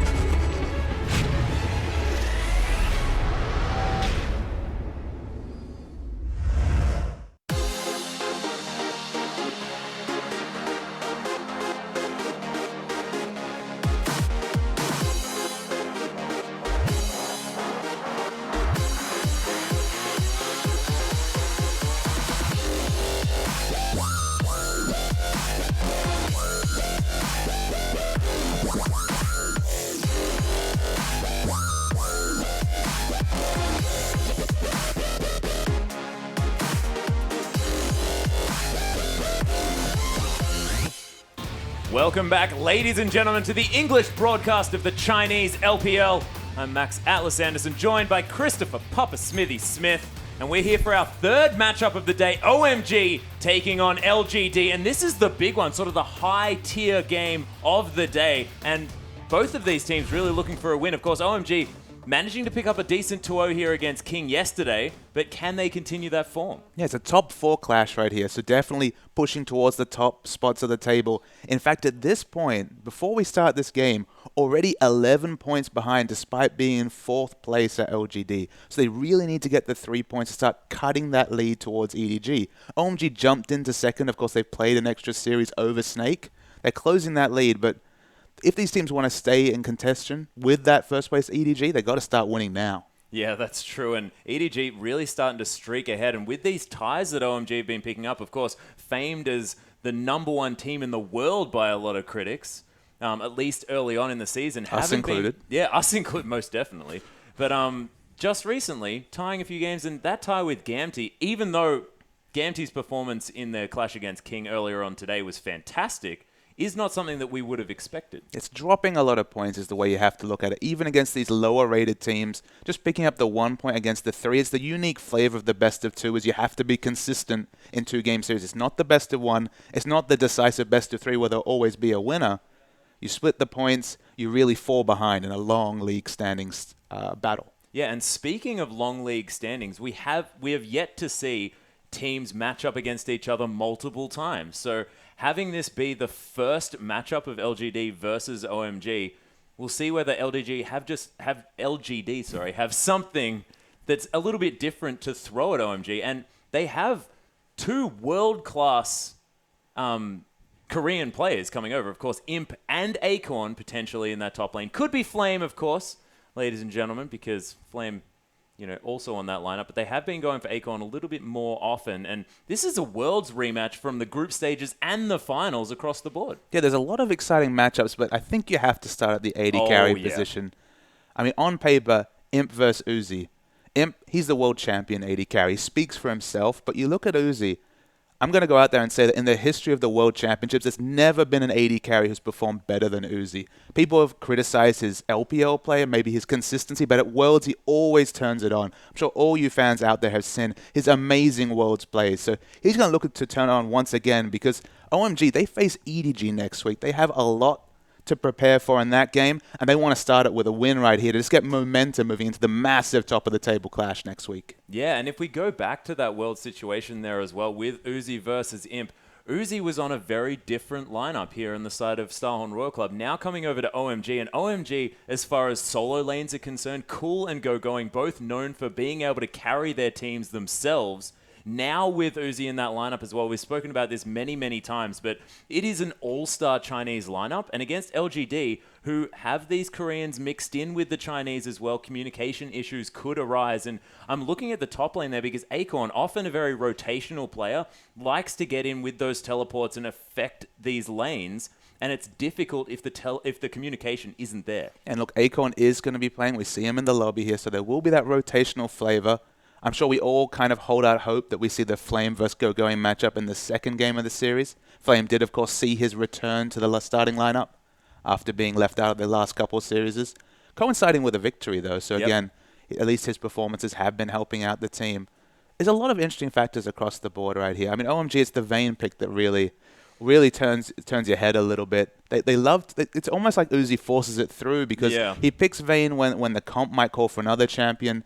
And also, it's not like OMG playing around that Uzi. It's not like they're picking up the supportive mid and top laners like Starhorn Royal Club would used to in yesteryear. And Uzi's dying a lot, but there's so many other threats right there that it's almost kind of irrelevant. Yeah. It's almost like they do get those victories with the Vayne, but it's not Uzi going off like we remember from Worlds. Well, I mean, in their matchup versus King, I mean, Uzi 6-5-5 at one stage of the game, Wushin sitting on 6-2-5, actually having a fantastic game, picking that Sivir up against Uzi's Vayne, but like you said, Cool's still there, and that guy has a very strong back in the mid lane, and that is another thing that I would like to highlight as well, is having Cool going up against Wayless here, who recently brought out the Anivia. Yeah, the bird was the word in that series, for sure, and it was it was such an interesting counter because, of course, there was a cannon on the enemy team, so, of course, the ability to split the team with the wall, stop the linear engage is strong, but just in lane, even though it used to be a bad matchup, without the silence coming through, he was actually doing a lot of trade damage. Got a solo kill against LeBlanc with Anivia, the surprising burst damage coming out of that RE combo and Ignite. There is outplay potential there. I mean, in the interview afterwards, he said, okay, my champion pool was kind of rattled with all the bans. I was forced to go towards Anivia, but I don't really buy too much into that. Wayless has always been one to bring new meta picks. He was actually famous for picking up the jungle item, the Spirit of the Spectral Wraith, to take the Wraith and the other camps in the jungle. So he always thinks about the game on a different level. He kind of marches to the beat of his own drum. He is definitely a player who can bring new things. Might not stop here. Remember, this is 5.2. Yeah. OMG already showed, of course, that the FLICKR top, the Nidalee jungle, Loveling was X on that champion, just like we saw from Cacao. You're not mentioning the best thing that they showed us. Oh, well, I try not to. We might even see it this series. Exactly. We're going to have to mention that Maokai support. 2 games in a row, ladies and gentlemen, and Low, he put some work in on that champion. Look, here's what I'll say. I'm excited to see it again just because you look at that series, we saw Sivir Maokai standing up to a Draven lane. So is that because Maokai is the strong point? Is that because Maokai threw off the enemy team, threw off King? I don't know, and that's why I want to see a larger sample size so I can really evaluate the Maokai pick. You can tell that in the roams it's very strong, of course. Showing up with boots of mobility, a bit of health, targeted ganks is a very strong thing. In lane, they were doing fine with it as well. That's a bit where I'm a little bit less convinced. It's a melee support. He has the one initiate, has some decent CC with cooldown reduction, but I'm yet to be convinced. I want to see it again. It's been on the victorious side twice, so maybe I'm going to have to respect it, but it's going to have to work to earn that trust from me. Yeah, and I want to see it coming out from Low here against PYL and Imp, one of arguably the strongest bottom lanes here in the LPL. PYL is arguably one of the best supports in the LPL in its entirety. This guy has shown us some incredible things on multiple champions, has a very diverse champion pool, and is fantastic at that, getting that deep vision down as well, which Imp would have definitely been used to after laning with Marta, who we've seen on the side of Vici. So having it work out against this incredibly high-tier bottom lane is something that I think is the real test. And he's coming off a series where he played against Marta, of course, another of the most respected supports in the world, the MVP of the 2014 World Championships, and convincingly put his best foot forward, was more influential than Marta in that series, and of course his team went on to win 2-0. So he's going to come into this game full of confidence, and so should LGD. After turning around a 0-4 week and going 2-0 in a difficult game against Vici, that was definitely a game that was going to impact the standings significantly. Oh, yeah. Vici was starting to pick up momentum, starting to push their way towards the middle, the higher parts of the pack. LGD finally turned it on again, and it's good fortuitous timing because if they came into this game 0-6, we'd be talking a bit about complacency from OMG. But we're talking about what should be a very balanced series between 2 of the top teams in China. Yeah, and King gave OMG a massive run for their money, especially in the second game that they faced yesterday. So OMG have been tested here, and we'll see whether they can pull it out here against LGD. And LGD, I got it right. Nailed it. I just needed to take a little bit of time just to make sure that I've got that one because LGD, LDG with EDG in the lineup as well. These acronyms are starting to get difficult, ladies and gentlemen. But hopefully we're going to have the game for you very, very soon because I want to see how PYL fares against the other side of the Samsung White lineup. Absolutely. I mean, there's just so much to talk about in this game. We haven't even gone through all the picks we saw, of course. The FLICKR, the Anivia, all the new speak, the Nidalee from Loveling I want to speak about just because I think the jungle matchup's very interesting. And that's definitely a jungler who I expected to pick up the Nidalee. You know, when you talk about the clear loves of the world, when EDG locked in Nidalee, I'm like, surely not a clear love, not a clear love champion and there. It wasn't. The Nidalee, and it wasn't. It was, of course, the mid Nidalee, which did fine for Pawn, but it wasn't really the big factor in that game. Loveling, he loves those innovative picks. The jungle Yorick, one of his more famous standbys. There's a lot of fun parts of this matchup. Even the draft is going to be so fascinating because those off-meta picks, we only just started to see the flavor of 5.2. We haven't seen a Tristana yet, for example. So there's a lot to be shown here, and I can't wait to get into this game. Yeah, but we are into Champion Select, of course, ladies and gentlemen. No interesting bans to come through just yet. LGD taking away Janna and LeBlanc, whereas Rek'Sai and Caston going to be removed from OMG. Aurelia going to be an interesting ban away from Going, but he has seen massive form on that champion in the top side of the map. And Lissandra going to be taken away as well. So 2 top lane power picks. Acorn, though, he gets the Rumble. Acorn gets the Rumble. That's such a big thing for LG. It's actually been We've seen a lot of LGD Rumbles, but curiously, it's been almost always the Flame Rumble. Yeah. Despite the fact that, of course, Akon's so synonymous with that champion. Of course, that could just be an adaptive ban towards him. The champion hasn't been available for him to pick up. But if ever you could really trust anyone to split a team with an equalizer, to zone control with that ultimate. I mean, once Samsung Blue were up and running, when Samsung Blue had enough threats from the other members that they couldn't just auto-ban the Rumble, those ults were amazing. I see your excitement. We've seen actually targeted bans towards Uzi on this Kalista. Kalistas haven't always won, but this is Uzi's Kalista, taking it away from Imp, who's already played him a lot. And look at the response right here. You know Chuan's going to lock in that Vi. Yeah, that's right. And I was waiting for this one to come through. Oh, actually, skipping over it a little bit. Wayless looking at the Ahri, which was hovered on the side of OMG. Cool, a fantastic Ahri player. Wayless did talk about the fact that, you know, there were a lot of champions banned away. I think Ahri was perhaps on that list. As Schwen, he's going back to the potential Vi pickup, of course, being picked as this sort of counter to Kalista, which we've seen working out to great effect just because locking her down's really hard, but Assault and Battery, it's going to do it for quite some time. Yeah, just playing with the picks, but I knew it was going to be the Vi there, just to lock down, because it's the most reliable engage, and it might force low onto the Morgana here. That's the best support answer to take down a Vi. Of course, you won't get CC'd through the Black Shield, but it does force you onto a champion that doesn't lane that well. It's really all about the Dark Binding and the Black Shield and lane, the split timings there. It hasn't been a low standby, so it looks like it'll force him onto it. You can see him already considering it here. But again, it just pigeonholes your options. So for a jungle pick to cause such reactive play from the enemy squad, it's a very powerful pick to Vi right now. Yeah, it's very interesting. And the Morgana going to be available. OMG were looking at it potentially, and couple more picks to come through. I'm not going to say where they're going. No, you shouldn't because do that. I'm just not going to make that assumption. Cool, probably going to be taking that Azir into the mid lane, and Uzi has locked away that Maokai. Could be either top, support, jungle, and they might play at AD carry. I don't even know. Just Maokai seems to be very versatile. PWL looking at his options here in LGD. They do need to lock in that bottom lane, and it will be a response to this Kalista. And what can they do to punish it? Leona has already been locked in, and Imp going to be taking the grave, so a lot of upfront burst. This is sort of the classic kill lane down there. And I think it was a 9-0-7 Imp Graves against this exact matchup in the Imp vs. Vasily matchup yesterday. He destroyed Vasily's Kalista in that series.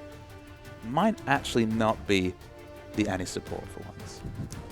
We don't know. Look, I'm just going to wait until the very end when all of these swaps have been locked in and we know exactly what's going on. Low still taking some time to work out exactly what's going on, and we'll see what Uzi wants to throw into the enemy team. Because I was having a little bit of a consider about, you know, the Maokai pickup and why Low may have been playing that recently. I know that Uzi has been playing a lot of Kalista, especially in that solo queue, but Fate's Call plus Maokai, being able to get Maokai right into the backline as quickly as you like, that's a useful combination. Yeah, I can see that being very, very strong from the support role, but it is going to probably be the Annie support. We're waiting for the last few seconds to tick away. When I look at this comp, for once I see quite a smart use of the Nidalee jungle. Yeah, it's just come through, so it will be the Annie support, will be the Maokai from Going. The big thing you can say here is that a lot of the Nidalee jungle picks have been with, say, for example, a Xerath, where they've really gone all in on the poke, and that gives you makes it very hard to pick up, say, for example, Baron, because if you all corral trying to take that objective, you know, Nidalee does so well when she's ahead, when she's poking, but of course when you gap close on her, she doesn't offer that much in a team fight. In this situation, they have so much space control with Azir ultimate, and Azir's whole kit is all about anchoring down with those sand soldiers and doing damage on divers. They have Maokai against dive. They have a lot of protection for the dive, and Kalista and Nidalee should be fairly safe in the backline. So I do like the options they've opened for themselves here. But again, it's going to be a lot on Loveling's early pathing. He showed excellent play on that jungle Nidalee before. There's no reason he can't do it again. Yeah, and Loveling, sort of the only one here in the LPL to find success on that jungle Nidalee so far. I mean, MLXG tried it in our earlier series. Kakao did actually very well on it. Oh, Kakao also managing to do quite well in our most recent series. Why I forgot about that is completely beyond me. But, of course, MLXG not finding it. Loveling has managed to do so in the past. So let's get on to the Rift, ladies and gentlemen, and find out.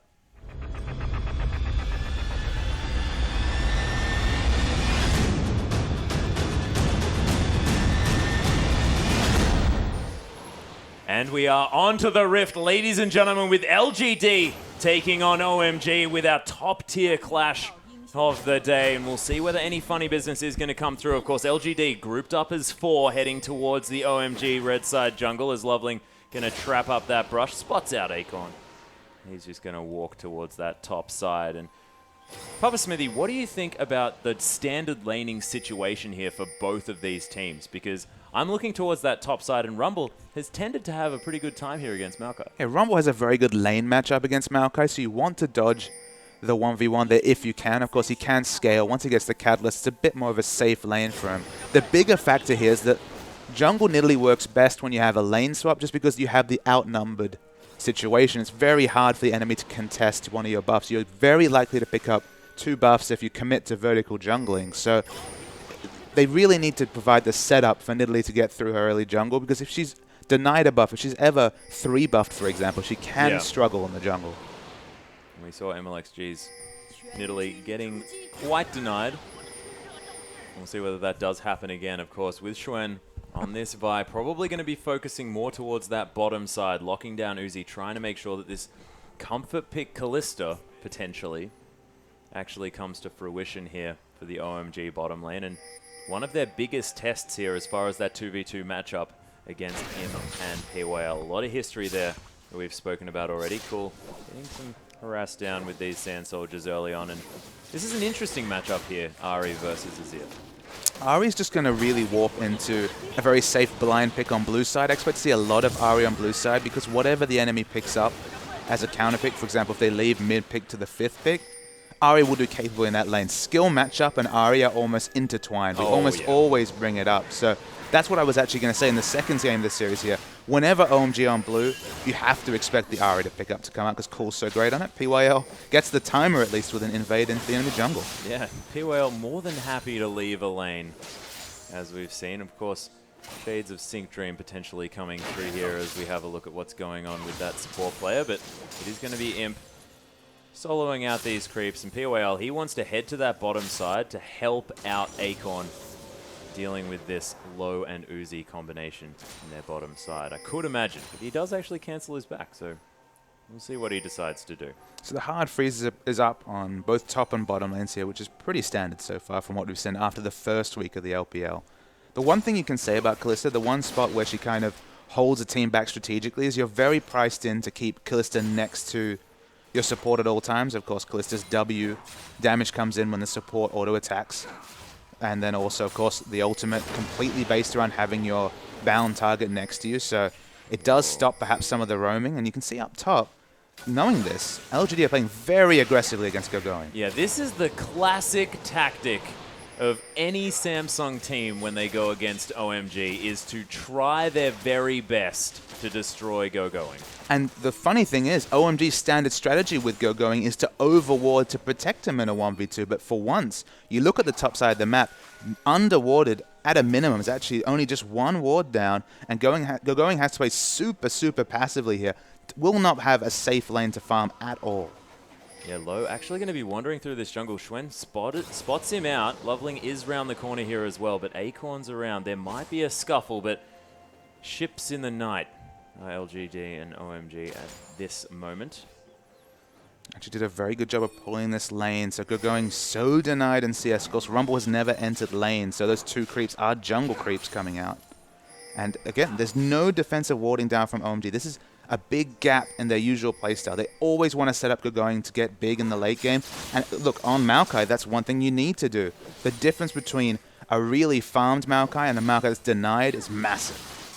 But this is also going to be putting Acorn behind as well, and you have to think that getting to that level 6, getting to those equalizers is where Rumble wants to be, around that mid-game area as Gogoing. He's going to be heading a little bit further forward than he'd otherwise want to against Imp, who's just more than happy to minigun him in the face. Ooh, actually uses that quick draw there as well. A lot of damage going down. This might be a bait though as Loveling comes through. There's the teleport immediately from Acorn. He is going to cancel that one out, but it is going to spell safety here for Imp. Imp was very smart to flash the damage coming in from the gap close. Of course, when you have the hunt mark on you, you do have the targeted gap close coming out from Nidalee, but flashed away, no further damage coming in, and they don't even have to use the teleports. Cancelled to keep the cooldown down a little bit.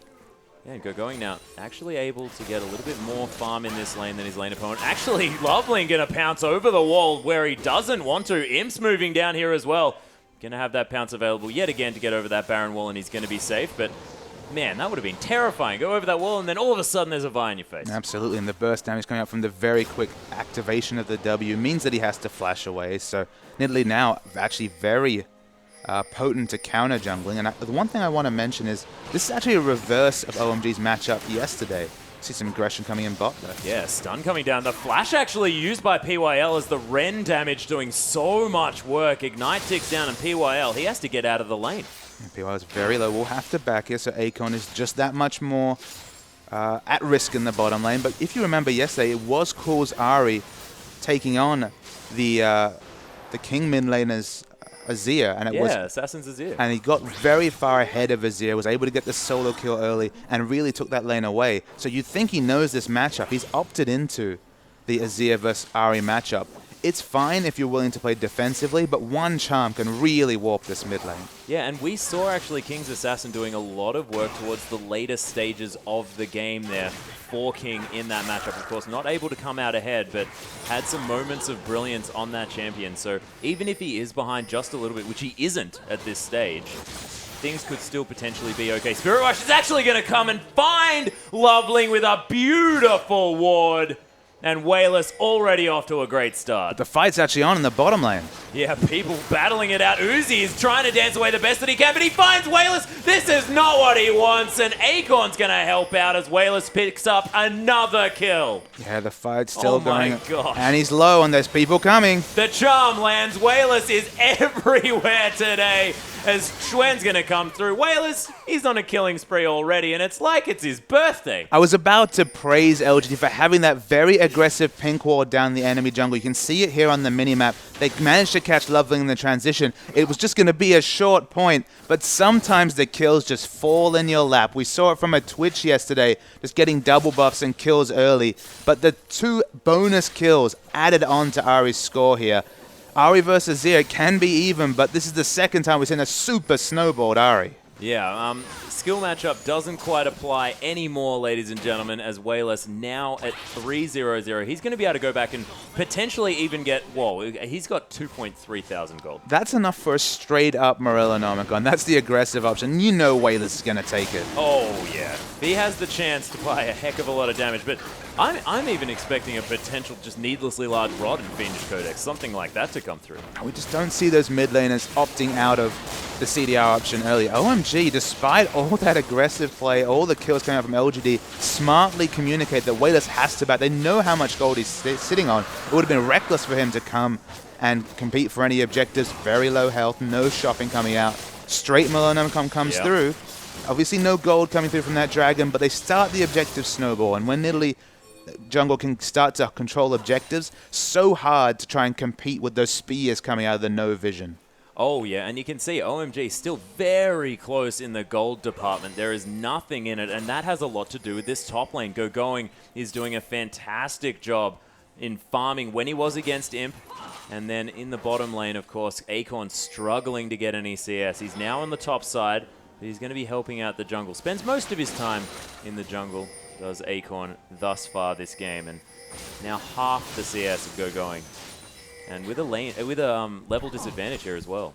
I mean, the pressure was relieved off Gogoing. We saw all those aggressive wards, his relative no wards in the jungle. We thought, okay, he might be super denied in this matchup. But all the attention came to bot. They picked up a triple kill on Ahri, so they'll take it. But it's given Gogoing that much more room to breathe. So the big question here is, does he go for the more selfish choice of the Rod of Ages, or does he try to accentuate the early game power spike with that Righteous Glory? Yeah, and you can see LGD, this is their tactic against the Nidalee, is force her out of their own jungle with very deep vision. You can see Wayless went back, purchased that pink ward, and now has it very deep into this jungle. Even forced Loveling to deny his own red buff there by leaving those little Cinderlings up.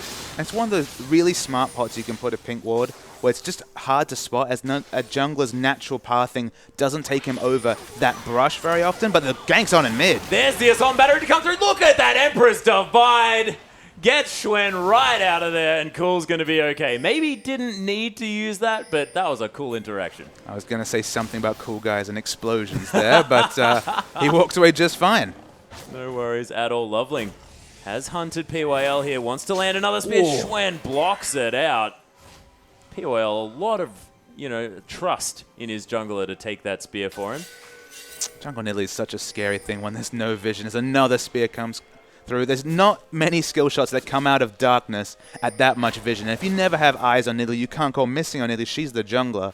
You have a lot to think about when you're a laner. Oh, yeah, you always have to play more jittery than normal, moving around like a crazy person, just to avoid those random spears over walls. Wayless, though, looking to collapse on this bottom side of the map. OMG, this is where a lot of their power lies.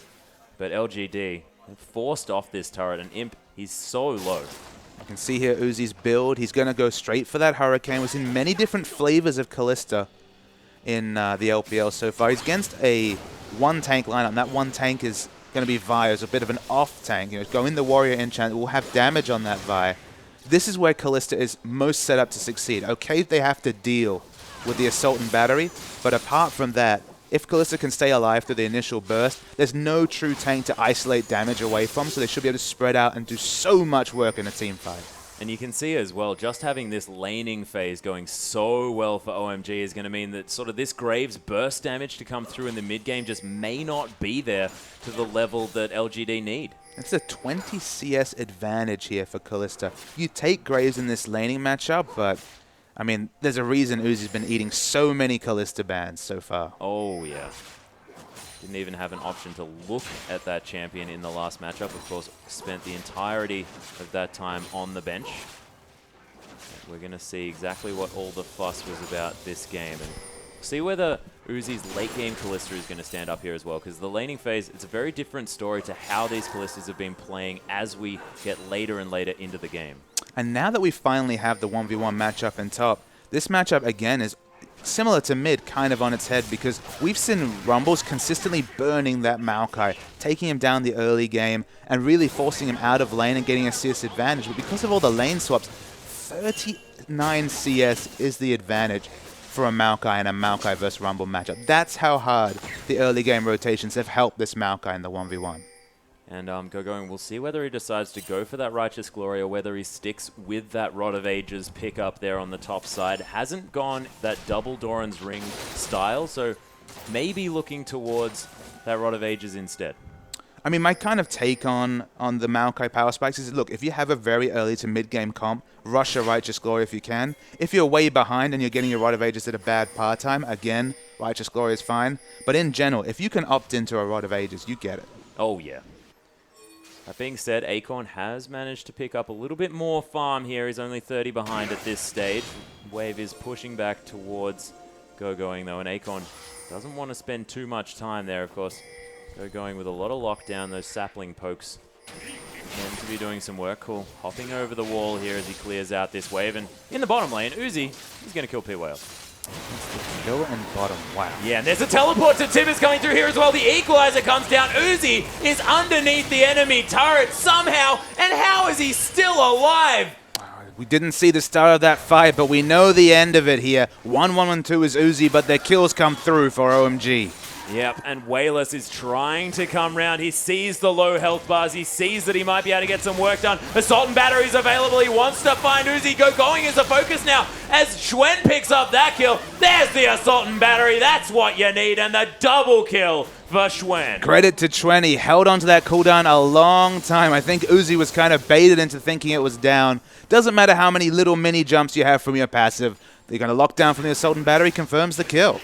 Oh, yeah. Now Acorn, with a decent score line, 1-1 and 2, does have those two early game power spike items that Rumble does love as the steal comes through actually on the blue buff. Wayless going to be denied that one, and of course the mana cost of a lot of Ari's abilities are quite high, and if you want to be spamming out your spells in short order, it becomes a little bit difficult. It does become difficult. The Rod of Ages pickup comes through from Maokai. We're going to see about A 24.5 That's an minute early Rod of Maokai Ages Rod of power Ages spike. and a lane swap. Yeah, I mean, 11 minutes obviously is the usual power in a 1v1, but 14 minutes, only a 3-minute delay, like you say, is an excellent power time in this game. Maokai's going to have to do a lot of work peeling for his carry. It's probably not going to be so much the initiation Maokai as trying to lock down, say, a diving Wayless. He's the one who's really overfarmed in this game. Abyssal Scepter Morellonomicon is insane items for 15 minutes. He doesn't have any boots, but if they can ever get their ward line up, if they can ever get their pinks up and get a pick, so much damage coming out of Ari. Oh, yeah, and 30 CS behind, still with this gigantic lead. Of course, those 3 kills doing so much work. Sentinel is wandering around here trying to get some vision. PYL with a wonderful dodge. That was almost like that spear was coming out of Fog of War, but he just knew that it could be there. OMG's only chance of winning this Dragon fight is a pick. They're against a Rumble with double magic penetration items and just an insanely high damage Ari here. They have to play so careful, because if a pick comes through, someone will be deleted instantly. Yeah, and Uzi has been back here as the charm does land. Wayless going to eat a spear to the face as that Foxfire doing some damage. Oh, Spirit Rush going to be used to dodge out of the way of the spear. Of course, was already blown. Going to use the last charge to keep himself safe. And the Dragon, it's been started here by OMG, and Uzi, he's got BF Sword Hurricane. He's at a massive power area in this game so far.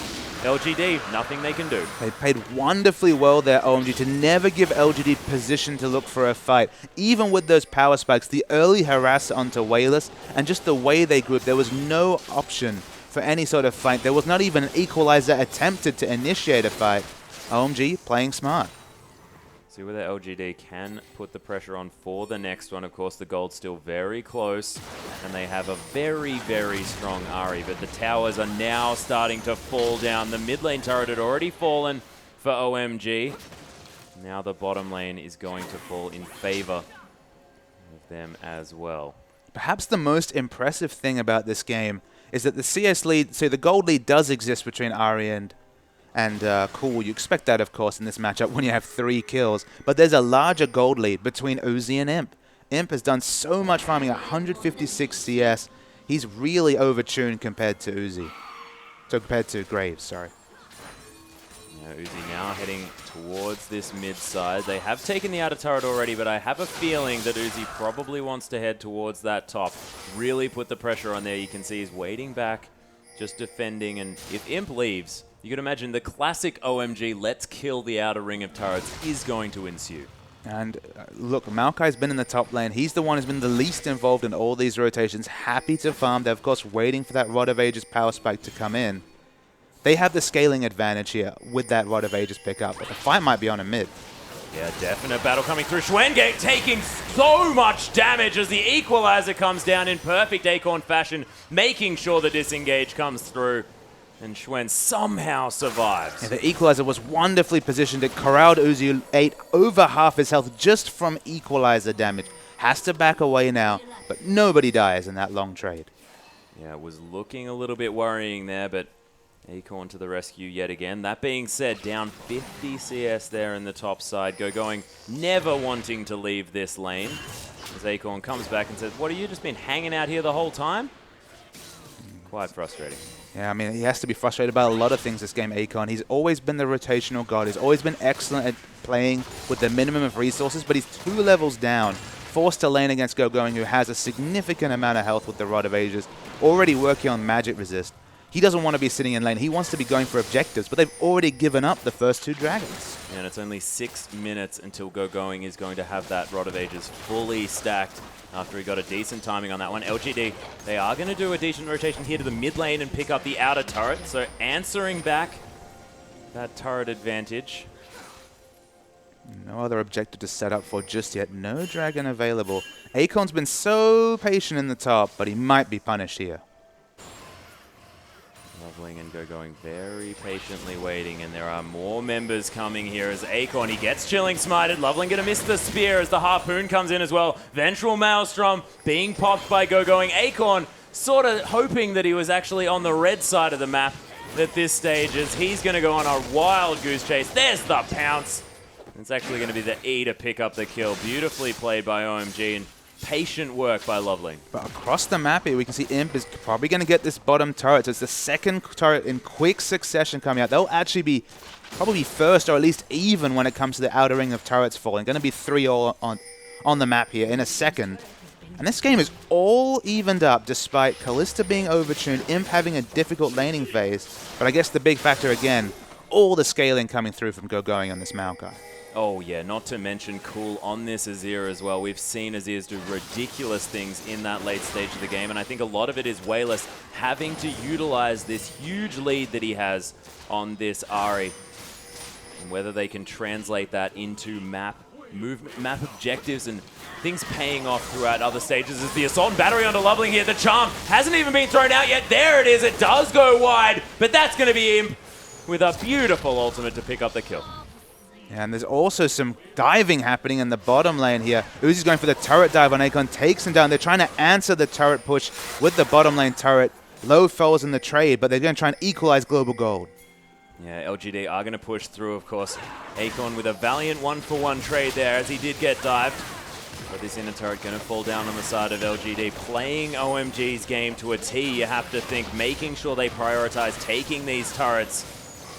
It's a very similar game both of these sides are playing, and it's escalating this game towards a later stage very early on, of course, only 20 minutes in, but as these inner turrets are falling down, it's going to open up this map for both teams. To me, OMG have really focused on dragon control this game, and why I like that is that, of course, as you move towards the third and particularly the fifth dragons, it forces the enemy team to initiate. LGD, they do have the Vi initiate, they do have Leona coming in, but OMG's comp is actually best played defensively, best played peeling for the Kalista Nidalee and the amount of damage they can put out in the backline. When going forward, Nidalee suffers, but in this situation, going being so massive, it's going to force LGD to react, force LGD to initiate, and because that plays into OMG's strengths, the Kalista pick could really pay off in the long fights because the Maokai is going to be such a tanky front line, and Imp is going to find no way through this big tree.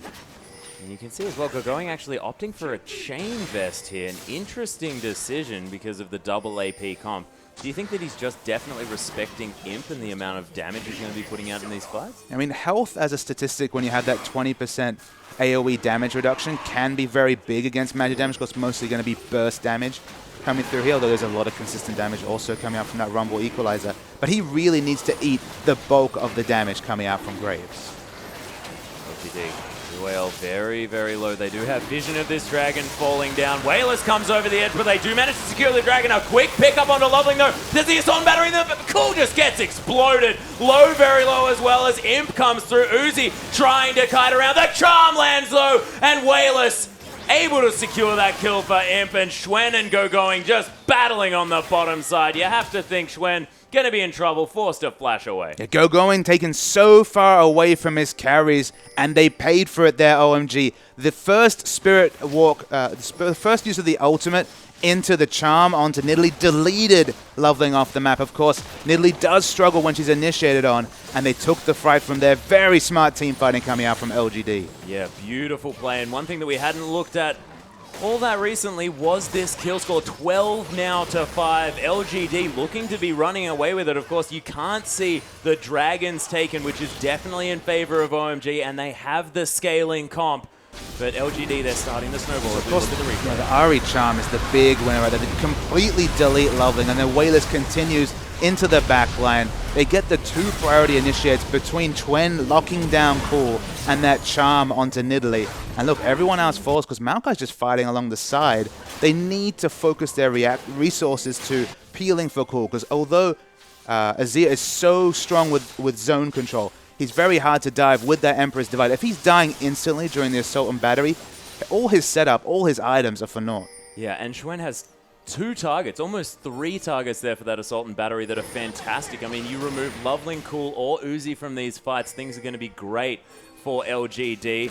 And you saw, like, having Wayless able to just Spirit Rush around these fights, the dancing that's going to come through from Kalista, it's just not going to be enough. And he hit him with a Charm, and I just can't comprehend how much skill that takes just to be able to know exactly when to throw that ability out and catch a Kalista. It's a consistent problem we've seen with these jungle Nidalee comps is whenever they're forced to group up for an objective, they can really struggle. Because any sort of pick coming onto a one-tank lineup like GoGoing's Maokai, Chuen in a bit of trouble here.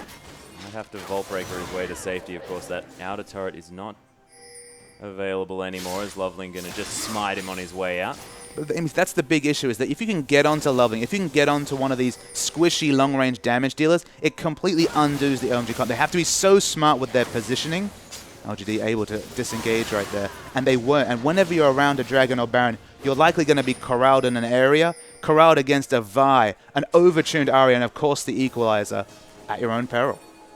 Yeah, Wayless looking to set up a little bit of a gank rush here as OMG. They're looking for the Baron. They've almost been on a timer the last few games that we've seen on 25 minutes. Wayless finds them though, and look at all that damage coming through. Low gets down to Tibbers, but it's not going to be enough. He's just going to fall down, and Cool has to get the hell out of this fight. Loveling does manage to secure the Baron, and GoGoing's pretty tanky, but not tanky enough as LGD just clear off the fight. Cool goes down in the backside after that beautiful equalizer, forces him into a bad decision. Uzi found his way under a turret, but there are 4 members collapsing on the final member of OMG, and that is the ace for LGD. OMG tunneling so hard on the 5.2 balance changes to Baron, realizing, all right, we have Kalista, we have Baron secure, and Baron's been nerfed. Let's rush it down. But it's predictable play. They were spotted by wards.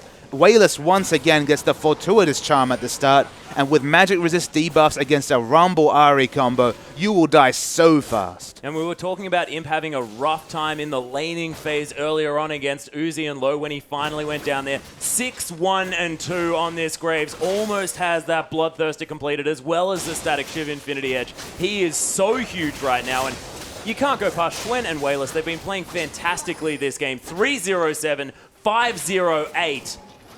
Man, LGD, they have definitely turned it on just recently. And even though Acorn was so far behind CS, still is 62 CS, has been well denied in levels, in experience.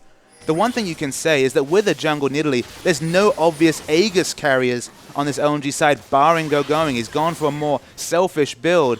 And the double magic penetration and then the Abyssal Scepter, because of course Wayless has been the backline so often, these OMG members are taking true damage from the Equalizer in fights. Oh yeah, and it's so dangerous, that ability. Often, you know, you can talk about equalizer bots. That's all that Acorn needs to be at this stage. Absolutely. When you're taking true damage, the base damage speaks for itself. He has the double magic potential. He even has the nice chunk of AP from the Zhonya's. I mean, Wayless is doing his job for him. All he needs to do is layer that ult down, and who would you trust more than Acorn to hit an equalizer? Oh yeah, the Rumble player of old. And this has happened before, of course. GoGoing able to get ahead in these lane matchups, and in the past, Acorn just finds a way to get himself in there. 3-3-6 now, 0-2-2 for GoGoing, but does have that advantage, and see whether OMG can turn it around. We've spoken about scaling on these comps quite a few times, but LGD, they're able to get the map pressure that they're looking for, and now looking for another pick potentially. For OMG to win a fight, they need the charm. They need Ari to be completely negated by this Maokai, because those picks, it's the pick onto Loveling, the pick in the previous fight, that opens up OMG's team comp. If Maokai isn't at the front soaking damage at the start of a fight, you can easily assassinate the squishy Nidalee, Azir, or Kalista. They've set up for the split push here. They do have some good defensive wards down, but this OMG lineup, it's effectively a push comp of old. If you take out their one tanky member or make him trivial, as we saw GoGoing fighting with Chuen in the sidelines in one of the previous fights, OMG's comp just gets rolled over. It does, and Loveling trying his best to become more of a tanky threat on his side, as LGD are going to pick up their first dragon of the game. He's got that Banshee's Veil, so going for more of a tanky situation, but just not sure whether he's going to be doing anything relevant. You have to be so careful about where they're fighting. That's the big issue, is that Maokai only has one lockdown CC. So in a big fight, in a big unorganized fight, he'll lock down one member. And if someone else is getting assassinated by all the damage of Wayless, or a fortuitous pick by PYL on this Leona, I mean, there's just only so much Maokai's kick can do. He can soak damage with a second frontliner. You know, if you had a Hecker and Maokai, absolutely. Maokai's tankiness is very important, but they don't need to focus going for damage unless OMG fight very intelligently. Well, it has happened in the past. OMG have turned around games, and the lead is not getting to the point where it's going to be almost impossible. Of course, only 4,000 gold here in favor of LGD. But it's this map pressure. It's the fact that they have Schwen, such a tanky boss in these fights, and Acorn with his exquisite equalizer placement.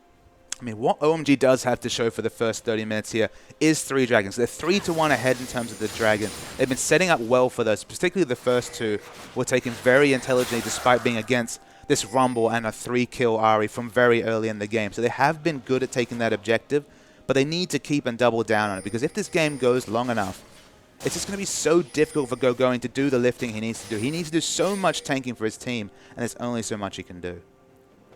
Yeah, and Uzi, we haven't seen too many Fates calls starting these fights in ways that OMG won as well. Could it be better for OMG to actually dictate the flow of this game and find picks themselves? Because at the moment, sort of, they're milling about in this mid side of the map and not really sure on what they want to do with this game. And this is a very different OMG to what we've been seeing, is because they've normally been on the front foot.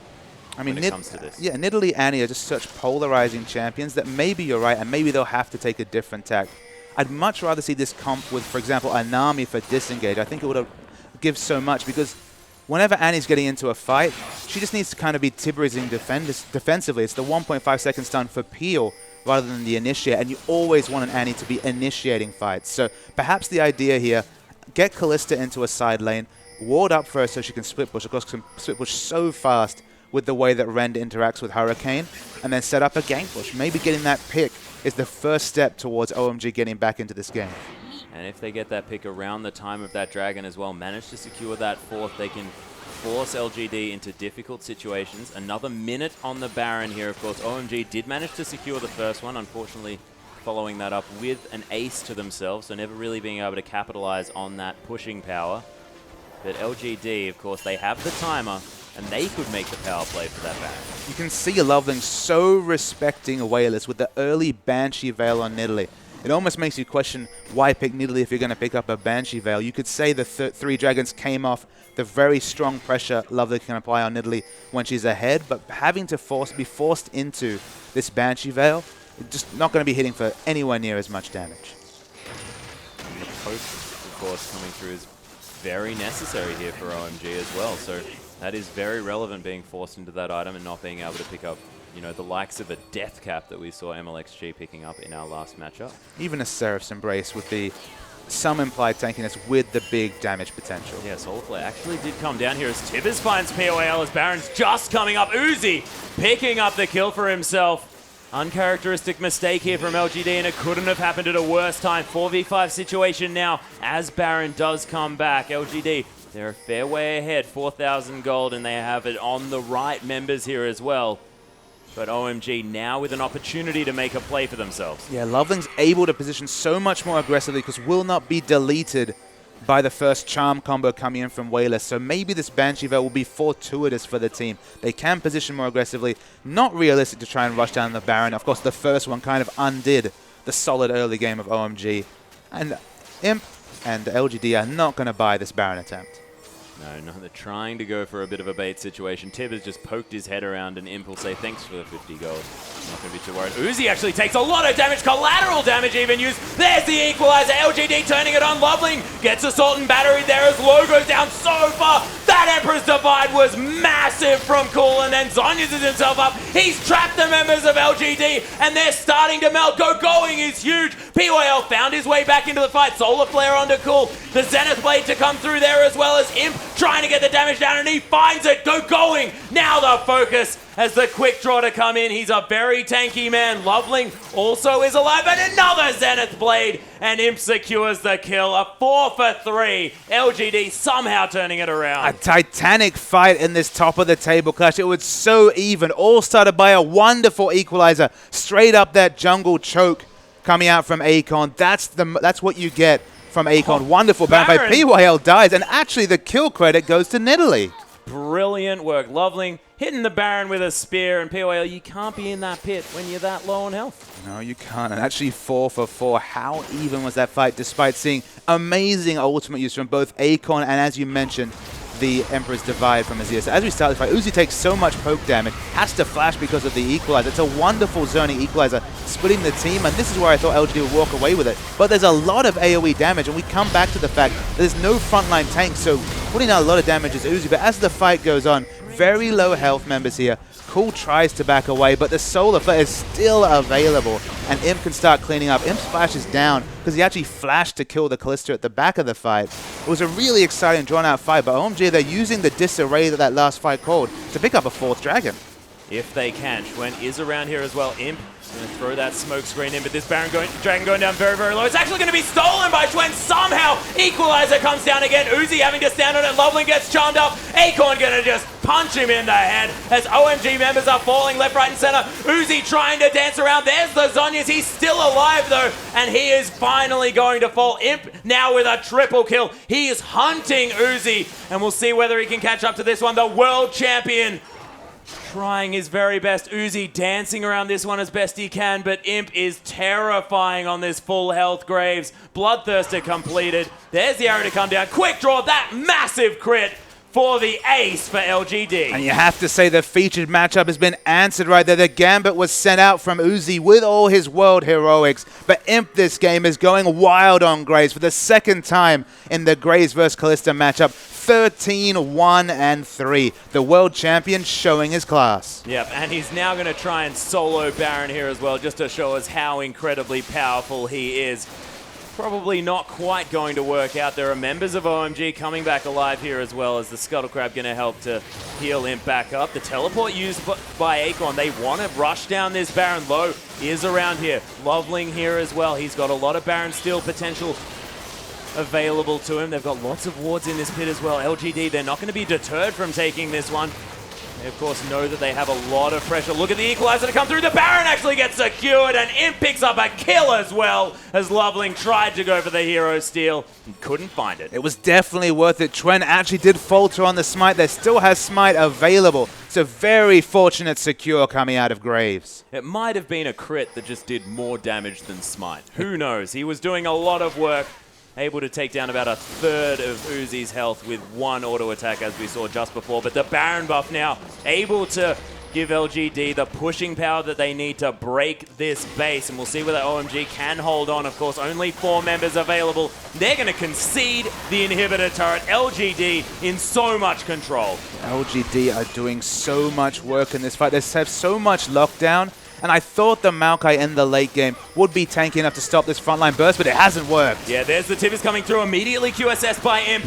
And there's the Fate's Call, a Quadra knock up onto LGD as Low tries to start the fight again. The flash into another 3-man stun as they're getting torn apart. LGD have to watch out, going, trying to tank up, but Imp is so huge. Wayless secures that kill. It's cool. Needs to watch out. Pops that Zhonya's after the Emperor's Divide, but Loveling's going to fall down as well. 3 dead now on the side of OMG as Uzi again trying to kite. And this is a very reminiscent situation, as Uzi just going to try and clear out as many minions as he can on his way out. I thought for once they would get the fight they were looking for, but Ari had the ultimate available the whole time. The burst that came through once she initiated, able to Zhonya's as well. And Imp, he's at the back of the fight, and whenever he's there, he has so much damage. Oh, yeah, and cool. Despite the fact that he's got huge items right now on this Azir, almost all the items that he'd want here in this game, could finish a Zephyr if he feels like it. Natural's Tooth, of course, not that great on Azir, but unable to do really anything here as Imp just walked up to him and shot him in the head. Imp is sitting on 6,000 gold as he backs here. That is how long he has had since he was able to shop. He was actually even in effective items with Uzi, just because he'd never been able to spend the huge chunk of gold he'd picked up. They still win the fight. That's how ahead LGD is they don't even need to spend 6,000 gold on their AD carry. Yeah, so he just went back and turned Static Shiv, Bloodthirster, IE, and a QSS into Mercurial Scimitar and the Last Whisper on top of that, and still has 500 gold to spare. He even enchanted his boots for good measure. Oh yeah, get some alacrity in there. Beautiful work. This massive, just crazy how strong Graves is, but they're trying to get the pick on Tren. He's pretty tanky, so they're going to have to overextend like crazy for this pick. Yeah, not going to go for it, though. LGD are collapsing on this location. Assault and Battery is there. Cool might be in trouble here. He's going to pop the ultimate as Imp comes around at the same time. There's a collateral damage, but Uzi, he was waiting in the wings, trying to bait out that ultimate. Imp, though, is just going to auto-attack him to death. It's actually the flamethrower that comes through. Loveling now trying to use that passive to run away. The flash going to be used. Imp a bit annoyed about that, but that's about it as super creeps are pouring into this base. Low now waiting. Very confusing timing. Scrap Shield might be available yet again, and Acorn, he's going to be just fine. As Low going for a bit of a cheesy move.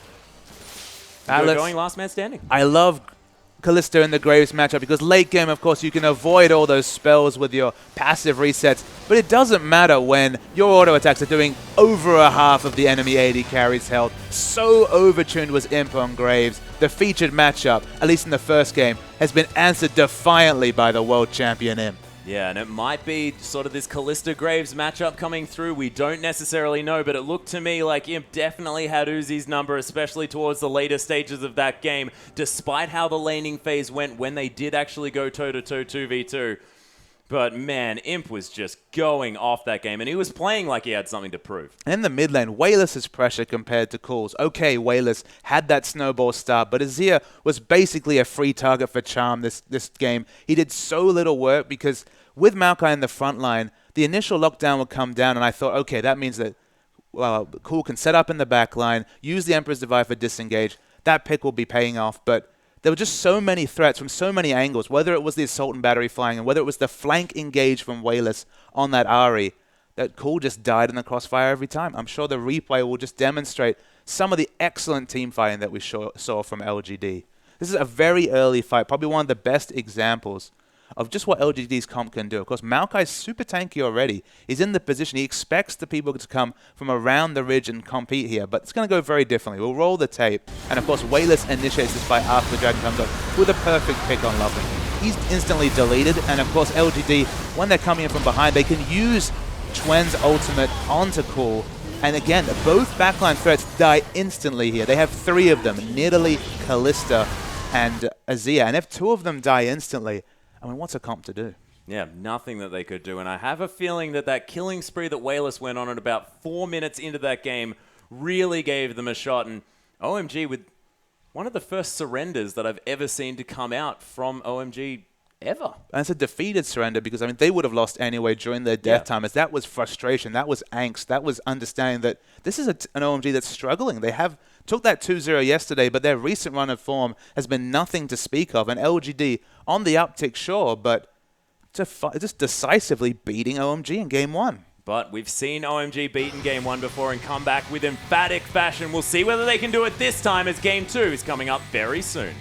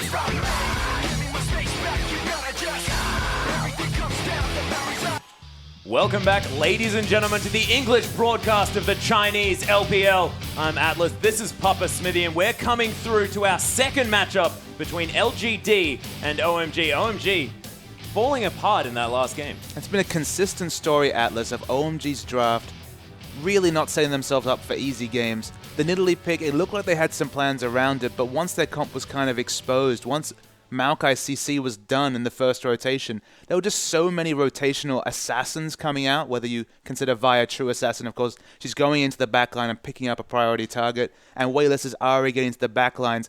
There were 3 priority targets for LGD to take out, and once one of them died, I mean, just there's not the damage to finish out those fights, so OMG fell apart.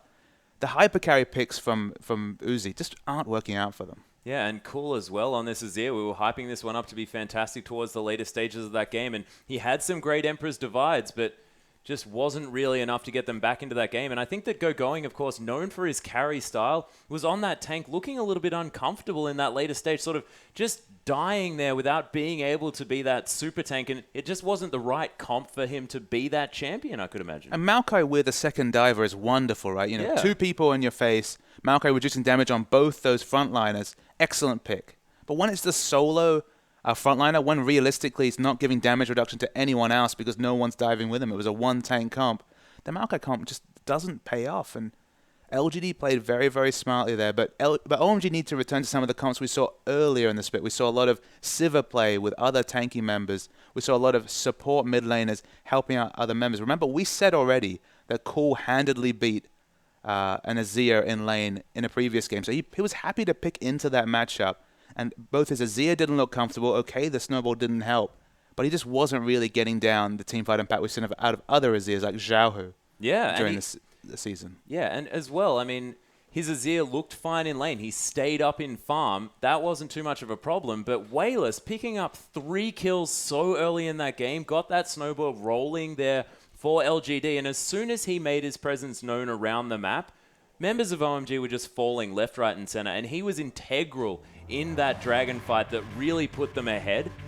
And you have to say that that was what really started it off for LGD. So OMG going to have to play a little bit more careful around this map and watch where they're backing, because of course that was the beginning of sort of that run of 3 kills in a row started up by LGD. But we are into the champion select, ladies and gentlemen. We'll see whether any changes happen to this ban, and so far, not so much, as Lissandra and Jan are going to be taken away, but Vi, that's a change up. Yeah, Definitely don't want to deal with that. Vi's so strong at locking down those hyper carries. Of course, Imp has been a Kalista player as well, so maybe it's kind of a blocker pick there, or maybe it's showing they want to play a hyper carry again, which worries me for OMG. But there has been one swap up this game, of course. A new top laner comes in for LGD. Oh, it's yeah. Flame, and although they've met once before, it's still a bit of a dream match. It's still going against Flame. And it's been years since they've met each other there in that top side. I believe you were actually there at the event that they faced off against each other many moons ago. But Kassadin going to be banned away as well. Xerath going to be taken off the board on the side of OMG. They don't want to see that in the hands of Wayless, sort of that long-range, wave-clear-based champion with that assassination potential, with that ultimate coming through. And the last ban here from LGD. And is Kalista going to make its way through again? And how high priority is it going to be for OMG to try this one out yet again, now without a Vi? And the interesting thing with the Xerath ban here is, of course, it just pushes up Azir as perhaps the biggest meta pick alongside Ari in this series. So maybe an Ari or Azir ban just to stop maybe that lane matchup being necessitated. And LeBlanc, another mid lane ban.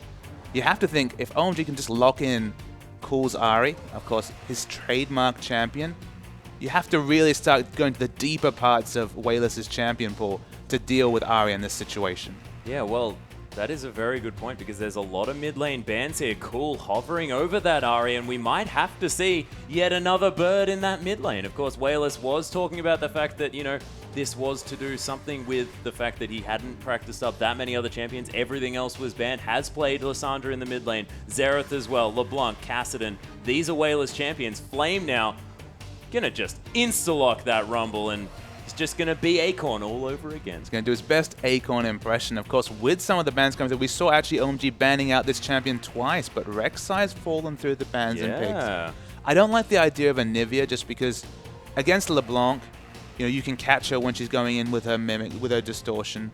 You can pick her up in trades, but there's so much mobility on this Ahri, the newly buffed Ahri. It's very hard to lock her down with CC. Still some picks available. If I was a betting man, this is a optimistic bet. How often have we seen Wayless go for those flare picks? Go for the Zed against Dade, for example. Ooh, yeah. Try something crazy. So I wouldn't be surprised to see him pick up the Azir here and try and do this matchup justice. Of course, you could go more defensively, maybe an Orianna or one of those other choices, but not the flair that Wayless is known for as the picks start to come through. Yeah, hovering the Kalista and the Jarvan here on the side of OMG.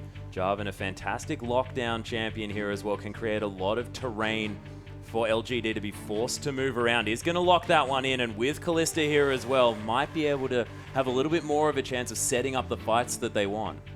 So it'll be interesting to see if LGD return. Well, they've already locked in the Sivir, so we will have the Sivir versus Kalista matchup. Maybe the Leona to have a bit more lockdown potential. No, they're going to be happy with the disengage coming through from Braum. Yeah, and the Rengar being locked in here for Schwen as well, so able to pop that Thrill of the Hunt. You still have a similar feeling to that Assault and Battery if he manages to land that Empowered Bowler right on top of the face of the carry of choice here and have a fair bit of lockdown. It's a similar issue, but we'll see whether he can get through that sort of difficult early game that Rengars tend to struggle in. And against the likes of Loveling on this Jarvan as well, things could be difficult. And what is going on here? Low is looking at it yet again, and he's locked it in. That's going to be the Maokai support yet again, Papa Smithy. We get to see it. The third different AD carry we've seen paired with the Maokai as well. It's just, they're happy to send it with any champion. That's just how confident they are in that pick.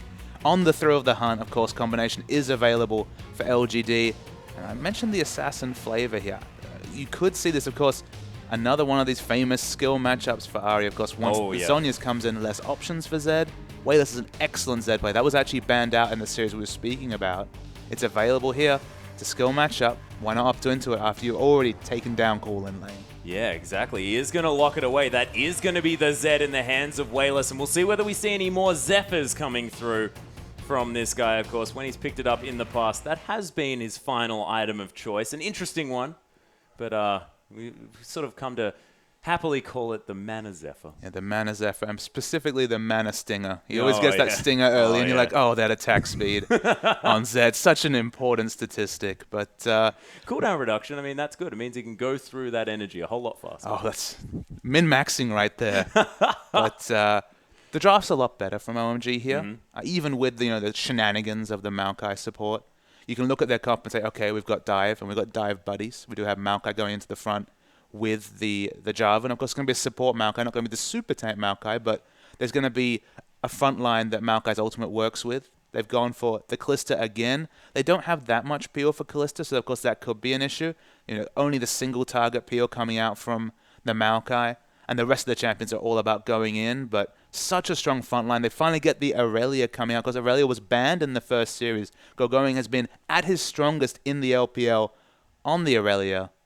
It was kind of trivialized last game because of the comp, but he's going to have to show a lot more this season. I really want to see Gogoing and Loveling put their best foot forward after being trivialized in the last game. Yeah, and Gogoing as well now on this sort of classic split pusher, more of a carry-style champion as well. This is what we expect coming out from Gogoing, and he's going to be far more comfortable now on this Aurelia, able to make big plays, able to be this massive champion that not many people will be able to go up against in that late game, and an answer for Wayless' split push on this Zed. I mean, the crazy thing is there's trademarks across the board. You have to say Lowe's new to the lineup. Maokai might be his trademark. Gogoing's Aurelia. Cool's Ahri. I mean, you can't speak much bigger than that. There's hype across the board from OMG, but they need to win this game. Oh, yeah. So let's see if they can as we hop onto the Rift.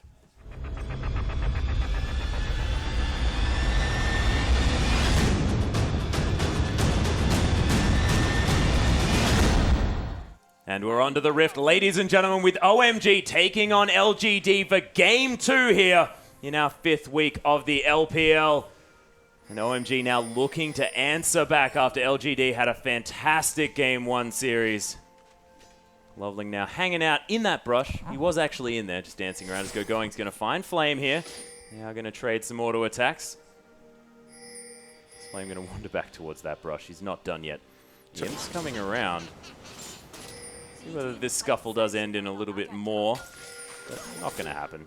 They are going to be able to take down the ward. So nice. No trinket available for Go Going. A win already on the board for LGD. Imp has the momentum and an extra 10 gold to show at the start of this game. Should probably go back and pick up nothing. But this has actually afforded LGD probably more aggressive invades than they would have expected for Vision. You always want to invade a Rengar for Vision early, just to make his jungle path that much more predictable, just to make your options that high, because of course Rengar going to be largely passive to level 6. I'm going to expect the Sightstone Jarvan coming out of Loveling here, just to kind of overward that jungle, make the throw of the hunt predictable, because especially down bottom, if he can get Vision around for the lane gank, on the throw of the hunt that we've coined, between the Sivir Rengar, if he can counter the surprise engage you get out of that combo, could be massive for OMG trying to get ahead in this mid game. And low now on its 100% win rate support Maokai. Now with a Fate's Call to get him into that backline. They're going for the invade here on the red buff. It's going down very quickly. Of course, Uzi taking that rend early, and the neutral control that you get, even at level 1, is very, very strong if you stack up those auto attacks. Yeah, we look down the lineup from LGD. Again, not a true tank lineup, and a lot more threats on OMG's side. So maybe this will be the game where Clissen could go ahead. But we see up top, 3-man gank. Yeah, they're going for the level 1 cheese here with Loveling at level 2. PYL being forced out. There's the Ren to come down, and half health on both LGD members. And you have to think that Uzi's going into this game with something to prove. But it's important that PYL actually, the width of that EQ combo coming from Jump was just not enough. He was able to walk straight back, didn't have to use Flash. If both members had to use Flash, the positioning from Imp and PYL would be basically under the turret. That's where they are now, but at least they have more options with Braum having that Flash summon spell still up. Yeah, and Chuen now not having seen Jarvan there on the top side of the map, able to come towards the enemy red buff and secure that one for himself. So not going to be 3 buffed here at the beginning of this game, and Rengar going to be going okay as far as that one is concerned. Now going to be heading back, slinking back into his jungle. Down bot, we have a standard lane matchup for, what, 3 seasons at this point? The Aurelia versus Rumble matchup. Aurelia does get ahead in this matchup towards those later levels, but will struggle in the early levels against Rumble's Harass. Yeah, and Flame able to use that Flame Spirit as well. Doesn't draw that creep aggro, so Go Going, if he wants to be last hitting, he'll just have to get burnt for it. He actually showed a very good carry performance on Rumble in a previous series, I believe, just before he started falling out of the starting lineup. So he's got plenty of ability at playing the Rumble. Of course, you'd always take Acorn. As we see Cole, he's definitely on top of this mid lane matchup. Oh, yeah, was expecting the Living Shadow to come over the turret there was cool. Looking to try and pick up the last Orb of Deception, and maybe would have even gone in with the Ignite had he landed it, but not going to be happening this time. But cool. Beautiful play so far on this Ahri. 6 CS ahead, but every potion already used from Wayless. And although it's a skill matchup, I'd actually slide it further in Ahri's advantage in the mid lane, just because with that extra mobility from the Q, so much harder to hit Shuriken Harass. Go Going's taking a lot of damage, though, in the bot. Yeah, Flame actually silencing himself, forcing the flash out of Go Going. Flame waiting until that Flame Spitter back up yet again, and Flame, he's sort of known as that carry jungler, carry top laner. You can see that already, even with his Rumble play, and that's the difference between him and Acorn. Acorn forced into that 2v1, Flame happy to go into this 1v1 situation and bully around his opponent. You just know that he bemoans this teleport meta. He wishes he had the Ignite to burn down that Aurelia. There's a reason why his name's Flame, ladies and gentlemen. He wants to be burning people. And Rumble's a good way to do it. It's the first flavor. Doesn't quite have the summoner to add to the name. Yeah, not quite there. Chuen actually looking for a dive here onto Go Going. The classic technique of just dive Go Going at every stage. But they are going to realize that Equilibrium Strike is there and is a relevant danger. Loveling now waiting in this brush, of course. The Empower is there. Does use it on the Q here to get as much damage down as possible. Loveling takes more than half of his health from Chuen. On the top, you can see how much pressure's been afforded by that early Loveling gang. It's maybe even stronger than a kill in this lane, just because Imps had to play so far on the back foot on Sivir. We've seen so many champions over the 2nd, 3rd, and 4th week opened up as viable picks against this Sivir. And Kalista, okay, she's had an advantage in the back of her pocket, but doing just fine. And Uzi just dancing around with ease here, throwing these spears. Has a decent amount of mana left over here as well, and Wayless doing okay in this lane, 12 behind in the ranged versus melee matchup. not having to go back just yet. You could imagine he probably wants to pick up about 6 longswords if he can. He'll find something for them. He'll work it into his build path. Yep, somehow. A Hex Drinker, Brutalizer, Ravenous Hydra, Blade of the Ruin King. He's got options. He's got options. Does Longsword build into Zephyr? No, I don't believe it does. Very sad. Very sad. If only they built the build path of Longsword into Pickaxe. One day, Papa Smithy will get there. Harass continues in the top lane. Going for all the pressure being put out from Flame. Doing just fine in CS. Keeping up. Didn't actually have enough gold to buy a Sheen, so his first item buy, the AP, the amp term, especially very underwhelming. Yeah, it's going to help that Equilibrium Strike do a little bit more poke. Probably going to be maxing that one out in this lane. So not doing nothing, but you're right. It's underwhelming at this stage. You don't have to defend the amp term. It's like I'm just defending Going. You know, he had a rough he's a game big, last strong, game. independent top laner. The captain, the shot caller of this team. The shot caller of one of the top teams in China. I'm sure he'll be okay. They have actually evened up in that farm there as well, despite the attention that Xuen had paid to that lane. Is he going to continue clearing out these minions as well? Loveling going to spot Wayless there, who just hits the Scuttle Crab. He's defenseless, Wayless. That's very rude. And not too much to go on thus far in this game. OMG are ahead by a bit of gold, but it's just in the farm and largely in that mid lane here as well.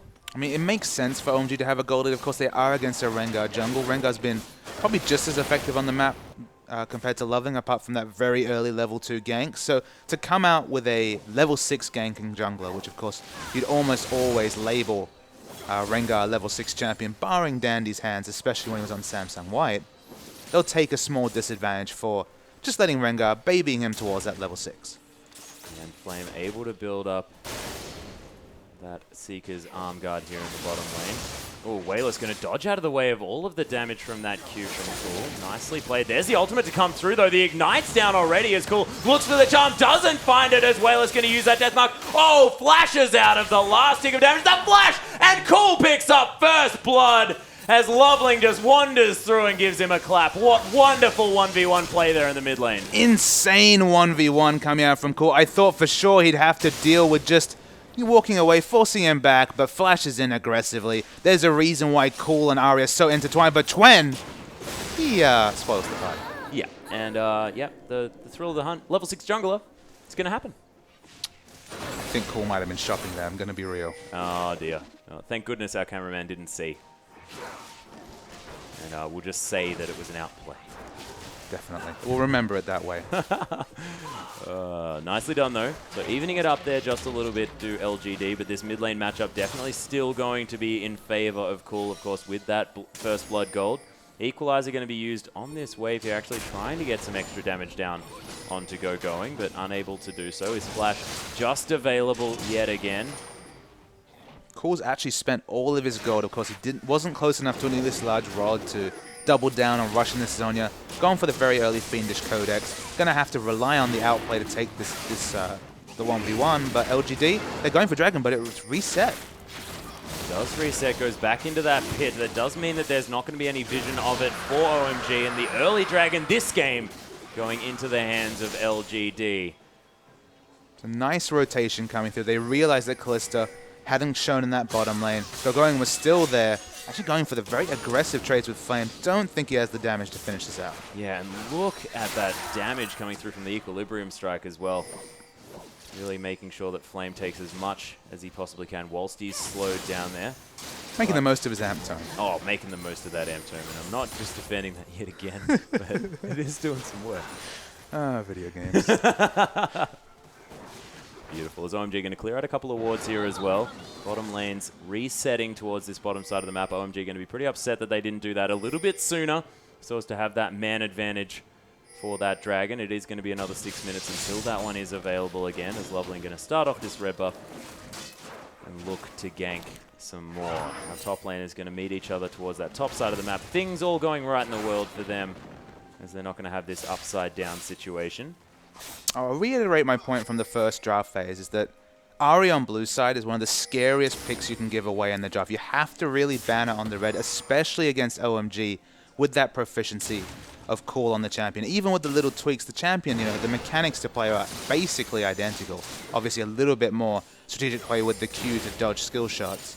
I mean, Cool is an old school Ari player, wonderful blind pick champion, so strong, and beautiful burst of damage coming through, and we might see another trade. Yeah, Deathmark does come through here. Schwen's here as well, as Cool is just gonna get deleted. Wayless picks up the kill, and Cool maybe a little bit overly aggressive as there's a fight in the bottom lane as well. Uzi actually having to flash away from this one as LGD are doing a decent job trying to escape on this side. Low gets taken out there as well, but Schwen, he's gonna find him, and there's a brilliant equalizer for a double kill for Flame. And we thought Acorn was the Rumble God. Flame is definitely doing it some justice as well. Acorn, eat your heart out. That's what Flame's thinking right now with the wonderful double kill. But OMG, their shot calling has been fairly shocking this series. There was no need to go for that overly aggressive dive. They just seen their mid laner fall, so they knew that Rengar and Zed were in transition. They fall, they're going to lose this bottom turret, or at least most of their health on it, instantly in that trade. And all their hard work, all that early game, is kind of undone. Yeah, it is, and look at the CS advantage here for Uzi as well, but now with this extra global gold, with the fact that Im had a little bit more time now in lane, and those couple of assists as well, giving him a lot more experience, man, it's pulled it back definitely here for LGD. I mean, the list of excuses for OMG's lack of results is starting to grow thinner and thinner. We've said poor drafts, and that has been true. Their Game 1 draft wasn't much better either. But their draft here is strong, and their play in the early levels was smart, but this hole they find themselves in, 1,200 gold and a dragon down, it's one of their own making. It is, but Cool is going to take down OMG's favorite turret, the outer in the mid lane.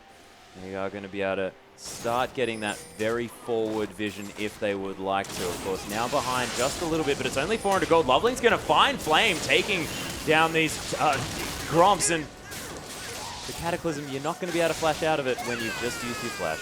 Cool going to pick up the kill. Yeah, aggressive laning from Cool. He has the wave clear advantage against Zed, so it's an excellent roam. Picks up another kill, but no objective to pick up from that pick. That's what OMG need to double down upon. They cannot let themselves get into a vision hole against a Rengar jungle. Schwen has been so on the mark with the thrill of the hunt. 2 use of that ult, 2 kills. This Rengar is getting scary. Yeah, and this is something that we haven't seen. Of course, Rengar has seen sort of very mixed results in the LPL, but now 1-0 and 2, we might be able to see this Rengar with a lot of power coming into this mid-game.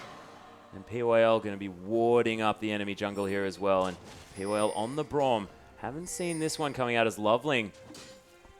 Possibly going to get spotted going through his jungle. Imp's going to wander through as well. And nice play coming from Loveling. Not going to go too aggressive. It is smart of them to back away there. But they've got a doubled Sightstone situation here. We expected Loveling to pick up that Sightstone. He's done it, of course, before he's even finished his jungle item. But the whole point of the double Sightstone is to get the aggressive wards in to stop the Rengar ultimates from being effective. The first 2 have been super successful. And the Kalista, of course, Low is, of course, going to want to stay near Uzi to open up the potential of that Fate's Call, to open up the potential of Kalista's W. The result is they've got no aggressive wards down in LGD's jungle, so they're kind of wasting the usefulness of that double Sightstone. Okay, they do spot out Chen at his red buff. That's 1 ward, but this should be an over-warded LGD jungle, and it's certainly a long, long way away from that. Oh yeah, as you can see, the pink ward's still alive here, but here's the fight in the top side. The equalizer going to come down, going, taking a lot of damage from a Silence Flame, and Schwen, he's going to come in.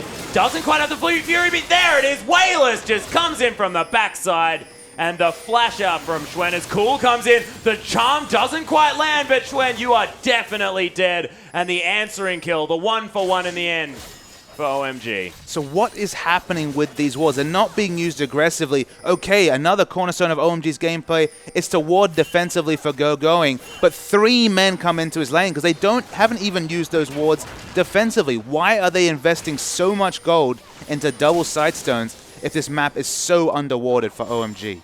Yep, Cool does pick up an extra kill for it, but you're exactly right. It's uncharacteristic of OMG's play just generally to make these reckless plays. It's just, again, they're not paying towards the comp they've picked or even the items they built. Okay, if we saw the Warrior Rush coming out of Loveling, if he was doubling down on damage and trying to duel this Rengar in his jungle, sure, I can understand, but he's already committed the 800 gold for the Sightstone. They need to make value of that either offensively or defensively, and they haven't. Now, LGD going to start up this Dragon. Full vision now available for OMG. They're all collapsing on it. I don't think this is going to be free this time for LGD, as it is going down very, very low. Are going to be able to secure it here, and they're going to use the ultimate from PYL in order to just disengage. Winter's Bite comes in as well, and LGD with a free Dragon.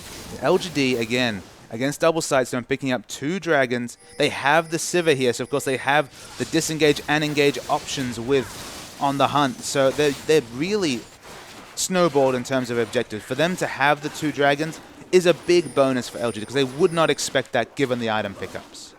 Yeah, we'll see whether Uzi can make this difference in the late game, as we see him here taking this red buff. Rend is stacking a lot onto that one, as Uzi's going to be able to pick that one up by pressing E. But without a Vi, could this Kalista really be what OMG need in the end of this game, in the later stages? I mean, obviously the big thorn in her side is going to be the Zed. Wayless 2-1, doing just fine. But he's in this particular moment in a lot of trouble. Yeah, actually gets Arcane smashed out of the way of the charm, which is quite unfortunate. The Exhauster comes through, and Wayless trying to do the best that he can to get a follow-up, but doesn't quite get there. Going. Takes an Equalizer here as well, flashing out of the way of that Empowered Bowler.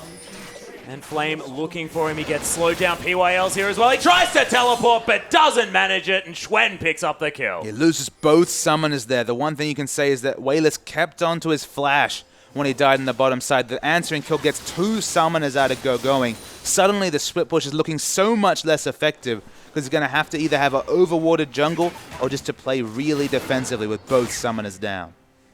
And Flame still with a slight advantage in that top side of the map, but Trinity Force has been completed by Going. So has hit that spike relatively quickly. His 17 minutes is not too bad, especially considering his scoreline not being that impressive at this stage.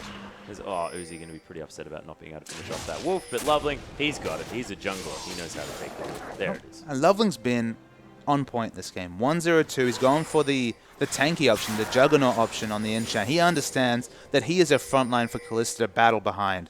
Makes a lot of sense. You look at the comps here. If they can avoid the Zed damage, when the QSS finally comes in for Uzi, he has a lot of outplay potential on a Zed with that passive reset, trying to avoid those auto attacks and confirming the passives. So there is plenty of outplay opportunities. And again, only really Rengar for a frontline. There's options with the Kalista, but Loveling's going in. Yeah, Flame actually going to stand as back as he can so he can at least get some tower damage, but not going to happen. And Uzi going to pick up his 2nd kill of the game. And Kalista definitely looking like a stronger pick in the comp that they have right here. They're going to take a 2nd inner turret.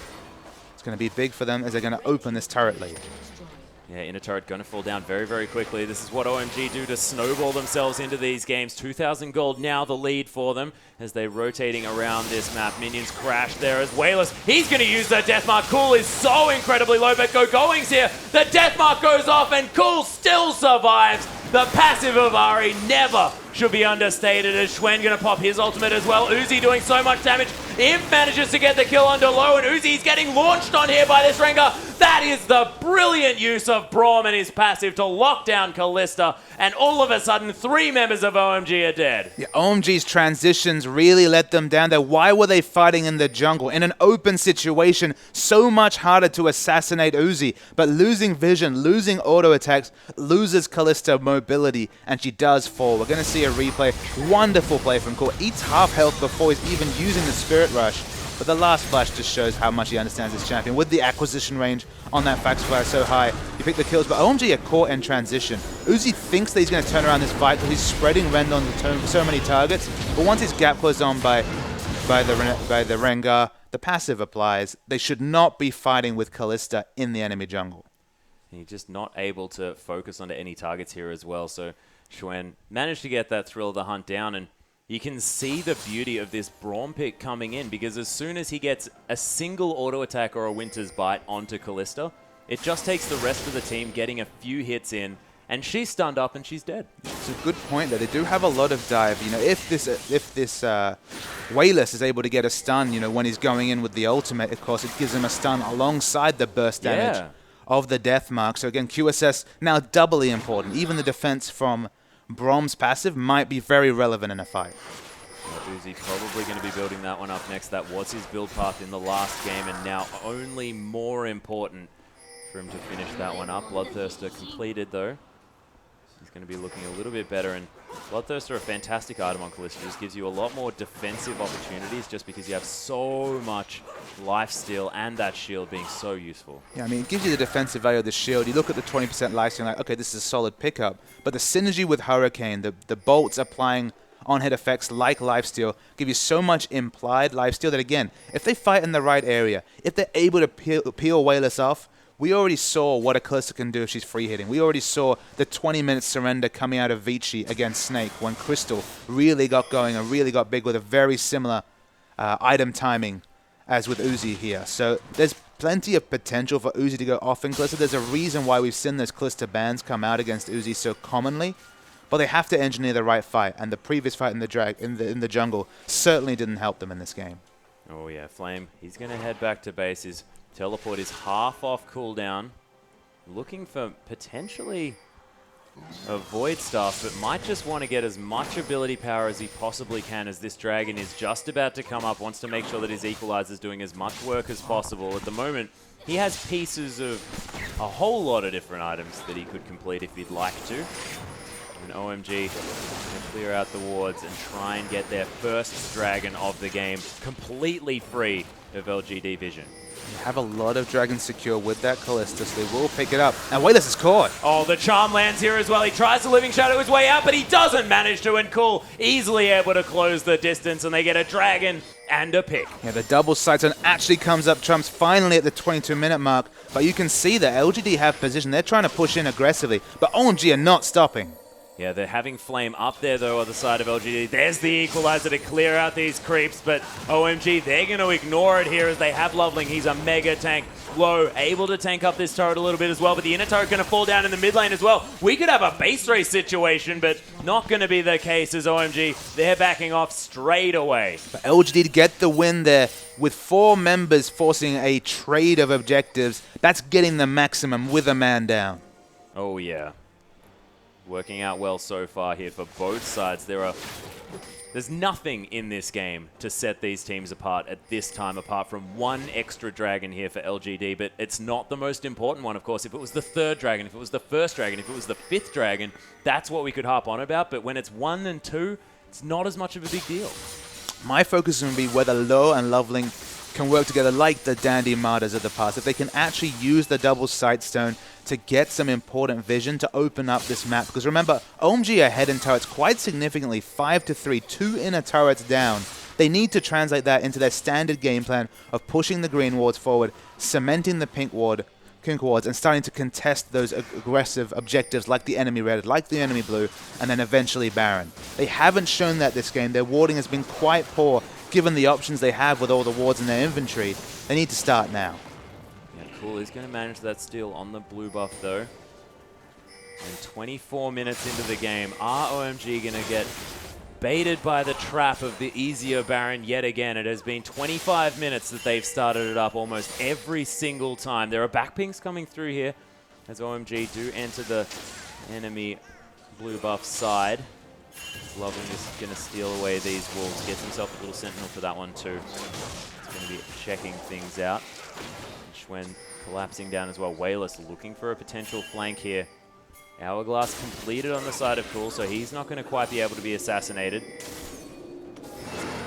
Spirit Rush not going to be used just yet. Thriller Hunt's going to find Loveling here. He's going to launch himself out of the brush, forcing the flash out of Loveling. There's a nice Equalizer to stop him. They might be able to solidify this pick as TBQ actually launches himself on top of Loveling, but Flag and Drag just gives him too much of an escape tool. Yeah, Twin almost overly aggressively goes in there. Loveling's able to get away, but importantly, Gogoing was very solid on his teleport. They were the big objective there they wanted to get down was Gogoing's teleport, so they could open up the Swift Bush either from Wayless or even Flame with the teleport advantage. But Gogoing holds onto that cooldown. They don't lose a member, importantly, and LGD actually are going to get reacted on with this OMG mid-turret push. Yeah, Uzi doing so much damage to this one. LGD unable to save it here, but Gogoing might be in trouble. Glacial Fissure comes through. Nice empowered bowler onto Gogoing there, but the turnaround fighters come in as Low is right in there. Cool picks up the kill onto the support as Schwen just forced out of this fight, has to flash out of the way of that charm, and OMG, they're not stopping the onslaught here. LGD, they don't have an equalizer just yet. Uzi is well inside the base, and so happy just to dance around the skill shots here on this Kalista. Loveling very low on mana, lower. The other frontliner low on health, so they need to back away and shop and spend some of the gold. They're sitting on 2,500 gold as the stack, but the face check comes in from Imp. Oh my goodness, Imp just gets eliminated straight away. Schwen dodging out of the way of some of these skills, and Thrill the Hunt does activate, so he is safely stealthed, but without an AD carry. And it being 26 minutes into this game, OMG might even look to Baron. And Imp got so many superlatives said about him in the first game. He played wonderfully well in the Graves. It's just a needless face check. He might have expanded from the information and said, okay, they have low health values, they're just going to back off safely. But he was far too aggressive face checking a jungle against a double Sightstone team. There's no need to check for that red. Red buff is wonderful, but your life is so much more important. Oh yeah, and Imp is going to be up in a couple of seconds, but not going to be anywhere near this Baron. OMG not going to be going for it just yet as PYL looking to clear out this pink ward perhaps.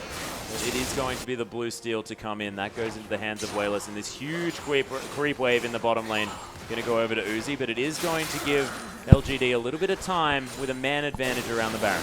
They're going to get position on Baron here. They should not be allowed to do that with the big shops coming through from OMG. A straight Frozen Heart built up from going here. He's just looking to negate the 3 attack speed based champions on the LGD side with that purchase. They've massively powered up. There was about 7,000 gold sitting in their pockets as they got that pick on Imp.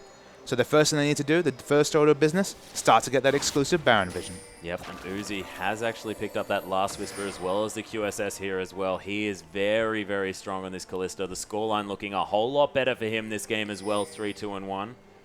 And only really Braum has the potential to blow that QSS fast here before the death mark damage comes in. They're going to need to get a really fortuitous engage, and Twen, he's propped the ult.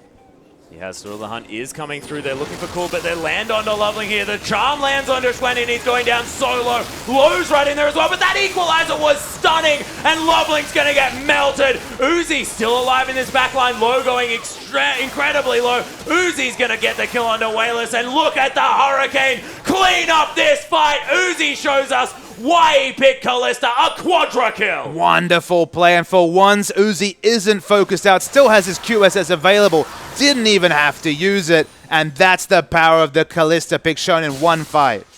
And they are going to be able to possibly pick up an inhibitor from this one as well. Death time is quite large. 10 seconds still remaining on PYL, who's going to be the first one available. This inhibitor going to fall down. They might even do some work on the bottom lane one as well. You start to see why Kalista shows so much priority. You have to go so many tools to deal with that champion. Whether it's the Vi, whether it's the Quadra CC engage. If you don't have a plan to deal with Uzi on this Kalista, your whole team will pay the price. And you have to keep her down for the whole game as well. We saw Uzi never get going in the last game, but now after that fight, 7-2-2 after we just listed off her other scoreline, looking a whole lot better and going to be able to go back and purchase almost anything he wants on that champion. And let's look at it again. So we're going to see the fight right here. Again, you have to watch Uzi. He's the big factor in this fight, but the tanking that comes in the front line is so important. The equalizer, importantly, doesn't go on to Uzi. He doesn't start doing orders till very late in this fight, but look how low health the members are, and crucially, Twen was the one super chunked out by the first charm. And you just see the result. He hops around happily like a rabbit and gets quadra kill. Easily done, but Schwen actually going to steal away this Baron as well. The Cataclysm comes in. There's the Fate's Call to get Low out of trouble. Schwen in a lot of trouble as well. Oh my gosh, all of the members die on the side of LGD. Uzi still standing. He hadn't even gone back to base yet, and OMG, they get the ace. Yeah, they get the ace, and I think this is going to be the end of this game. Pops the QSS. That's actually the surrender coming through. And Everyone, so fast yeah. things change. Everyone flashing towards that base as well. OMG hungry for that victory. It's the second time we've seen this type of story coming through. Of course, OMG lose the first game in a series and then come back with so much prowess and so much hunger for victory, and that was no different. And no champion has caused so many spontaneous surrenders as Kalista. When those fights happen, you realize, crap, our initiation or our Kalista killing plan doesn't work. Specifically, when the QSS came through and all those damage items were completed on Uzi, there's just no way to win those fights. You're done. Yep, just wasn't available. And let's have a look at a replay to see just how OMG did this against LGD. So we're going to start. It's going to be the fight that we just replayed, but it's an excellent one to just demonstrate how strong this Kalista pick is. So we roll the tape. The game's pretty even at this point. Chuen goes and initiates, but importantly eats the charm, and now he's chunked out. Remember, he's one of the frontliners that needs to be dealing with Uzi. Uzi's not even on the map at this point. He's avoided all this damage. He's in the backline as the frontline of OMG stands strong. And you think with Go going forward it's going to be a big deal, but this is basically a 1v4 quadra kill. Let's be real. So much AoE damage coming out. Hops along, gets a quadra kill. And that's the thing about Kalista.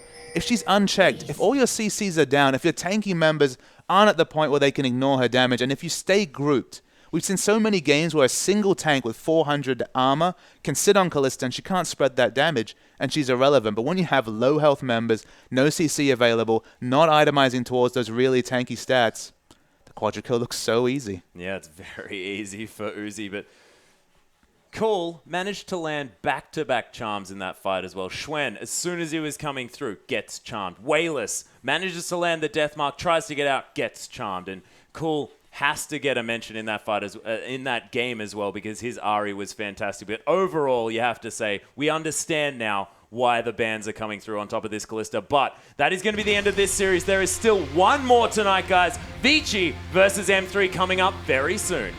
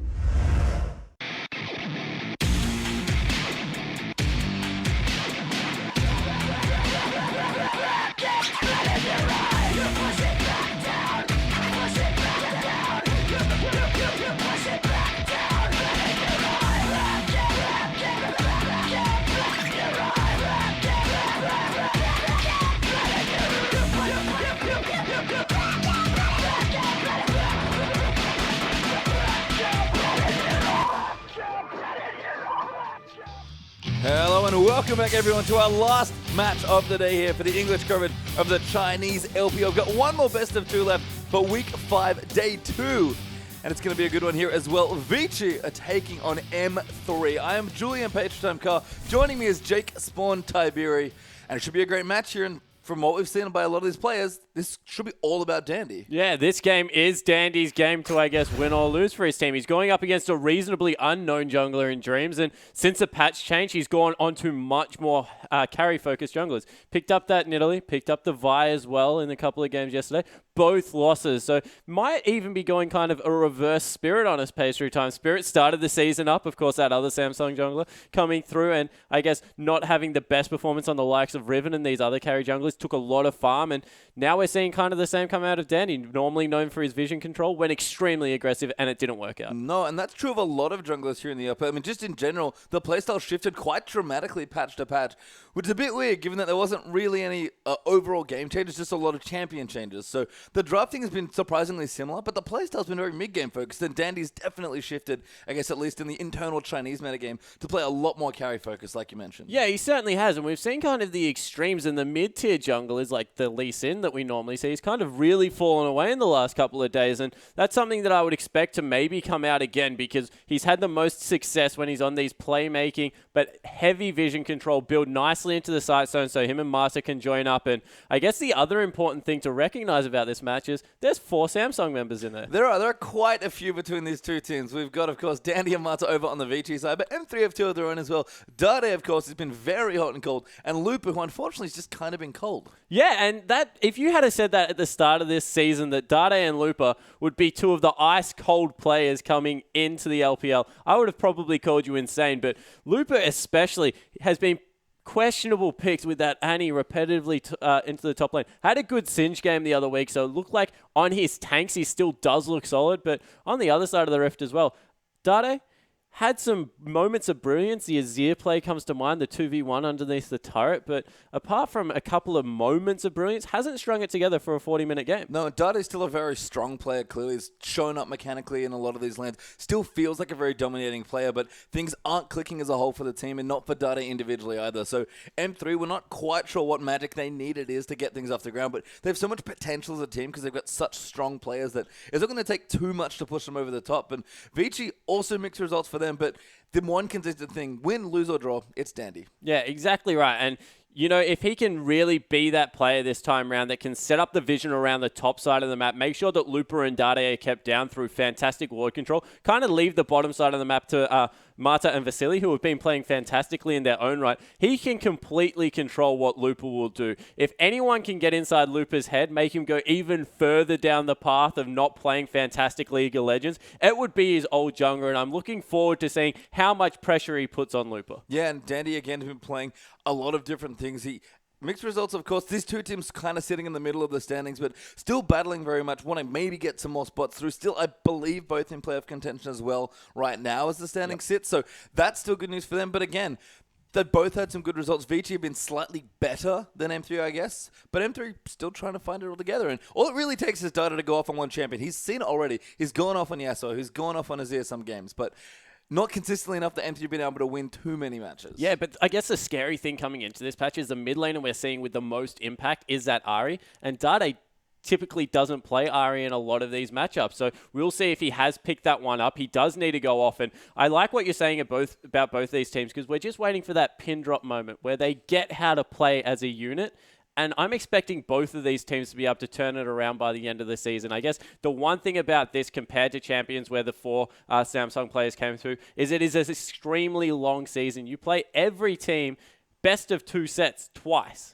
And there are 12 teams, so that's huge. You play so much League of Legends, and these guys, as long as they make playoffs, you feel they're in with a shot. I mean, they're at least going to get there. That might be their first goal. And then, okay, we get in there. How much movement can they do, of course? And it is a long season. Well, maybe halfway through yet? I'm not quite sure. Not quite there yet, I don't think. But a lot of room here. And this is a big game for both of them, because it's, all things considered, with all the previous results from the first 5 weeks, look to be very close. Yeah, it certainly has looked to be very close. And I think that with the exception of maybe the 3 standout teams, there's a massive pack now forming in the middle where any of these teams can take over and really vie for that 4th to 8th spot. And that's a very exciting point to be in, especially with how the 3-point system works. 2-0s now means so much. Yeah, you really do want to get all of your points to make sure you stay in playoff contention and possibly go even further up the ladder there as well. So both teams, as always, going to be looking for both wins here, and we'll see which team can take it into Champs League now. M3 over on the blue side, Vici on the red here for the first game. Jarvan banned out by M3, and Zed, interestingly, banned away from Dade. Wow, the respect with the Zed ban. I don't know that's because they want to play something long range like an Azereth that just don't want to be able to get on top of Hetong, but that is a very, very specific target ban. That is, and respect to Dade there from Vici again. Dade's still a very good player, so no, it's not surprising that teams are still poking bans at him. Jana banned there for M3 as well, up against Mata probably there as a target ban, and a Corki ban there very strong against Candy. Yeah, it certainly is, and I love the Jana ban against Mata. You give this guy any champion with a form of movement speed, and he just spends a lot of time in your jungle, ducking in and out, clearing out vision. So taking that away, definitely a good thing. And the Cassidy ban towards Hetong, a lot of mid lane respect in this matchup. Yeah, I mean, top and mid, of course. Carry has played a couple Cassidy games, but Cassidy in general, very strong, even on this patch after some changes. So he's looking good. Vi, interestingly, getting banned there by Vici, so don't want Dreams to have it, and Danny taking it away from himself. Yeah, I like to think that was carry. Just no more of that stuff. Just go back to Jarvan and Lee Sid. So, but Vi being taken away from Dreams, very good solo lockdown, so maybe looking to get Vasily onto something like a Tristana or that Kalista to, I guess, upset the team. Yeah, Vasily has played a lot of that. Kalista seems to favor that champion a bit. Sort of like Imp was playing it a lot when it first came through. Interesting to see if he plays it here. Lissandra, the first pick for M3, very strong, and Vici have a lot of good choices. It seems like Carry's already committed to Rumble, but Nah is open as well. Yeah, Nah definitely is open, and that has a lot of potential for M3 because, of course, you can take that Lissandra into the mid lane and do a lot of work with it. I like the pickup because it's the only, I guess, quasi-hard counter to the Kalista less available. It means that you can lock her down in these team fights. And Dandy, once again, another very aggressive jungler going across onto the Rek'Sai. Yeah, but back a bit more to the control style now there for Dandy on the Rek'Sai. Going to be a little less of the Vi Nidalee and a little bit more of the Nunu Lee Sin that we've seen from him. Yeah, it certainly isn't to the same extent, especially of Nidalee, because you bring some CC so you can go a lot tankier. But still something that he's going to look to get some tunnels down and affect the map with a lot more ganks. Yeah, but he seems to be maybe back to the vision here as well. And that's one of the things that Rek'Sai does give you. So much control of your half of the map, and you can rely on Mata toward the other half. So yes, a very good Vici champion, it seems like. Yeah, and the other thing that you have to recognize about Rek'Sai is gives very good movement around areas where, I guess, brushes are in when people are moving. And I guess that passive really is undervalued, I feel, in certain situations, particularly around Dragon and Baron bait. So look for him to, I guess, be able to share that with his team. And over on Masters 3 side, Thresh and Rengar being taken away. Rengar, an extremely aggressive pickup once it gets to level 6, but is prone to getting deep wards. And we've complimented Vici already on how well they ward up the map. This is going to have to be played extremely well, otherwise could fall away. Yeah, I like the picks from M3. It's nice again to sort of see people taking Thresh away from Mata as well. We've had a lot of take the Janna and Thresh away and kind of leave Mata to whatever he can, but looks like Graves and Morgana are their picks, so Vasily going to go very aggressive, and that's presumably support Morgana. Yeah, it certainly looks that way, and I'm a little bit worried about Vici's lineup here. A lot of lock-up and good AoE burst coming out, but that is an extremely short-range lineup. Yeah, I mean, Rumble's Equalizer notwithstanding, you're right, they have to get pretty far in to do a lot of their damage and kind of rely on the Equalizer to split people up. Dandy, yes, can initiate and tank with the Rek'Sai, but could be tricky here, and especially with what's now coming through as well, especially with Lissandra in there. Could be tricky stuff coming up for Vici. Yeah, I'm just looking at Nah right here and thinking that team has to be relatively close to each other. Wow, you even throw something like an Azir, once again, a fantastic AoE champion, and that is just so much damage on a short-range target. I like the Xerath pick up there. We talk about how short-range it is. Spread it out a little bit more. Get a Xerath across. Counter pick towards the Azir. That would be a fantastic pickup by Hetong. Yeah, great picks though in the end for M3. So Sivir, Azir, their last two. Dade going to take the Azir presumably into the mid, and that is going to leave Looper up the top with his Lissandra. So double AP there as well. I love Sivir Azir as well, because Azir is weirdly short range when he's doing the most damage, I guess is the thing, even though he has long range with the soldiers. And Vici looking to pick up this last pick as well would actually round out the lineup very nicely, like you mentioned. Yeah, I think that's definitely a good lineup. The only thing that you have to be a little bit worried about is very AP heavy coming out of the lineup of Vici, but Vasily, if he can get going, get some nice buckshots, collateral damages across the team, that's a lot of AoE AD that you do have to worry about incidentally. And a fairly squishy lineup coming out of Masters 3. So they have the potential in these team fights to go very, very, I guess, brawl heavy, but it's matched on a very good level by Masters 3. So this is going to be two teams looking to control Dragon early.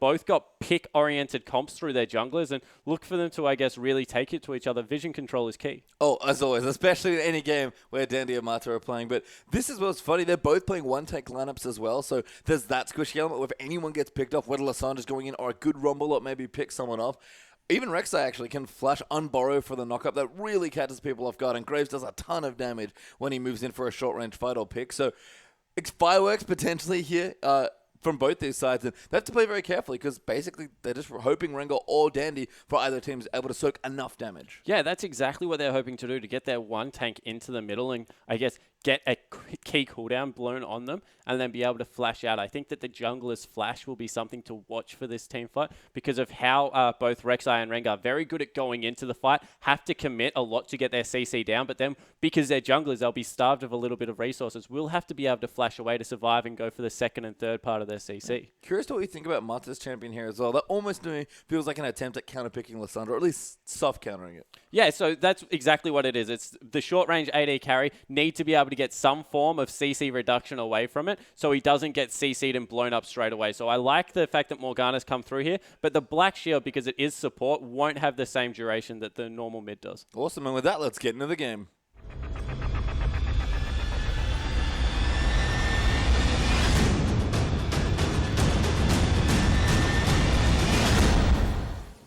And we're onto the rift now for the first game between Master 3 and Vici Gaming. M3 over on the blue side, Vici on the red here. Both teams looking for 2 wins here in the last match of today. Of course, we have 4 more matches tomorrow for the LPL, but right now, this is the only one that matters for these two teams. Yeah, it certainly is, and straight away we see that they're both on lines of scrimmages, not wanting to give an inch of their jungle away. I don't think either team would want a lane swap here. Both would be reasonably comfortable with how their draft went. I guess a little bit of a weakness for Mata early against Love CD on Thresh. Thresh is such a good early lane bully, but we'll be able to get up in his face in the end once that level 6 is reached and has a lot of kill potential with Graves. And it's funny because we've talked a lot about champions and drafts in particular in the LPL. Certainly when you move to a new patch, you wonder how teams are going to adapt and, you know, what picks they're going to make and how they're going to draft, because things do change, of course, patch to patch. M3 maybe for the first time in a while, if not ever, in this split of the LPL, have a very normal-looking draft. Yeah, it's crazy, isn't it? We kind of come full circle on things like this where you try outrageous things, you really mix it up and try and get things that they don't expect in the draft, and then it doesn't work out, so they just go back to completely standard. In particular, their top lane pickup to pick it first and have the confidence to, I guess, lock in that Lissandra really does bode good things for the Masters 3 lineup. Yeah, and if Loop is in one of the more inconsistent players for them, he's got a very strong champion that he can play here in Lissandra. I haven't seen too much from him, but Loop is a very solid player. I'm sure he can play this one. Yeah, I would not be surprised because he's very good on the mages, one of the first people to bring through that Castle into the top lane. So expect him to be able to play an assassin-heavy mage like Lissandra. In the mid lane now as well, Dade versus Hatong. Xerath versus Eve. We've seen this matchup quite a bit in the LPL especially, and certainly a slightly favored here to Xerath. Hatong has gone for an interesting summer spell choice. I was going to ask you about it in the draft, but how does it cleanse? Yeah, certainly looking for the long-range engage coming through from Rengar, recognizing that he is probably the person that is going to be dove on, so he needs to be able to get rid of that first bowler strike and take advantage of the fact that there's someone diving into his face. We mention all the time that if you're Xerath and you're able to avoid the hard CC when someone jumps on you, you have a lot of follow-up damage if they walk towards you. Yeah, I mean, you have to respect your range long, but when you come in melee, yeah, you can get punished. We've seen that time and time again as Carry. Going to move in here. Looper actually going to hit level 2. Carry going to follow shortly after. And it's a pretty interesting matchup. A lot of AoE range, a lot of AoE magic damage wave clear here. Yeah, and actually Rumble does surprisingly well against Lissandra for maybe the first 6 levels of the matchup. Actually comes out ahead in a lot of the trains because of how short range Lissandra is, unless she's harassing through minions. So fantastic Lissandras will use the minions as kind of a buffer to get that harass off every time the cooldown of her passive is up. But in saying that, if you're a good Rumble player, you can use that shield to get in range and put out a lot of damage. Yes, a very intricate matchup. Lots of push, and will be interesting to see if either top laner can get ahead or if it's just going to be a bit more of a farm fest as Dandy takes out the Scuttle Crab. Going to look aggressively in towards the red buff, actually using a bit of that Tremor Sense. Will actually spot Dreams here. Good pathing, but Dreams, the ward gives it away. Yeah, it certainly doesn't.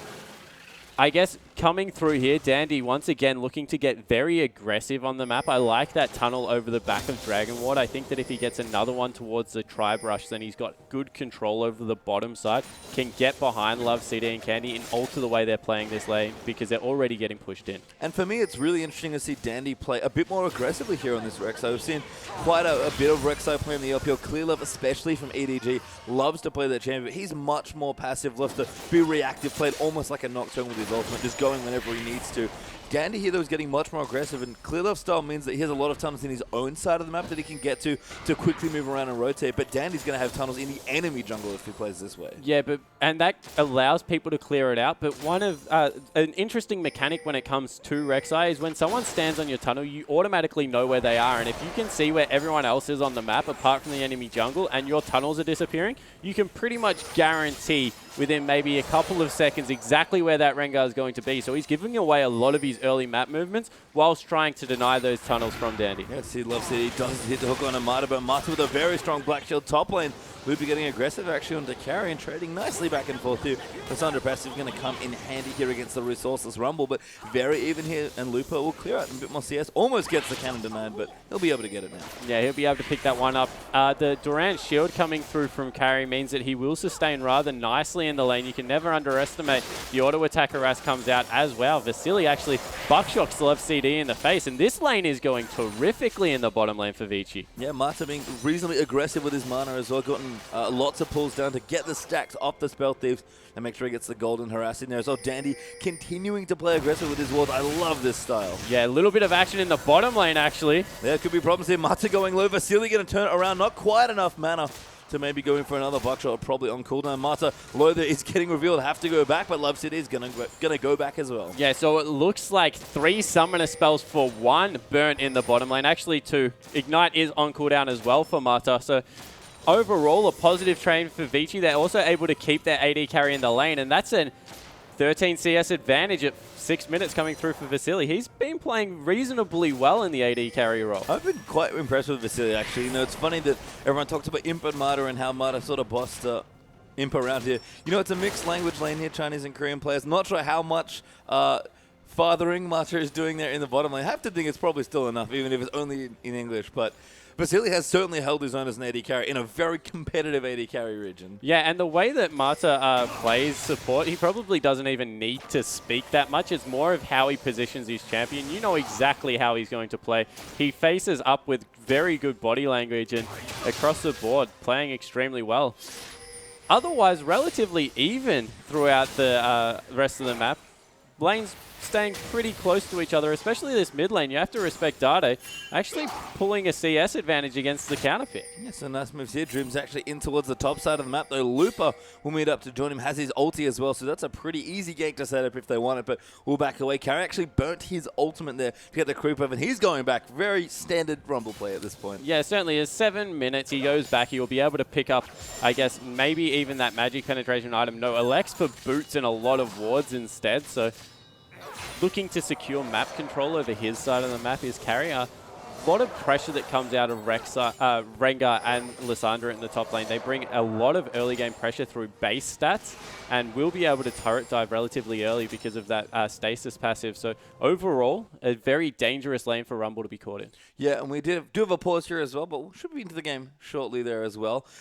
A lot of what's happening here is quite interesting. Again, Dandy's Rex. I love how he's playing. I feel like I describe Rek'Sai as a aggressive control jungler, and Dandy is taking a bit more of both of those things. I guess he's being quite aggressive to gain control, where again, Clearlove has a much more passive style when he plays a champion, and it suits them both here, but it's nice to see Dandy again going back to a bit more of what he's used to, a bit more proactive. Yeah, he vision certainly control. has been. His early game vision, he's got that tunnel over the bottom side of the jungle to really scout out exactly when Dreams was going to go for his red buff.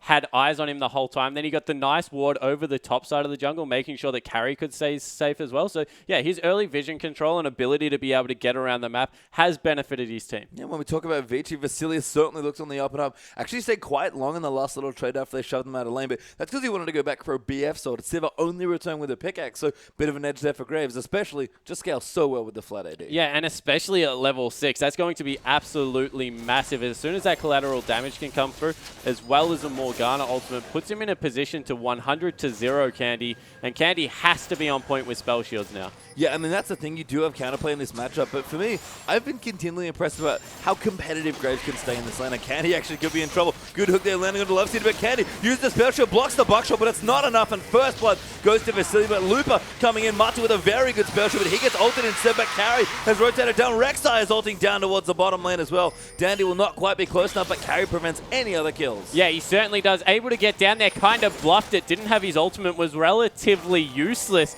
if it broke out into a fight, and there were some low health bars, but uses that bluff to get in there. Might even be able to pick up a dragon off this. So this could be, I guess, first blood and a dragon for Vici Gaming. That's very well played off just a teleport. Yeah, really nice stuff. No vision forthcoming there for M3, and the first dragon does fall quite swiftly there to Vici, so Carry not going to waste with that teleport at all. Uses his time towards the bottom of the map very well. Yeah, and meanwhile, Mata also swept out a pink ward, so they picked up so many objectives from just one fantastic play in the bottom lane, and 48-74 CS. Vasily is absolutely manhandling Candy. And that's where we were kind of going before, is that Siva, who's been very popular all throughout the LPL, especially in the earlier weeks, players and teams are eventually adapted to it, and Graves is sort of a weird counterpick, but it does work very well in this lane. Yeah, it certainly does, because a lot of Graves' damage is unsurprising burst and very hard to spell shield when he's in your face. Also has that quick draw. The most underrated spell out of any AD carry. It is probably like the third best steroid. I'm thinking behind maybe Kog'Maw and Tristana's, and just allows you to pump out so much auto attack DPS. Yeah, Dreams was level 6 in the top lane, full Fury bar as well, and Carry just overheated, but will get his resource back. Dandy also waiting in the wings. Yeah, Lupa here as well. Dreams going to jump on top of him. Lupa going to go right in, but Dandy going to try and make it work. The good double W there from Lupa, and everyone's actually going to back away. Yeah, actually has to burn the ultimate as well on Rengar to get out of that one, and flashed into the equalizer, which is where a lot of the damage came from. Maybe a little bit of a misposition at the start for Carry, but recognizing he had support there and was able to put out a lot of damage. Yeah, Dreams with good timing, but Lupa did not have his ulti. That was a crucial part of that fight. Couldn't lock up and get any extra burst damage, and good counter gank there by Dandy. Yeah, so Dandy, right place at the right time. Didn't have any vision in the jungle, so that's just senses coming through from the Rek'Sai player here. And now we have a map movement out of Hetong, rotating into the bottom lane, looking to pick up a kill with that snipe. Vasily going in though, that's the ulti from Xerath, and that's going to force Love City to flash. Candy though, turning it around. Vasily actually tanked a turret shot there. Thresh will be okay. Vasily gets aggressive. That was a very good coordination. Yeah, it certainly was, and once again, 2 summoner spells just from a rotation and an ultimate out of Xerath. Vici will take that every day of the week, and this bottom lane continuing to be picked on. And this is very controlled play by Vici. They're playing rather aggressively in a lot of places, but they're really picking their spots and coordinating well. And we saw that Vici, had a bit of struggle in the early weeks of the LPL to really come together as a team. But the last few weeks, and this early game especially, they've looked very together. Yeah, they certainly have. And wow, Dandy, he's our featured player, so we'll keep checking in with him. Building a nice CS advantage, actually, using that AoE out of the Rek'Sai to clear the jungle extremely efficiently. And Dreams nearly caught out. Yeah, it does get poked off there by Hetong, but he'll be okay for now. Yeah, so we see Hetong. He has fallen a little bit behind the Azir in the matchup, and they're both going for that Athene's Unholy Grail, so they're going to be a little bit further behind. Yeah, love how Lupa in the top lane, just scuffling there with Carry, using the W to kind of deny any of the extra flame spitter damage. Yeah, trying to keep himself at max range there, keep the slows coming out from the Q. He's also built himself quite a nice CS advantage up here. It is very hard as a Rumble to CS against these champions that can harass you repetitively. Dandy now doing a bit of counter jungling for himself to continue to get good vision. Doesn't have too many wards deep in the enemy jungle, doesn't actually have any to go with, but might even look for a gank here in the top side. Lupa has his ulti this time. Yeah, this is a fantastic position position to gank from as a Rek'Sai. You can actually get out of turret range over that wall and is relatively good. However, need to be careful here because the ultimate is up. Yeah, Dreams is here as well, but Carry's going to pop the ulti. Dandy tunnels out immediately, and Dreams looks for the bowler, finds the first, flash the second though, will Carry. And Looper can't get in range for the ulti again. Gank denied again, another 2v2 in the top lane. Yeah, so another really interesting scuffle. Both times didn't know the jungler was there and just good intuition sense coming out as Marta trying to get aggressive. Yeah, Dade will ult back Dade, but that's going to smite, force the flash, sorry, and the heal as well, it looks like by Dade. So all of those cooldowns down as Marta does poking can. He'll take the lantern to safety. Yeah, and the advantage in the top lane of not being able to get in for the Lissandra ult was purely off the boot spy. I don't know if it was a deliberate thing coming out of carry, but Lissandra is so gated by her ability to get into range of spells. That boot spy probably saved his life twice now. Yeah, so looking strong, and it's nice to see that both Dreams and Dandy sort of have those jungler senses going. Dandy was always known for being in the right place at the right time, and that's not a coincidence for this player. Yeah, it certainly isn't. His map awareness is second to none. That's really what he's famous for. His ability to get wards down in key areas that spot players out, but then also, even without wards, just show up at the right time to be able to affect ganks. And that's why he's such a good Rengar player, because he can counter gank so well pre-level 6. And bringing the same thing to Rek'Sai here. Yeah, absolutely. That's part of the reason I love this champion for Dandy. Is Vasily going to get even more aggressive down the bottom. Candy is not having any fun in this bottom lane. No, he certainly isn't. And Vasily doing a very smart thing. Every time he goes to trade, he baits out the spell shield, then smoke screens it. So he's making sure that none of his damage is mitigated from that ability. I really like how he's playing this lane. 33 CS. And a BF sword nearly going into a Bloodthirster first item, you'd have to assume. This is so aggressive out of the AD carry of Vici. Yeah, the nice thing as well there for Vasily is that he almost has an option select when he goes in, because if he quick draws in and Sivir doesn't pull the spell shield, he just starts auto-attacking her. Yeah, exactly right. He has, at this point in the game, there is no way they win an extended trade with the Graves, let alone an upfront burst contest, unless it's the greatest spell shield of all time. So Vasily and Marta definitely in the position to win this lane. And now that Vasily can nearly 2v1, you have to worry about where Marta's going to be on the lane. Dade trying to clear out vision on his side of the bottom side of the map, and you can see he's extremely worried where Morgana's going to be. Yeah, I mean, this is good vision clearing by Dade, and he's had a decent lane action, now 15 CS ahead of Hitong. So pulling ahead of this slightly unfavorable matchup for himself. And Dade has certainly looked very strong on Azir in particular. But he's going to do, again, a lot of work here. Vici have a very strong lead. Yeah, they have a great lead, and I guess it's all off that bottom lane. 50 CS is nothing to scoff at, but nearly made up in the top and mid lane. So the Samsung solo laners definitely have showed up to play today. They just need to be careful here that they don't get collapsed on. Yeah, Dade gets the tower as well. He's actually level 11 already on his Azir, so looking very strong right now, and he needs to, because that next dragon is up here, and Vici are going to look to take their second soon. Yeah, but the scary thing is you got an objective, you got a turret, and you're still nearly 1,000 gold down purely off a bottom lane matchup, and that is bad news. Vasily also going for a very greedy BT. I like the build because of how short range they are. We've spoken about this, and the defensive qualities of a Bloodthirster can't be overstated against the burst potential that's going to come out of a Lissandra. Yes, Vasily returns to his lane now, so 133 to 93 CS, so looking very strong there. Dandy going to wander in towards the bottom side, start the dragon up here. Carry has his teleport and his both his penetration items there, so he'll be able to teleport down if he needs to and use the ulti, but it seems like we already have a rotation from Looper. No, never mind. Actually in the wrong place here, and now Dade going to try and poke him out. A good binding there from Marta. Actually, damage going to come in for the poke as well, and Dandy gets a second dragon for his team. Yeah, second dragon picked up. No contest whatsoever. Maybe it was because Dreams was caught on the wrong side of the map. They couldn't get him down there quick enough, or it might have just been a deliberate tactic. Don't want to go against the Rumble at his power spike, level 10. Maybe just avoid the first couple of dragons until the 22-minute mark when you are in a better position to fight. Anthony certainly scaled decently. They've got good tools here with both their mages. They're really strong-looking double AP comp, and Candy, even if he's behind, can enable those team fights with his ulti as well on Sivir. So it's not all bad here, but Vasily's looking very strong, and Dandy continuing to exert pressure over this game. Yeah, it's funny. You don't like calling AD carries ult bots very often, but if you have an ult bot for an AD carry, you probably do want Sivir just because of the amount of utility that on the hunt, On the Hunt brings to the team fight, being able to speed people up, allows the team to be more of a pick comp team as well. And if you're playing from behind, that is a fantastic quality to be able to have. Yeah, we've got that Rengar, of course, which I assume is what you were getting tongue-tied about for the on the thrill of the Hunt, which we've seen a lot in pick compositions as well. Even Lissandra, the short-range mage, loves that ultimate there as well. So strong stuff overall. It's just, can they find a fight? Hatong, there will be found. Good cleanse out of the first bowler, but it does get slowed. Now Rek'Sai going to try and come down. Dreams have flashed into the bush. Dade gets the kill, and Dandy not there in time. Yeah, so ultimate wasted in the bottom lane. We have a little bit of a scuffle. However, once again, flash blown on cooldown for Love CD. Vasily in his face repetitively, but you have to really compliment the mid laner Dade.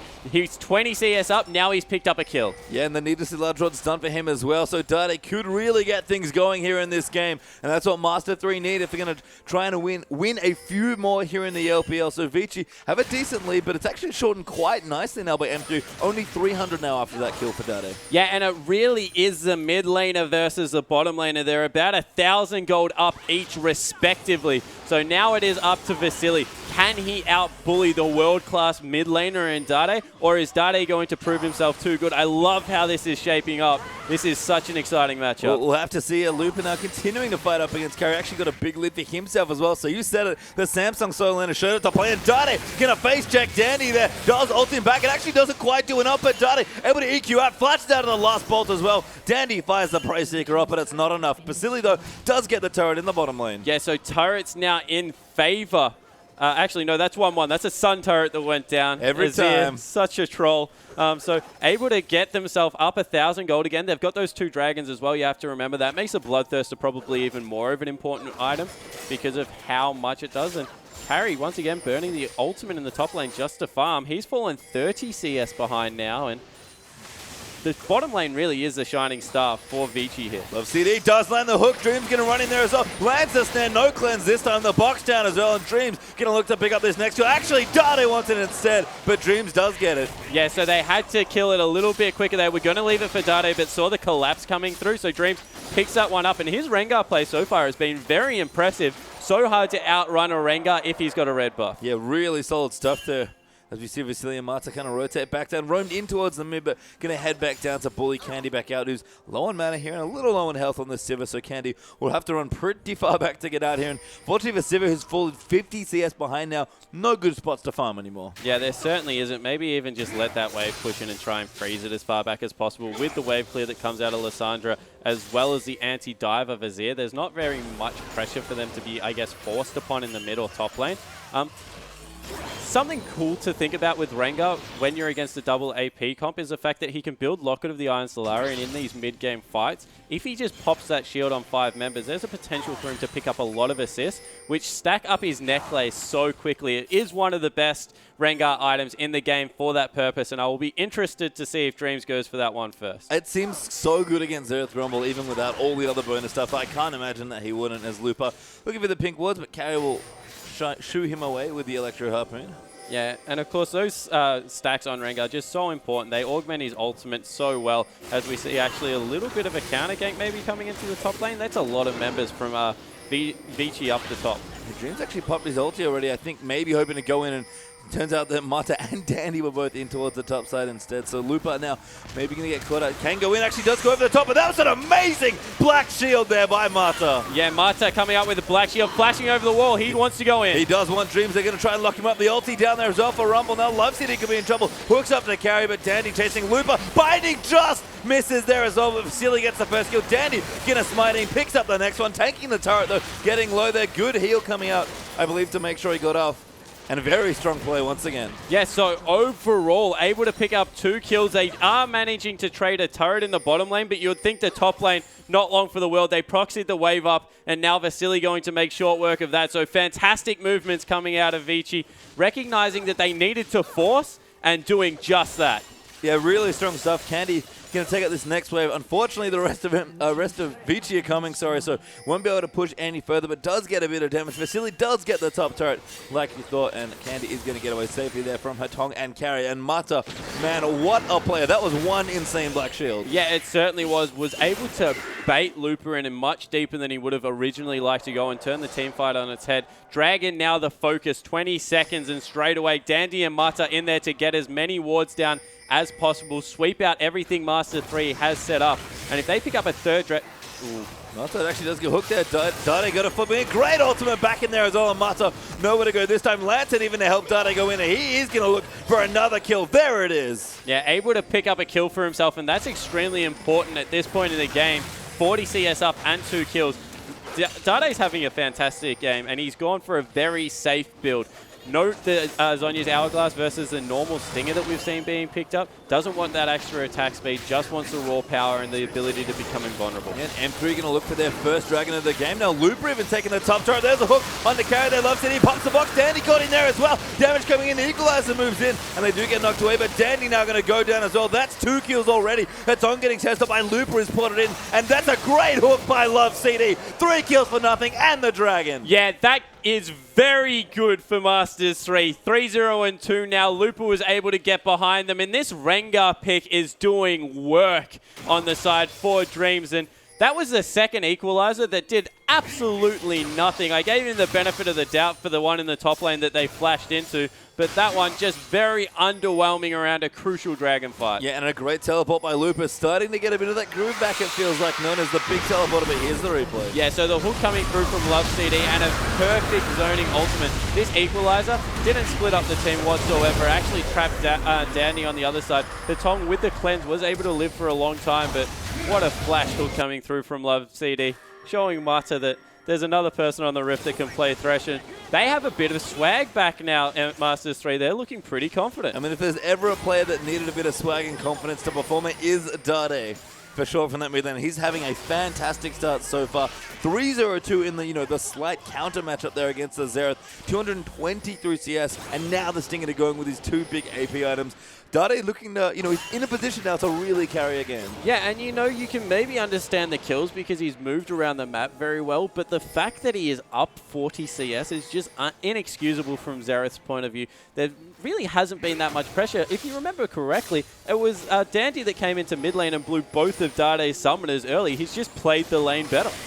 Dade will get out with that. EQs his way back towards his turret. Dreams actually popped his ulti, one of Vasily, but Vasily will walk away there. Hetong, little too much CC, a bit too much of a threat there for them to do that. And Vasily's going to go back. He's actually going for a Phantom Dance a second, which is great on this patch, but he doesn't have his Infinity Edge yet. Yeah, he certainly doesn't. So maybe looking for that third item, although scales so well with armor penetration, you really would be remiss to go past that Last Whisper and get people next to no armor once again for all the base stats that you throw out there. So definitely is an interesting pickup coming through here, and something that we're not used to seeing. We are used to seeing this Youmuu's Ghostblade Infinity Edge Graves. That's true, actually. And I mean, I think the item is fine for Vasily. PD certainly is a much more appealing item on this patch, but kind of interesting to see how that Graves build develops. But Vasily's still having a strong game here. 2-0-1, 241 CS and counting here. Candy struggling a little bit with only the average blade ticking up. But right now, with Dade and Looper playing so well, the mid game here belongs to M3's Mages. Yeah, it certainly does. And if we check in again, it was 1,000 gold in favor of Dade and 1,000 gold in favor of Vasily. That's where the equalization had come through.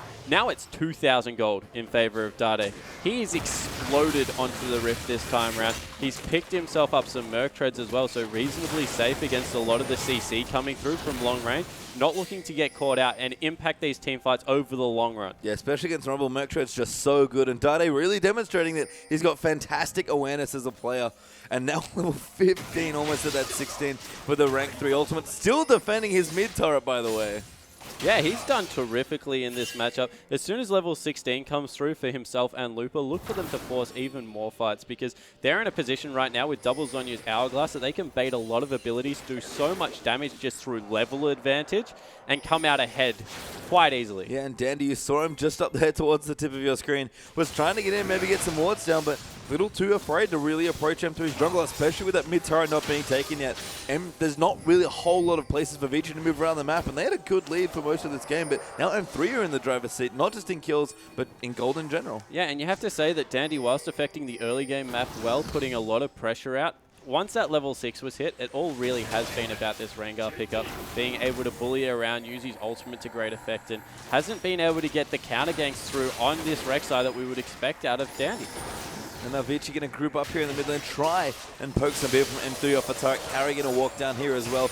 Does have his ulti already, not quite level 16, just 14 there. So only rank 2 on the ulti, but decent damage here as well. Abyssal Scepter's also come through for Rumble as well for a bit of extra damage in close range. Yeah, and I'm waiting for the Abyssal Scepter to come out of maybe Looper as well this game to even augment that magic damage further for Dade in the mid lane. I think that in double AP comps, it really isn't much by Stream's caught out a little bit. Yeah, I actually love it for that reason as well. I mean, it's cool on Rumble, it's got some neat interactions, but I feel like Abyssal it's weird. It's very popular for 1 week in the LPL, and we weren't too sure about it, but this game especially, both teams actually have some really good Abyssal carriers and some reasons to buy it as well. Yeah, they certainly do. Maybe even if you throw the Morgana in there as like an Abyssal user, you understand why it makes even more sense on the Vici lineup because, once again, flat damage-wise, Soul Shackles is a fantastic ability.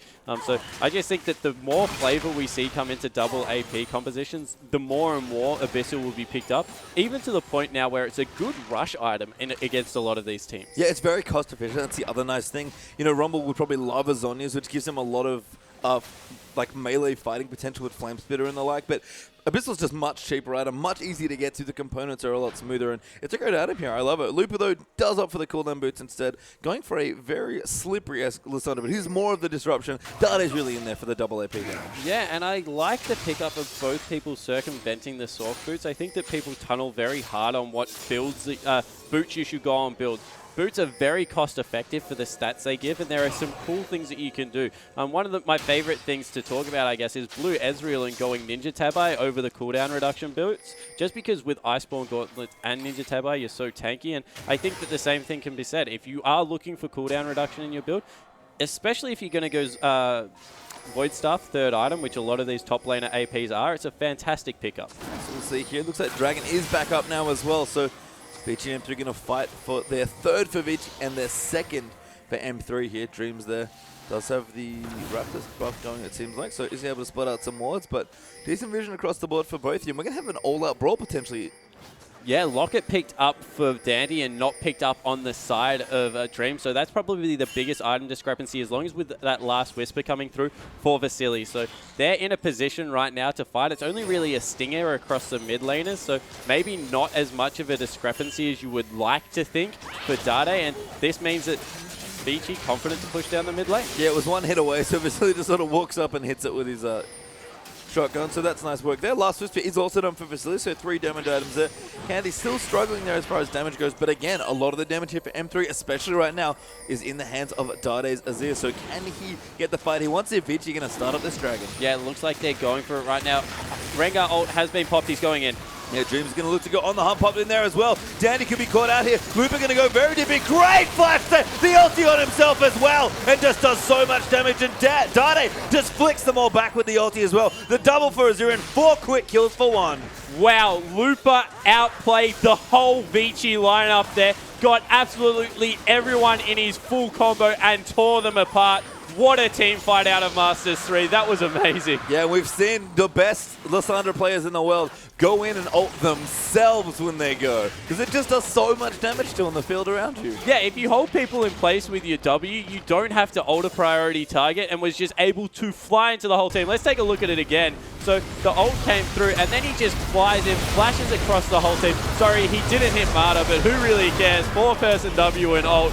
What a play out of Looper. Yeah, really sick stuff. And Dade even got all the way in to ult them back in, so there was nowhere to run but away there. And M3 pick up so many kills. Fantastic team fight. And Looper and Dade, the Samsung twins, finally getting it back on. Yeah, and all of a sudden, Dade is 4,000 gold ahead of Hatong in this mid lane, and nearly a full item clear going off. If we check out those gold lines, 12,000 gold at 30 minutes in a game, that is huge. That is a lot of gold, to say the least. Dade has had one hell of a game so far. Need to see Large Rot up for himself as well. So that Rabadon looks to be coming through next. And a lot of LPL teams have played double AP. OMG, I think, have played a lot of Kassadin Lissandra, which is pretty cool. But this might be one of the best double AP performances we've had so far in the LPL. Yeah, and you got to say Looper quieting a lot of critics, because he's got some out there at the moment saying that he maybe even was carried through to a couple of Worlds victories, but He's turned it on tonight. 50 CS in the clear and playing a terrific Lissandra. I think he needs to take more aggressive top laners up there because he looks a completely different man. Well, you know, we've seen some of his other majors, Annie maybe being the one that comes most to mind, but his Lissandra looks on point here, and he's playing so well with his Korean compatriot Dade as well. And Vici, who had a great start to this game, have just kind of fallen to pieces a little bit. Yeah, and they're not really doing much to get themselves back into it. It looks like a lot of their eggs are in that AD carry basket, and when you are so close range and you're playing against the Lissandra Azir, there's not really much Vasily can do, poor guy. Yeah, I mean, the hyper carries have enough problems against Lissandra, let alone poor little Graves, who's so short range here. And Candy again, he's got decent damage going now as well. 2-1-5 for 265 CS with his 3 damage items up. He might not be outputting the Graves damage. Sivir doesn't have the same steroids, but if you're enabling Dade and Lupa to get in there and Dreams as well, you don't really need to. Yeah, and picked up that much passive gold across the map that he's actually in front gold. So at this point in time, he could probably even solo out the Graves. Unfortunately, just falling away a little bit at this point. And teleport up for Lupa, and the amount of insane damage that will come out of a Death Cap Zhonya's Hourglass Dade.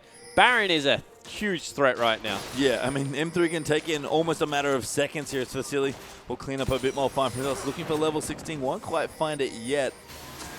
Dade has hit that benchmark. In fact, a lot of members of M3 have got their rank 3 ultimate sub. Everyone but Dreams and Love City are there on their side, and M3 are doing very intelligent stuff here.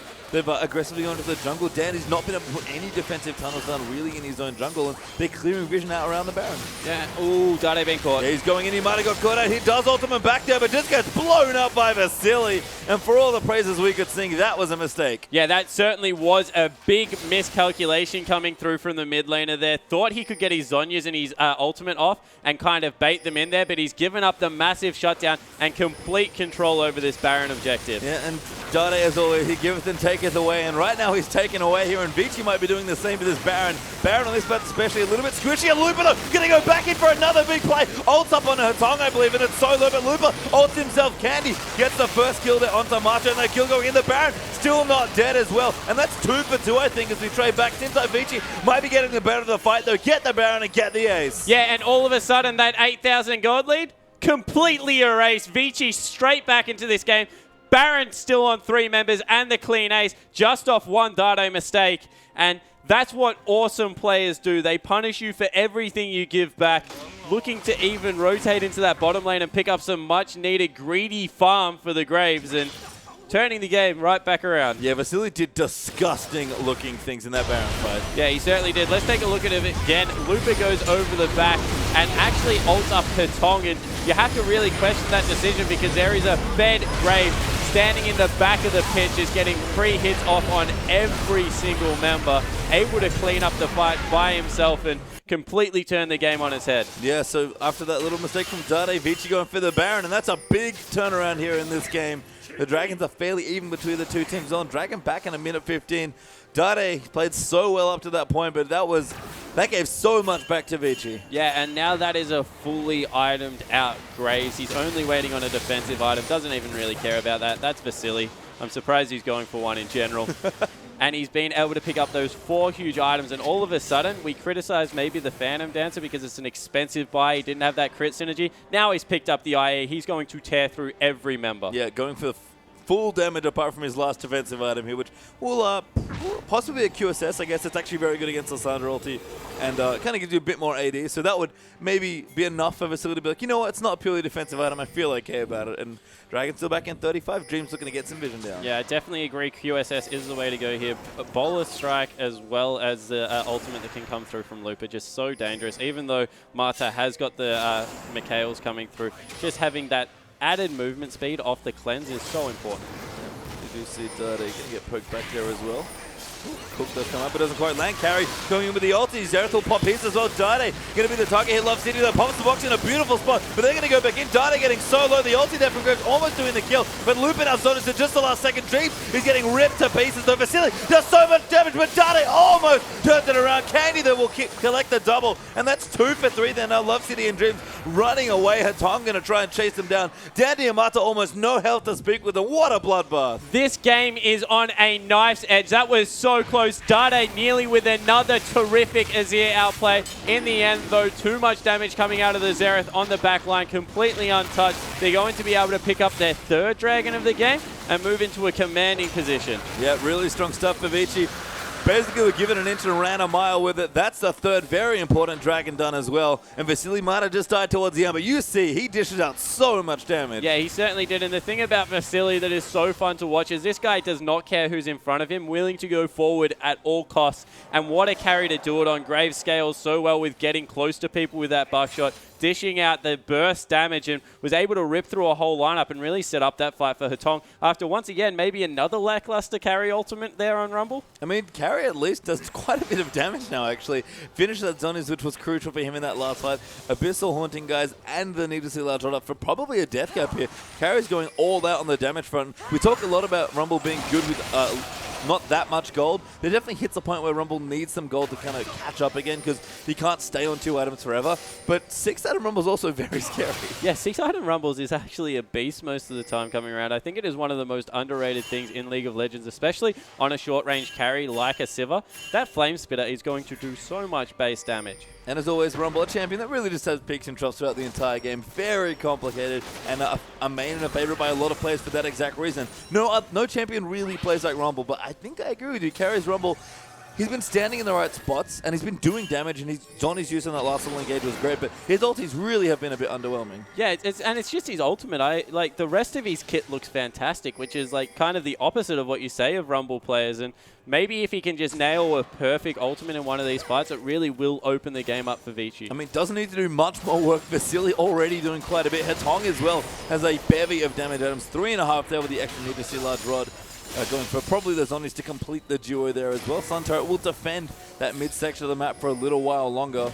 And Lupo actually down with his teleport, doing a bit of split pushing. That's a big wave built for M3 in the bottom side of the map. Yeah, it certainly is. Teleport still available. Flash probably more importantly this time around, so look for him to get in there. Dreams actually pops the ultimate. Not much happening. And this is a very close game, like you mentioned. There's barely any gold actually between it here. Turrets are a little uneven because of Azir, of course, trolling everyone. But Vici may have looking a bit on the front foot, want to go aggressive. Yeah, and this is a changed Vici once again. They're looking to push up. We saw that they were playing pretty calmly when they were behind, but now that they're in a position where they feel they can force again, now that maybe a little bit more tanky on their solo tank Dandy, they look once again to go aggressive. I mean, while we check in with the solo tanks as well, Dreams recently just picked up his Warmog, so he's also pretty tanky here, and that's a number of stacks there on the necklace as well. Yeah, it certainly is. I like the fact that he has gone with the Warmogs. It's just such a good all-round item when you're against so much mixed damage, and maybe if he was against the double AP and Vasily wasn't as fed as he would, you would say maybe commit to maybe a Spirit's Visage. But now that Vasily is where he is, the Warmog's just the biggest bang-for-buck item right now. Yeah, and he's got the cloth armor, so probably going to build into something other defensive as well to help maybe a Randuin's coming through. Dade also powering up, almost there at 6 items, just needs his Void stuff to get completed here. Candy also still catching up, only the 4 items there. Vasily, of course, fully built with all the gold that he's gotten, but again, Candy really just has one job. It's get the ult in and do some consistent damage. Yeah, and I like the fact that when Chinese AD carries do fall behind, they sacrifice their defensive item and trust purely on their mechanics, because at least it puts you on a relatively even damage curve. Yeah, you might have smaller margin for error in the team fights coming through, but if he is not touched in the backline, he's going to do just as much damage as Vasily. Yeah, Love City able to help him out there as well. Got the Face of the Mountain and the Mikhail's all done here, so lots of items across the board. Again, the game's so close here. The Dragon advantage isn't even that big. It's 3-2 there in favor of Vici.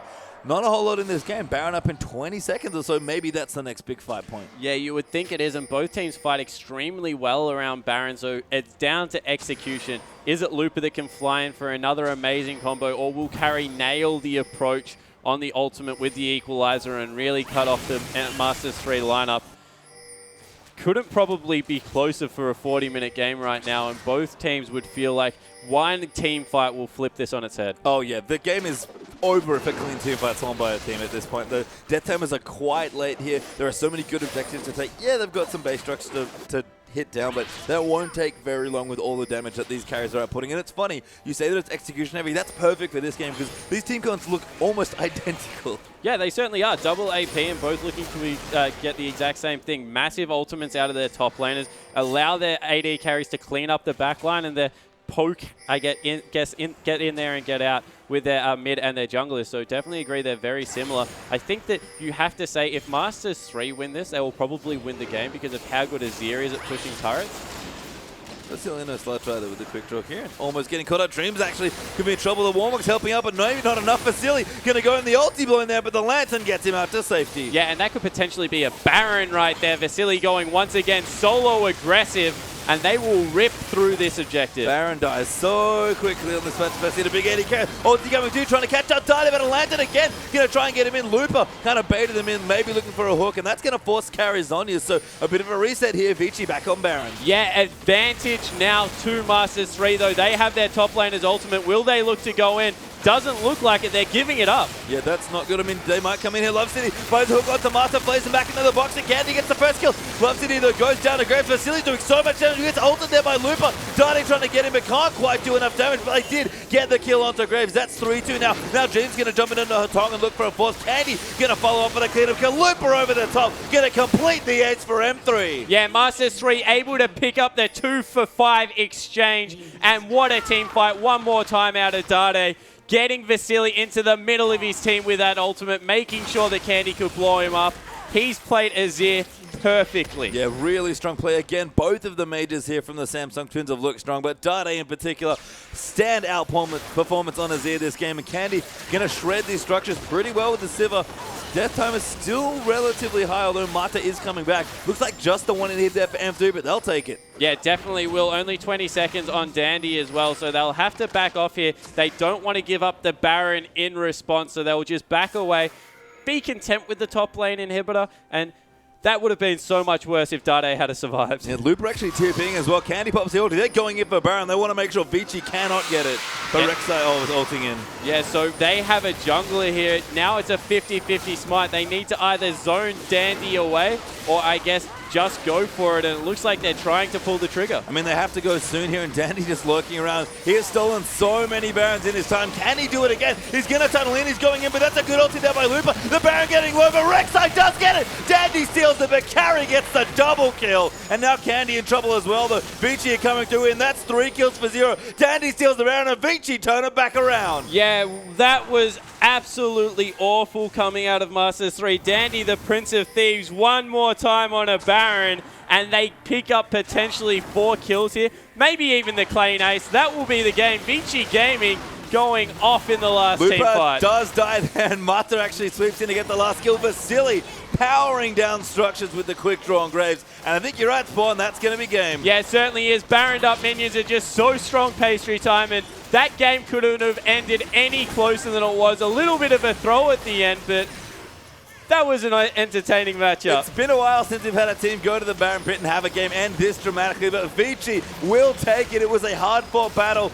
Dade and Looper had fantastic games, but Dandy one more time on the Baron steal and just takes it in incredible fashion for Vici. Yeah, we pointed him out in the pre-game, and he comes up absolutely massive for the casters there, of course. Nicely played by Dandy. Not quite what I was thinking when I thought about Dandy as our featured player, but that was a fairly standout moment for him. Incredible play. I mean, early game looked great. Mid-game a little shaky. M3 really had control of that game, but he ended that game very well. Yeah, he certainly did. We've got a replay to pull up here of how fun this game was. It's the last... Oh, no, this is a Baron where Vici really turned the game in their favor. So Looper is going for an engage over the back of the wall. If we roll it through, the important thing to hear is he ults Hatong. And Hatong doesn't die. He has that cleanse. They should have called out summoner spells. And meanwhile, Harry and Vasily just doing so much damage on the backline. Vasily with maybe even a stylish flash there just because he can at this point in the game. So fed. He started the game off massive for his team, and you have to say the rest of them caught up fairly quickly at the end when that last Baron fight came through. Yeah, I mean, it was very good cleanup for Vasily throughout the entire game. Dandy is still in the game. Let's see if he can steal one more, because Vici versus M3 will be back after this quick break.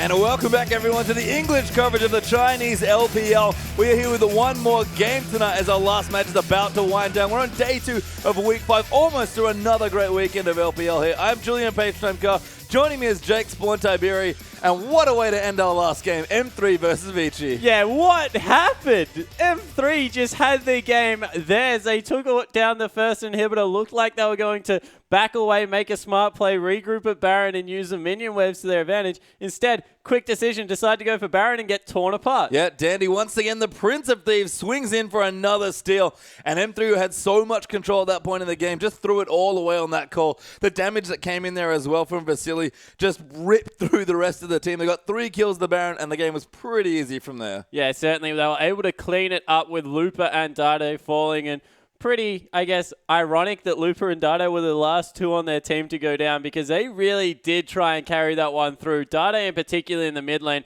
had his best game probably of the season so far, and it was just in a loss. Yeah, I mean, it's a tough thing for M3 to go through that. Hopefully they regroup and just try the same thing again because their plan was great in that game.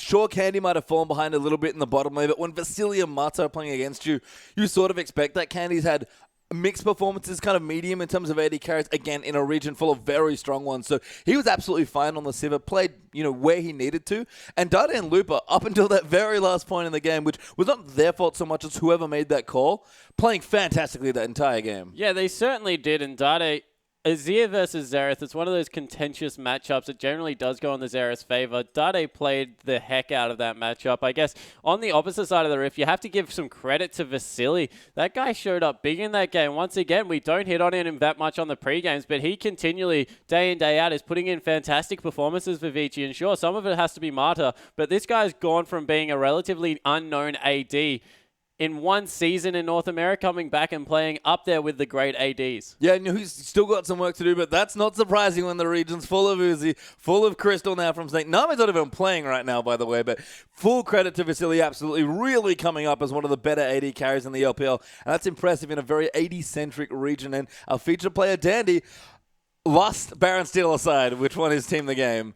He played very well. Yeah, he certainly did. Started the game off with really good pressure around the map, and that's something that I guess was missing from yesterday's play. That guy, if he can get in your face and really rattle you, he counter-ganks extremely well, can get some early vision down. His play, especially across the top part of the map, really held Dreams down more than he should have probably been. Dreams had a couple of Rengar ultimates that he went to run into top lane and was like, oh, he's here again. Like, this guy was just stalking him everywhere.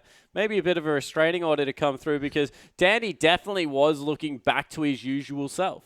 Yeah, and I mean, so was Dade as well. And Dreams, the jungler that's not really played that many games yet with this team, also had a very strong Rengar game. Like, yeah, Dandy's always in his face. Dandy's a very good jungler, but Dreams held his own there, played a very strong-looking Rengar. Yeah, and actually came out ahead in the mid-game. Dandy kind of had a fantastic first 14 minutes, and then Dreams took over, and then Dandy swooped in and stole the whole game away. Had a good last 30 seconds. Yeah, had a fantastic last 45 seconds of the game. But Dreams, yeah, in that mid-game on Rengar, was able to get some fights started, had a couple of little falters on his ultimate, but that's to be expected, especially when you're playing against a terrific side. So overall, did look very strong. And for me, I guess, are we going to see more of the same from both teams? It was a really tense game of League. Great to watch there as well. And if Dade and Looper play like that again, they're going to look not just a threat in this game, but a threat in the LPL. Yeah, and isn't it amazing? You kind of look at the game and you think, okay, M3 probably won't change anything, and Vici probably will. Because maybe their mid-game didn't go to plan, and if they hadn't have had that miracle steal coming through, that game would have slipped slowly out of control. So they win the game. Yes, they pick up the all-important point, but if they want to take the 3 points, they really need to, I guess, get on top of what was a relatively weak mid-game. Yeah, and I wonder if Hatong is going to go back to Xerath again if it's open. I mean, Hatong's played quite well for Vici. He's been one of the more stand-up players, very consistent in that mid lane. But against a player like Dade, who's starting to turn it on a little bit more as we get through more of the LPL, Dade definitely hit or miss sometimes, plays himself into some silly matchups every now and then, but when he looks good, he looks great. And on Azir especially, it's probably his best-looking champion so far. Yeah, it certainly is. And that guy, he had a couple of fantastic ultimates, layered with Looper's CC on Lissandra. He had that ultimate where he bounced Vasily, who was very far ahead, into his entire lineup, and Zonya's to keep himself safe. So that when he is on a playmaking champion, I think he just looks much more comfortable. He's very good at being proactive for his team and getting in their face and making plays. So look for him to be on a relatively similar champion and once again to try and take over the mid game. Yeah, and Looper as well. We talked about him having a good game. It's one of the better games Looper's had, possibly the best so far. Looper been quite cold up until this point, but had a very hot-looking game there. And again, Vici kind of with a miraculous steal by Dandy. Credit there as well to take that one. If Looper goes back on, maybe Lissandra, maybe another major, or just a stronger, more Looper-esque champion.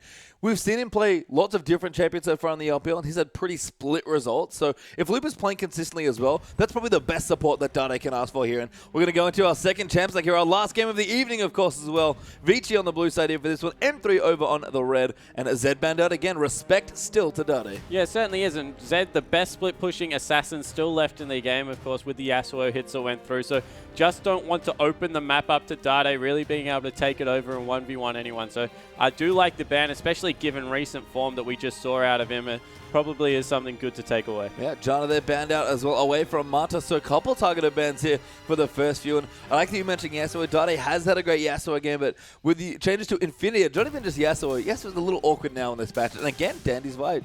Getting banned away from Dandy. Yeah, I know we had a couple of really good conversations about how to get Yasuo to that 100% crit. Now it is much more difficult with the changes that came through from Phantom Dancer and Infinity Edge. And of course, Static Shiv just not being as attractive as an item. Still very easy to pick up. Gets rid of some of that upfront burst damage that Yasuo really relied on in the lane. So he is in a more awkward spot than he was. He used to have a very nice 3-item spike. Yeah, he did. Here as we do have more bans coming through. Rumble is banned out there by M3, and I think I might have found the reason for the Vi ban here on Vici's side. Ro's actually back in the game. Dreams played last game, but Ro's playing this one for M3. Yeah, so Ro being subbed in, M3 using their substitute halfway through a series. So that's interesting. See if he camps the top side of the map as much as what Dreams did in that last game. Yeah, and Ro was definitely known as the jungler that snowballed his soul in, as Dreams been playing for about 2 weeks or so in this lineup, but they do have an opportunity to sub here. Interesting that we see a jungle substitution. That's pretty rare, but that's what we've got. And Cassidon's going to be the third and last ban for Vici. Yeah, and that was taken away from Masters 3. Correct me if I'm wrong, last game. Targeted probably Carry or Hotong there. So taking that way this time from Looper. Don't want to first pick it and just don't want to let it go through as one of those 2 power picks. Yeah, I mean, Cassidon's so strong, but it is interesting to see the ban on the blue side. So going to keep that away, it seems like. For now, on M3, you can have their last ban here as well. Nara, I believe, dropped through the picks and bans last game, but that was because Carry decided to take Rumble instead of Nah, and Looper took Lissandra first pick. So we are going to ban Xerath here as a really interesting ban by M3. Definitely picking on her tongue there. Yeah, they certainly are. And I think they're trying to push him onto the Azir pickup. Maybe Dade has something against that. Instead, they go for the Lissandra. That could be top or mid lane right there, and we saw the impact that it could have last game. Yeah, and that opens up Dade to just take Azir here as well and say, hey, what you got left? Because not that much left here against Azir, and it's been a very good champion there for Dade. We're going to look at Jarvan and Morgana going to be the consideration here, and M3 doing a lot of hate drafting almost here in this game. Yeah, they certainly are, and if they take away the Morgana, that leaves the Mata Thresh up, and we'll be happy to pick that one up, probably even more comfortable with the Thresh than he is with the Morgana, so questionable. Maybe once again using that Black Shield to try and get rid of some of the CC that comes through from the Lissandra. I mean, we saw Mata just wreck Looper in a couple of spots with that Black Shield, so it wouldn't be too surprising. So it is Morgana there, and Jarvan, as well. Probably Rose champion there in the jungle. Very popular, very standard jungle. Yeah, you would think that would be Ro in the jungle. Jarvan's just so strong. We actually saw Kakao, probably the first person to really put the jungle on farm this time around with the Jarvan. Flies through it when he wants to, especially with that Trailblazer. And he got very tanky very quickly. And Dandy back potentially to the Nidalee jungle. Yeah, they're going to pick up Nidalee here on Vici, and Graves again for Vasily. So part of the winning formula there for the last game was, of course, Vasily's very strong Graves, and that does limit Candy's champion pool a little bit. Corki is available, but that might be a matchup he's not that comfy with, especially after last game. But if that is the Nidalee there for Dandy again, not too sure how I feel about it. Yeah, I'm pretty sure how I feel about it. I really am not sure about the Nidalee pickup at the moment. I think that if you have very good CC in your top and your jungle, top and mid lane, you can make it work. But I just think that doesn't have that many tools. Has very good clear time and great early ganks, but then really is a linear champion. And if you get some hard engage, like, for example, the Jarvan that they picked it into does struggle late again. Yeah, we'll have to see either. M3 do pick the courtyard for Candy, so comfort there for him. And Dada going to go back to his champion, Azir. And again, with Xerath being banned, not very many good picks left here for Vatong. Even if he did play Nidalee or Lissandra, Dada's probably happy with that matchup. Yeah, he certainly would be happy to take that one in there, and it looks like it might be Lissandra mid lane. And we said that if you have some CC, it can be good, and that is a lot of CC to round out Vici's lineup. Yeah, we have seen Nidalee work in the full poke comp. Kakao pulled that out today on his Nidalee and really went to town. Dandy has shown a lot of proficiency on Nidalee. He's a very mechanically strong player. So clearly understands what's going on, but again, needs some support. But Vici going to give it to him here. Dandy going to be set up in this game to carry much more than he was in the last one, and it is Naliona to round out Vici's lineup. Yeah, and that is a huge engaged lineup with a very, I guess, Nidalee does so much damage in Cougar form at the moment. I think it's one of the most underrated things about her kit. It makes her an extremely strong duelist, and one of the reasons that I actually think that you can build second item, defensive item, and still do reasonably well with just some Magus enchant. So if you have all this damage going forward, and he's able to flank, get a good spear, and take out a priority target, assassin-esque versus poke, then I do like it in this team comp. I just think that overall, if you go for a very poke-heavy Nidalee, it is a very linear back and forward champion that doesn't have much flexibility. Yeah, so curious to see how Dandy does this time around on the Nidalee. It will be him for the jungle, and Looper going to go back to another old favorite here. It is Maokai, so back to tanks for Looper in the top. Yeah, it certainly looks like it to be that way. They have, once again, a very good AoE composition in their own respect here to take head-to-head.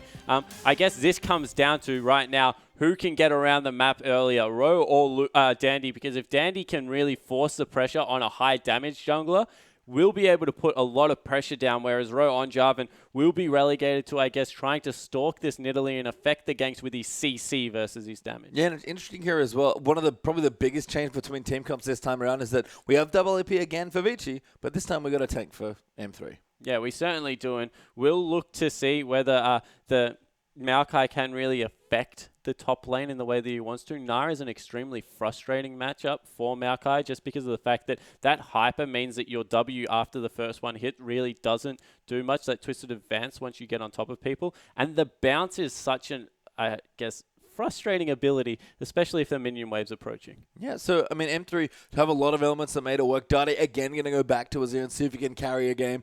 Vici have mixed things up, but I feel like they've adjusted some of their draft from playing Nidalee yesterday, I believe, yeah, when they had the loss on it. So Vici with a win, of course, be happy to take at least 1 point, but really want both here. Yeah, they definitely want to clear this out as a 2-0. I think that the more pressure you can put on Master 3 at this point in the series, the worse that will be later on. They really aren't able to turn it on, and it will be interesting to see if Vici can keep him down. Well, we'll see if they can. Let's get into the game.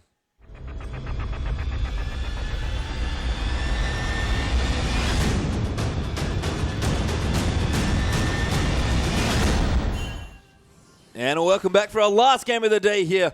Week 5, day 2 of the English coverage of the LPL. Vici are up a game after winning in dramatic fashion with a Baron steal from Dandy and M3. Looking to fight back and take the points that are rightfully theirs in their minds here. Dada is back on Azir. He had a great game last time. Let's see what he can do this time around. Yeah, certainly looking forward to seeing him taking that one again. He was up nearly 4,000 gold at one point in that game against Hetong in the mid lane. Played it extremely well, and you know what, Pastry Time, sometimes as a caster you get games that script writers couldn't have performed better, and last game certainly was one of them, and I'm excited to see what they can pull out this time around. Dandy on a very aggressive jungler, and I want to see if his vision control and his early pressure is as good as it was last game. Yeah, because it was great on the Rek'Sai, like you mentioned. So we'll see what happens. Trinket Ward does pop down. They can't quite get the kill, unfortunately. Can carry in Dandy, but Dandy, we'll see what he can get done early on in the jungle. Back on a bit more of a carry jungle. Interestingly, this time, it was picked quite late in the draft, and we've seen a lot more success when comps could use Nidalee's very powerful, but kind of narrow ability and really make sure their draft can fit it. Yeah, and I think the key was there. Wow, is a lot of damage going down onto Dade. Yeah, carry is just getting in there, using the boomerang there, actually putting him down to about half health. Yeah, trying to mix it up as much as possible. Also trying to deny the early level 2, and wow, that is a lot of AP on Looper. That sapling did a pretty absurd amount of damage. Yeah, a lot of flat AP there, 37 at level 1. Yeah, he's got 37 AP coming out of the tree, so that's a fair amount of damage going to be done. Actually, double golems, or sorry, Krugs being picked up by the bottom lane here for Vici, and Dade actually wasn't able to back, so he's in lane with half health. Yeah, it looks like he might have took up potion of the 2 that he started with. Vasily might have, though, will clean out the Krug there, get the big one. Going to take a little one as well. We'll be a bit late to lane, but we'll have an edge here. And Vasily going to get most of that experience. Not all of it for the level 2, but most of it.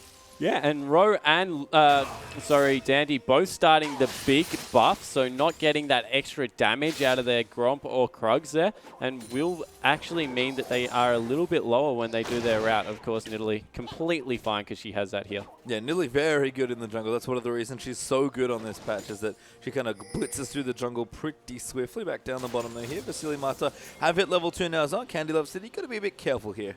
Yeah, and I want to see if in this bottom lane, Vasily is able to bully a Corki the same way he was able to bully a Sivir last game, because he really played a long way up and is doing so again.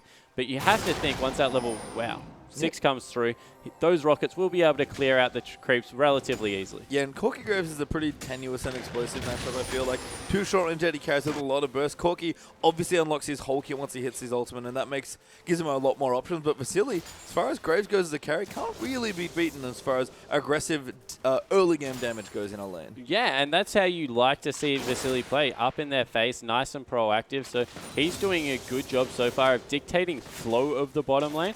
And with a support like Marta, that makes it extremely potent. Nidalee, the other thing about Nidalee is she does dragon so quickly early in the game with the way that her abilities reset. So we'll be looking to see if he goes aggressive here. Maybe even invading onto the blue. Yeah, might just take it away. He doesn't quite know what's up, but uses heal. Does have double buffs here, so has really powered through the jungle early on. Ro just went back, got his Trailblazer, and Dandy might just be waiting here. Yeah, trying to see if anything will come. Maybe looking for the early gank. Ooh, has started up now. Needs to be careful because he headbutts the wall. Yeah, no good there, but we'll come in here. But Ro's actually going to find him. Dandy maybe went a little too late there on the steal. Didn't even bother to check it if it was up to try and take it away. Walks past the ward there as well. Dandy, a bit unsuccessful in that counter jungle attempt. Yeah, maybe looking to pick it up with a spear. Both the support players have rotated across as well, so this will be a contested buff if it is started up. Yeah, I mean, Dandy sort of started this. He wants to finish it if he can, but Love City is going to join in there. Dandy now poking that in towards mid, but he's back in the jungle now. Mata going to join his friend there as well. Ro going to get the first knock up. Dark Binding in there as well. Black Shield is down, and Dandy going to do good damage. This is the Inspire following him, and a teleport coming in from empty already. Ro so low there, and Dandy can't quite get in spear range. Does headbutt another wall, gets Dark bound up, and he might pay for it. Candy going to come in looking for first one, but Looper's already in. Dade has rotated as well. Vasily blowing through people with the buckshot, and the heal gets popped in there as well. Now Carry comes in with a late tally, and that's Hatong. 3-man W there as well, but it's not quite enough yet. And this is a massive level 3 around the jungle, and no one is dead yet. Yeah, that is absolutely huge, and Dandy is either the worst Nidalee I've ever seen or the master beta, because he headbutted 3 walls in that exchange, and then he had to blow his flash to get over the top. Well, he got the blue buff still, and again, miraculously, no one has died there in that fight.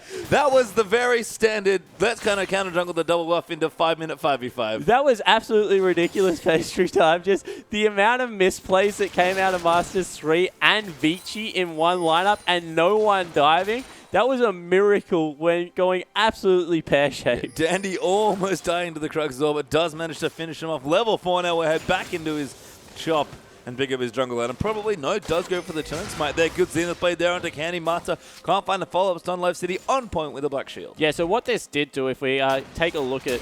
Ooh. Good flash there, Candy in trouble with Vasily. Looking for first blood, but Candy backs out of there, and he'll be safe just for long. First blood has not been so close already in this game. It hasn't happened yet. Yeah, that was so close. The Flash and Valkyrie just able to get him out. The reason that went so far in Vici's favor, as we see actually Carry getting aggressed on. Yep, Ro coming in here. Looper going to try and lock him up. Good flash there for Carry. No twisted advance, unfortunately, for Looper. I didn't want to pull the trigger near the turret, so Carry gets away first, but still denied. Yes, still denied. And once again, the reason that jungle fight was so important for Vici is because both their mid and bottom lane were pushing. So huge waves crashed into the turrets, which just denied a lot of experience, put them in a fantastic position, and has led to huge creep scores in the mid lane and in the bottom lane going in favor of Vici. Yeah, Vasily once again getting ahead here early on in this Graves. Doesn't quite have enough for the BF, so it's going to be close if he does want to go in for it, and he does actually have enough, so going to be going back and get that very strong first BF sword item for the big flat AD spike for Graves. Yeah, and that's huge for Graves. Being able to take a BF sword versus a component of a Phage means that he is in the driver's seat of this lane, looking to really take it over, and I think that at this point, you have to be worried if you're Ro about that. You can't stick in the top lane. The Dongler getting ulted there as well. The Bells will follow him, but Dade getting it out. Dandy does not wait patiently enough for the spear. Ignites down, but Dade alive. First blood still not happening. Yeah, and Dade does that extremely well, where he lets himself travel nearly the full length of his E and then Qs to get some further distance on that gap closer.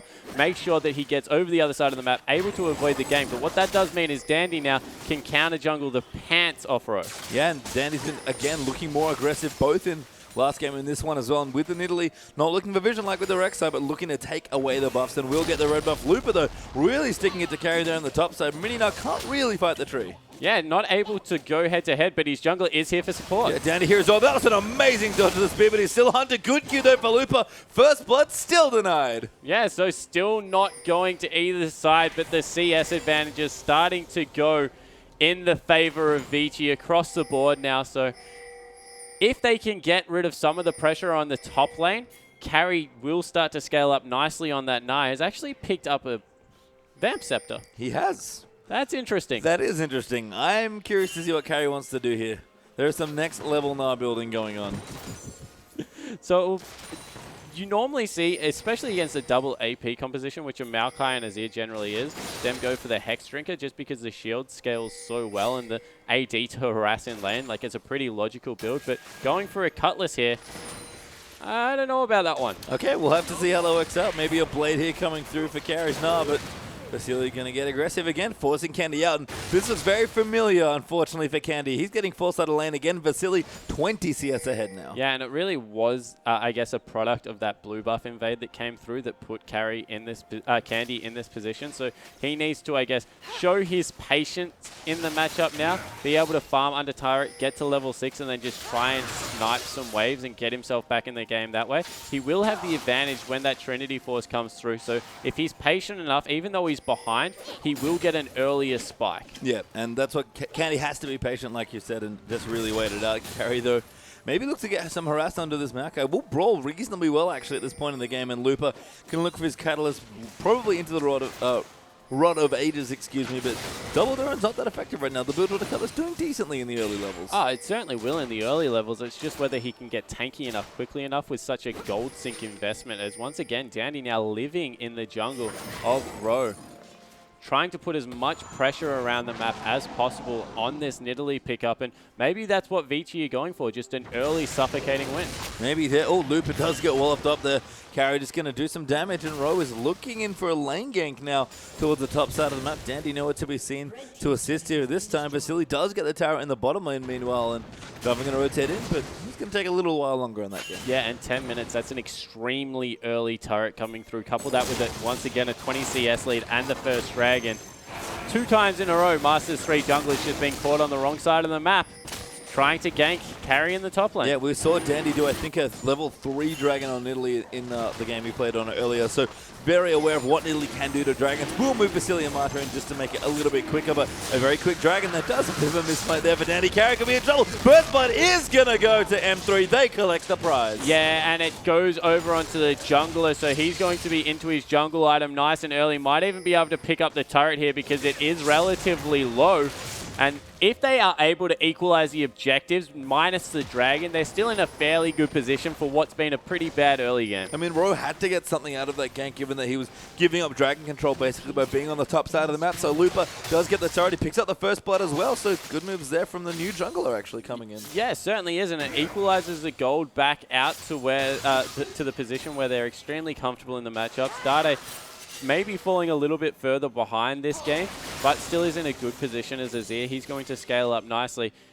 I guess, once again, the only real area of very big concern is that bottom lane. 66 CS to 101. That is huge for Vasily. Yeah, and Vasily going again for that Bloodthirster. Wants to be even more aggressive in the early stages of the game here in Candy and Love City. Just trying to keep the minions further back here is Dade. He gets the interplay here as well. Dandy jumps in and Mata gets that kill. Teleport does come in, but it's cancelled. Not needed there for Looper. Yeah, do not want to go into that. He was already dead. No point teleporting in. And once again, perfect pairing up of the jungler and support from Vici's lineup. Able to take out the mid laner. That's all the wave clear, so now they push in for the turret. And you said already how Mata does like to roam around and leave Vasily to his own devices when he can. Vasily, 2 games in a row, has gotten a nice early lead for his lane, has been happy to be left alone. In fact, he's in the mid lane now with the Tog and Mata going to take a second turret for Vici. Yeah, so much better play out of Vici this time around. They're looking very controlled, invading onto the buffs. The tier pickup has worked wonders, and Candy's in trouble. He's actually dead there. Tandy, great mechanics on the Nidalee. Solo's out that very low AD. yeah, so able to now pull the wave back as well. He's holding that, and once again, even more action. Yeah, ulti there from Love City. Mata does flash the wall though. Yeah, so able to get away there. Really nice play from Dandy to hold the wave there for Vasily. Make sure he's augmenting the lead because the CS gap was closing from Candy, so taking him off the map, holding the wave, ensures that Vasily is going to keep ahead, and Dandy had already picked up some nice gold from that kill. And we saw this a little bit from Dandy's Nidalee in yesterday's game as well. Even though Vici did suffer a loss there in this game, and that's of course still possible here as well, Dandy is always very aggressive, and he's actually going in for the steal. Can't get it though. Did spear the buff, but wasn't quite in range to get in for the pounce or even the smite. Yeah, so had to back away from that one. It would have been quite a miraculous smite if he could get in there just because of the amount of CC that is being bought from a Jarvan and Azir, both with their ultimates up. So maybe even in his favor that he didn't go for that one. This looks like it's going to be a full Blade of the Ruined King on Carrion. That's a very expensive offensive item to commit on what is normally an all-tank line. Yeah, that's true as well. So I'm curious to see how much more of a lead, if any, you can get here in the top side. Although Vigil's going to dive Paul Looper now. Ultimate is up here for Hetong, so the tree is in trouble. Yeah, he certainly is. They look like they're rotating 4 members up there. Only the AD carry is still on the bottom side of the map. Once again, Dandy also took away the red buff, so that's another buff to his favor. Rowe only being able to pick up the first one, next 2 going over to Dandy. Yep, so Dandy continuing to counter jungle. We saw it in game 1 on the Rek'Sai. He's doing it again here on the Nidalee, and that's what I love about Dandy's Nidalee. He uses the damage that he gets and her strong early game power so well and so aggressively. Yeah, it certainly looks like he's extremely comfortable going aggressive on the champion, which is, I guess, very, very good because it means that they're taking the fight now to Masters 3. They're on the front foot, they're moving forward as a unit, and they look reasonably coordinated, Vici. So Masters 3 right now need to just gather back away. They don't have to fight anything for about 2 minutes. Maybe just give up the top turret and let the outer ring go out. That's a very similar look to the last game here as well. M3 really got a lot of the stuff going around the mid-game fight. So M3 still have that option here. Dade's still on that Azir. Got his Athenes up as well. But Vici just look even more in control of the early game this time around. We've got Morel and Nomicon up for Hetong here as well. BT is also done for Graves. And Danny doing the same build he did yesterday, going for a Tear of the Goddess from the jungle. Yeah, and he looks like he's going, committing to that build. Ooh, Looper might be in trouble. I mean, Carrier's going to take out the turret. Dandy will join in. Love City's up here as well, though. Carrier does wallop him in. Love City going to move in for the ult. He does exhaust that onto Carrier there as well. But Dandy now going to come back in. Dade's here as well, though. Rose also jumped in, and Dandy just gets owned. Yeah, that was an absolute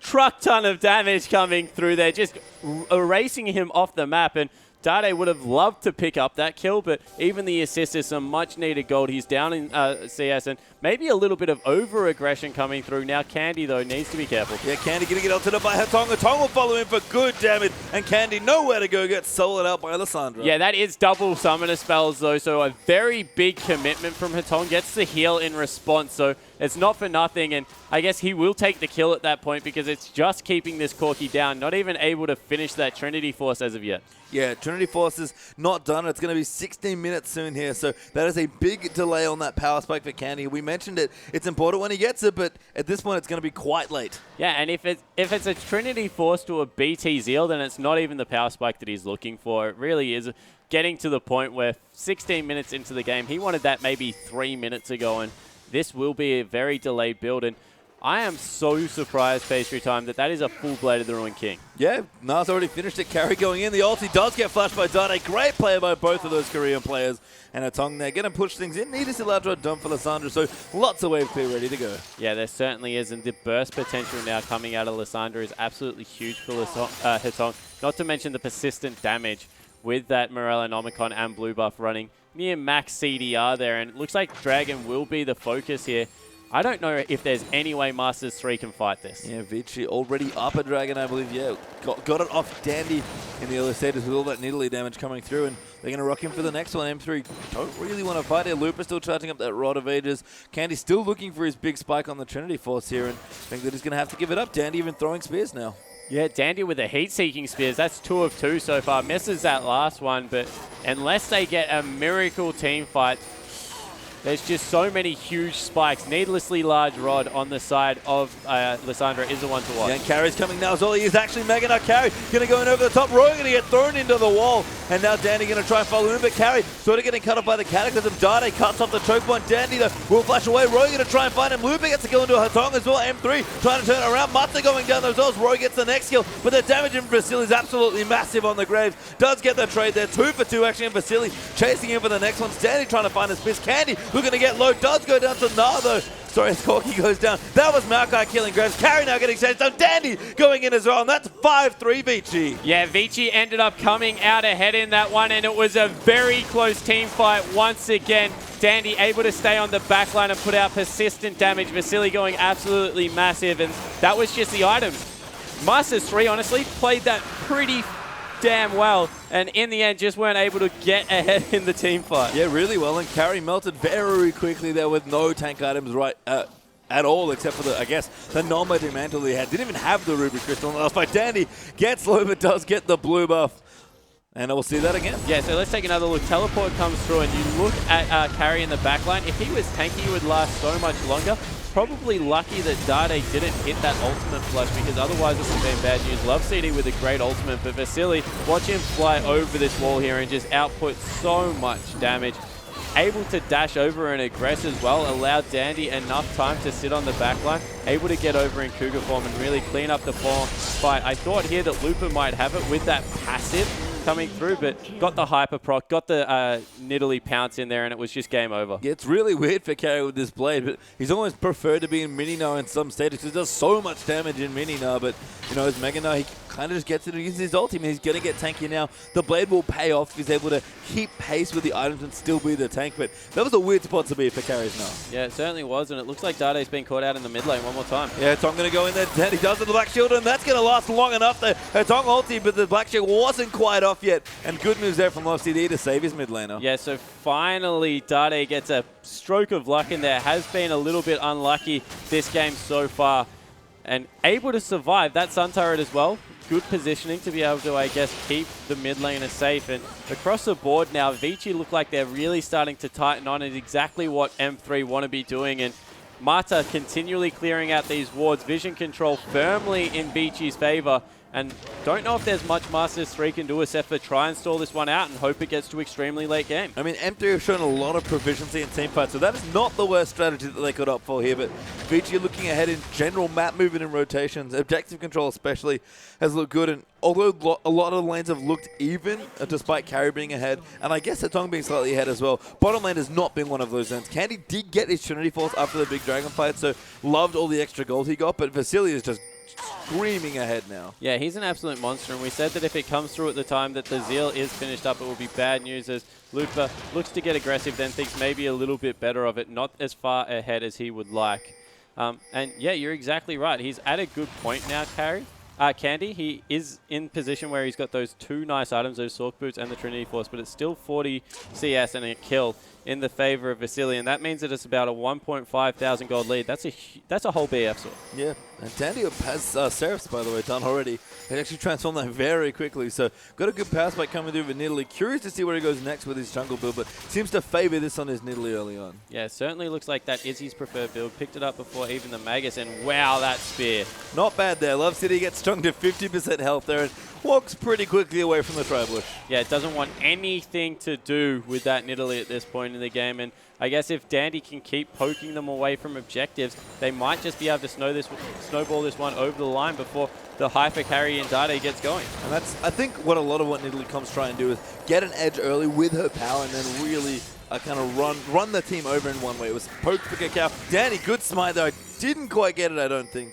No, it does pick up the passive though, and that's always useful to have. And look at the trap line coming out. able to get in position there. Might even be able to sweep out this pink ward. That's a huge win, even if he didn't pick up the Raptor camp. Yeah, the Raptor set's really paying off there and be able to clean out that. No, not quite. Didn't clean it out, Dandy. Couldn't get the ward. Was defended valiantly there by M3, and they'll move in again. Wave clear coming through. Dandy poking off with spears, and Vici pretty clear. They're actually kind of 1-2-1 with Mata roaming between the top and mid lane. Yeah, Mata trying to overlap with Hatong, it looks like, trying to layer that CC that can come out of Lissandra Leona. And at this point in time, the reason that Carry's build is confusing me is they're trying to split push with him, but I actually think Corki wins the 1v1, which is not a good position if you're a top laner that committed to a Bladed Drawn King.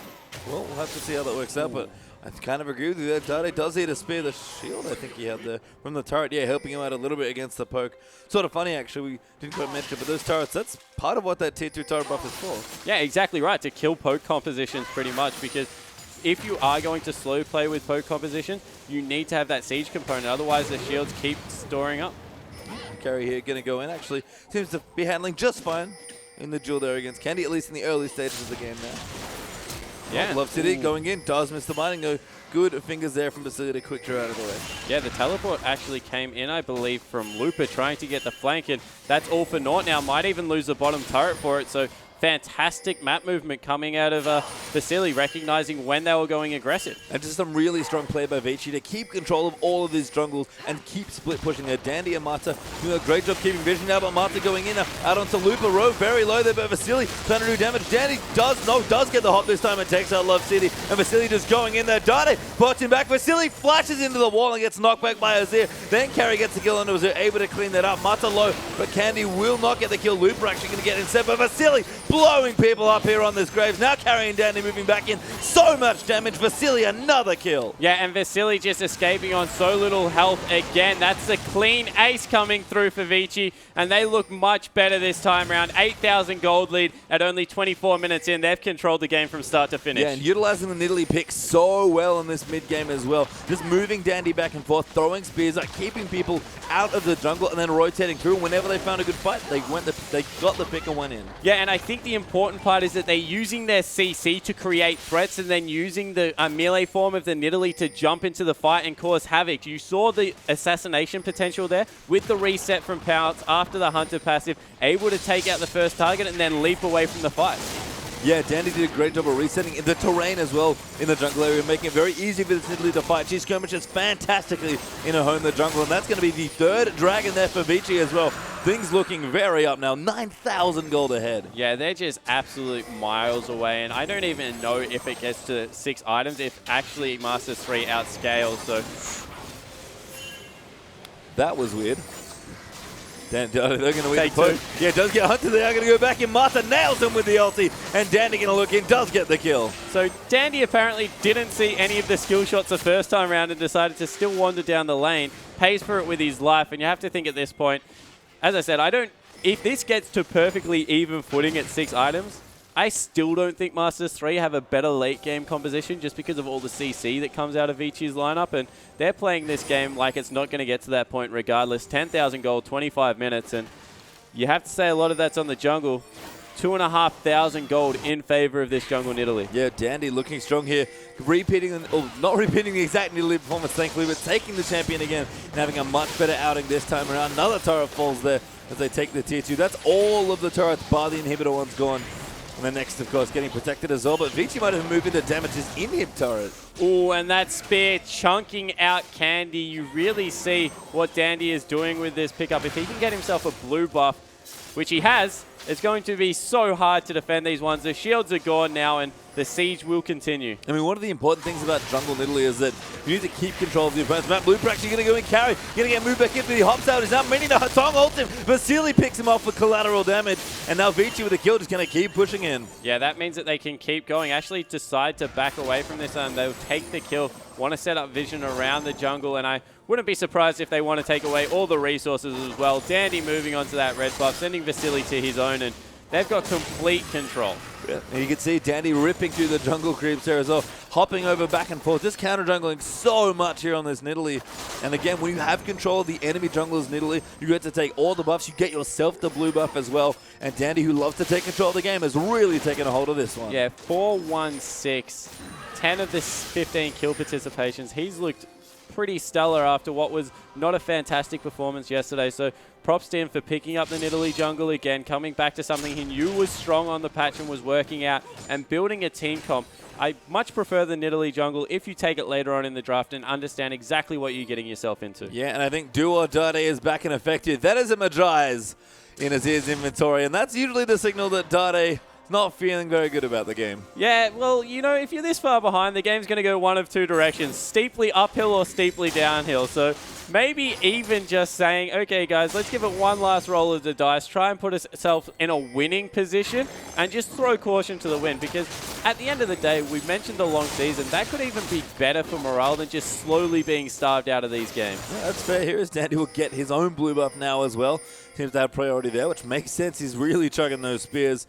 Warding coming up for M3 now as well, trying to keep tabs on the jungle, but don't have a lot of jungle that they can move through here. Dandy is kind of taken over. Yeah, and if you look at why Dandy is picking it up, it's because of all the cooldown reduction that's on Lissandra already, and then you look at the gold and he's actually ahead of his mid laner, so probably more of an AP threat at this point in the game.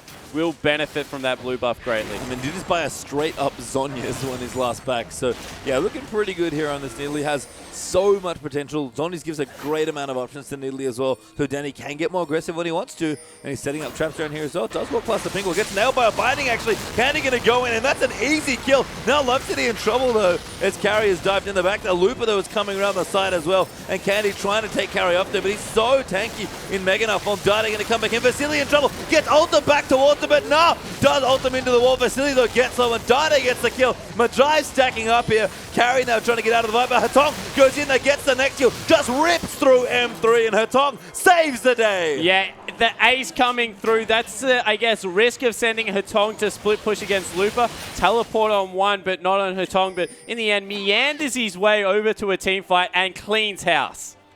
Really did there on the Lissandra. We've seen such strong Lissandra play already in both games. It was Looper in game one here, and Hatong is really showing the strengths and limits of this champion in this one as well. That was one insane fight, and every time Lissandra gets into melee range, things go real bad. Yeah, it certainly does. Just one of those champions, and once again, throwing the ultimate out in an area to get the AoE done. The damage is just so insane when you take into account that every one of her spells can hit all 5 members in a team fight, and you just see that when people stack up, it means bad news. And that's what I love about Lissandra in this comp, especially to Vici.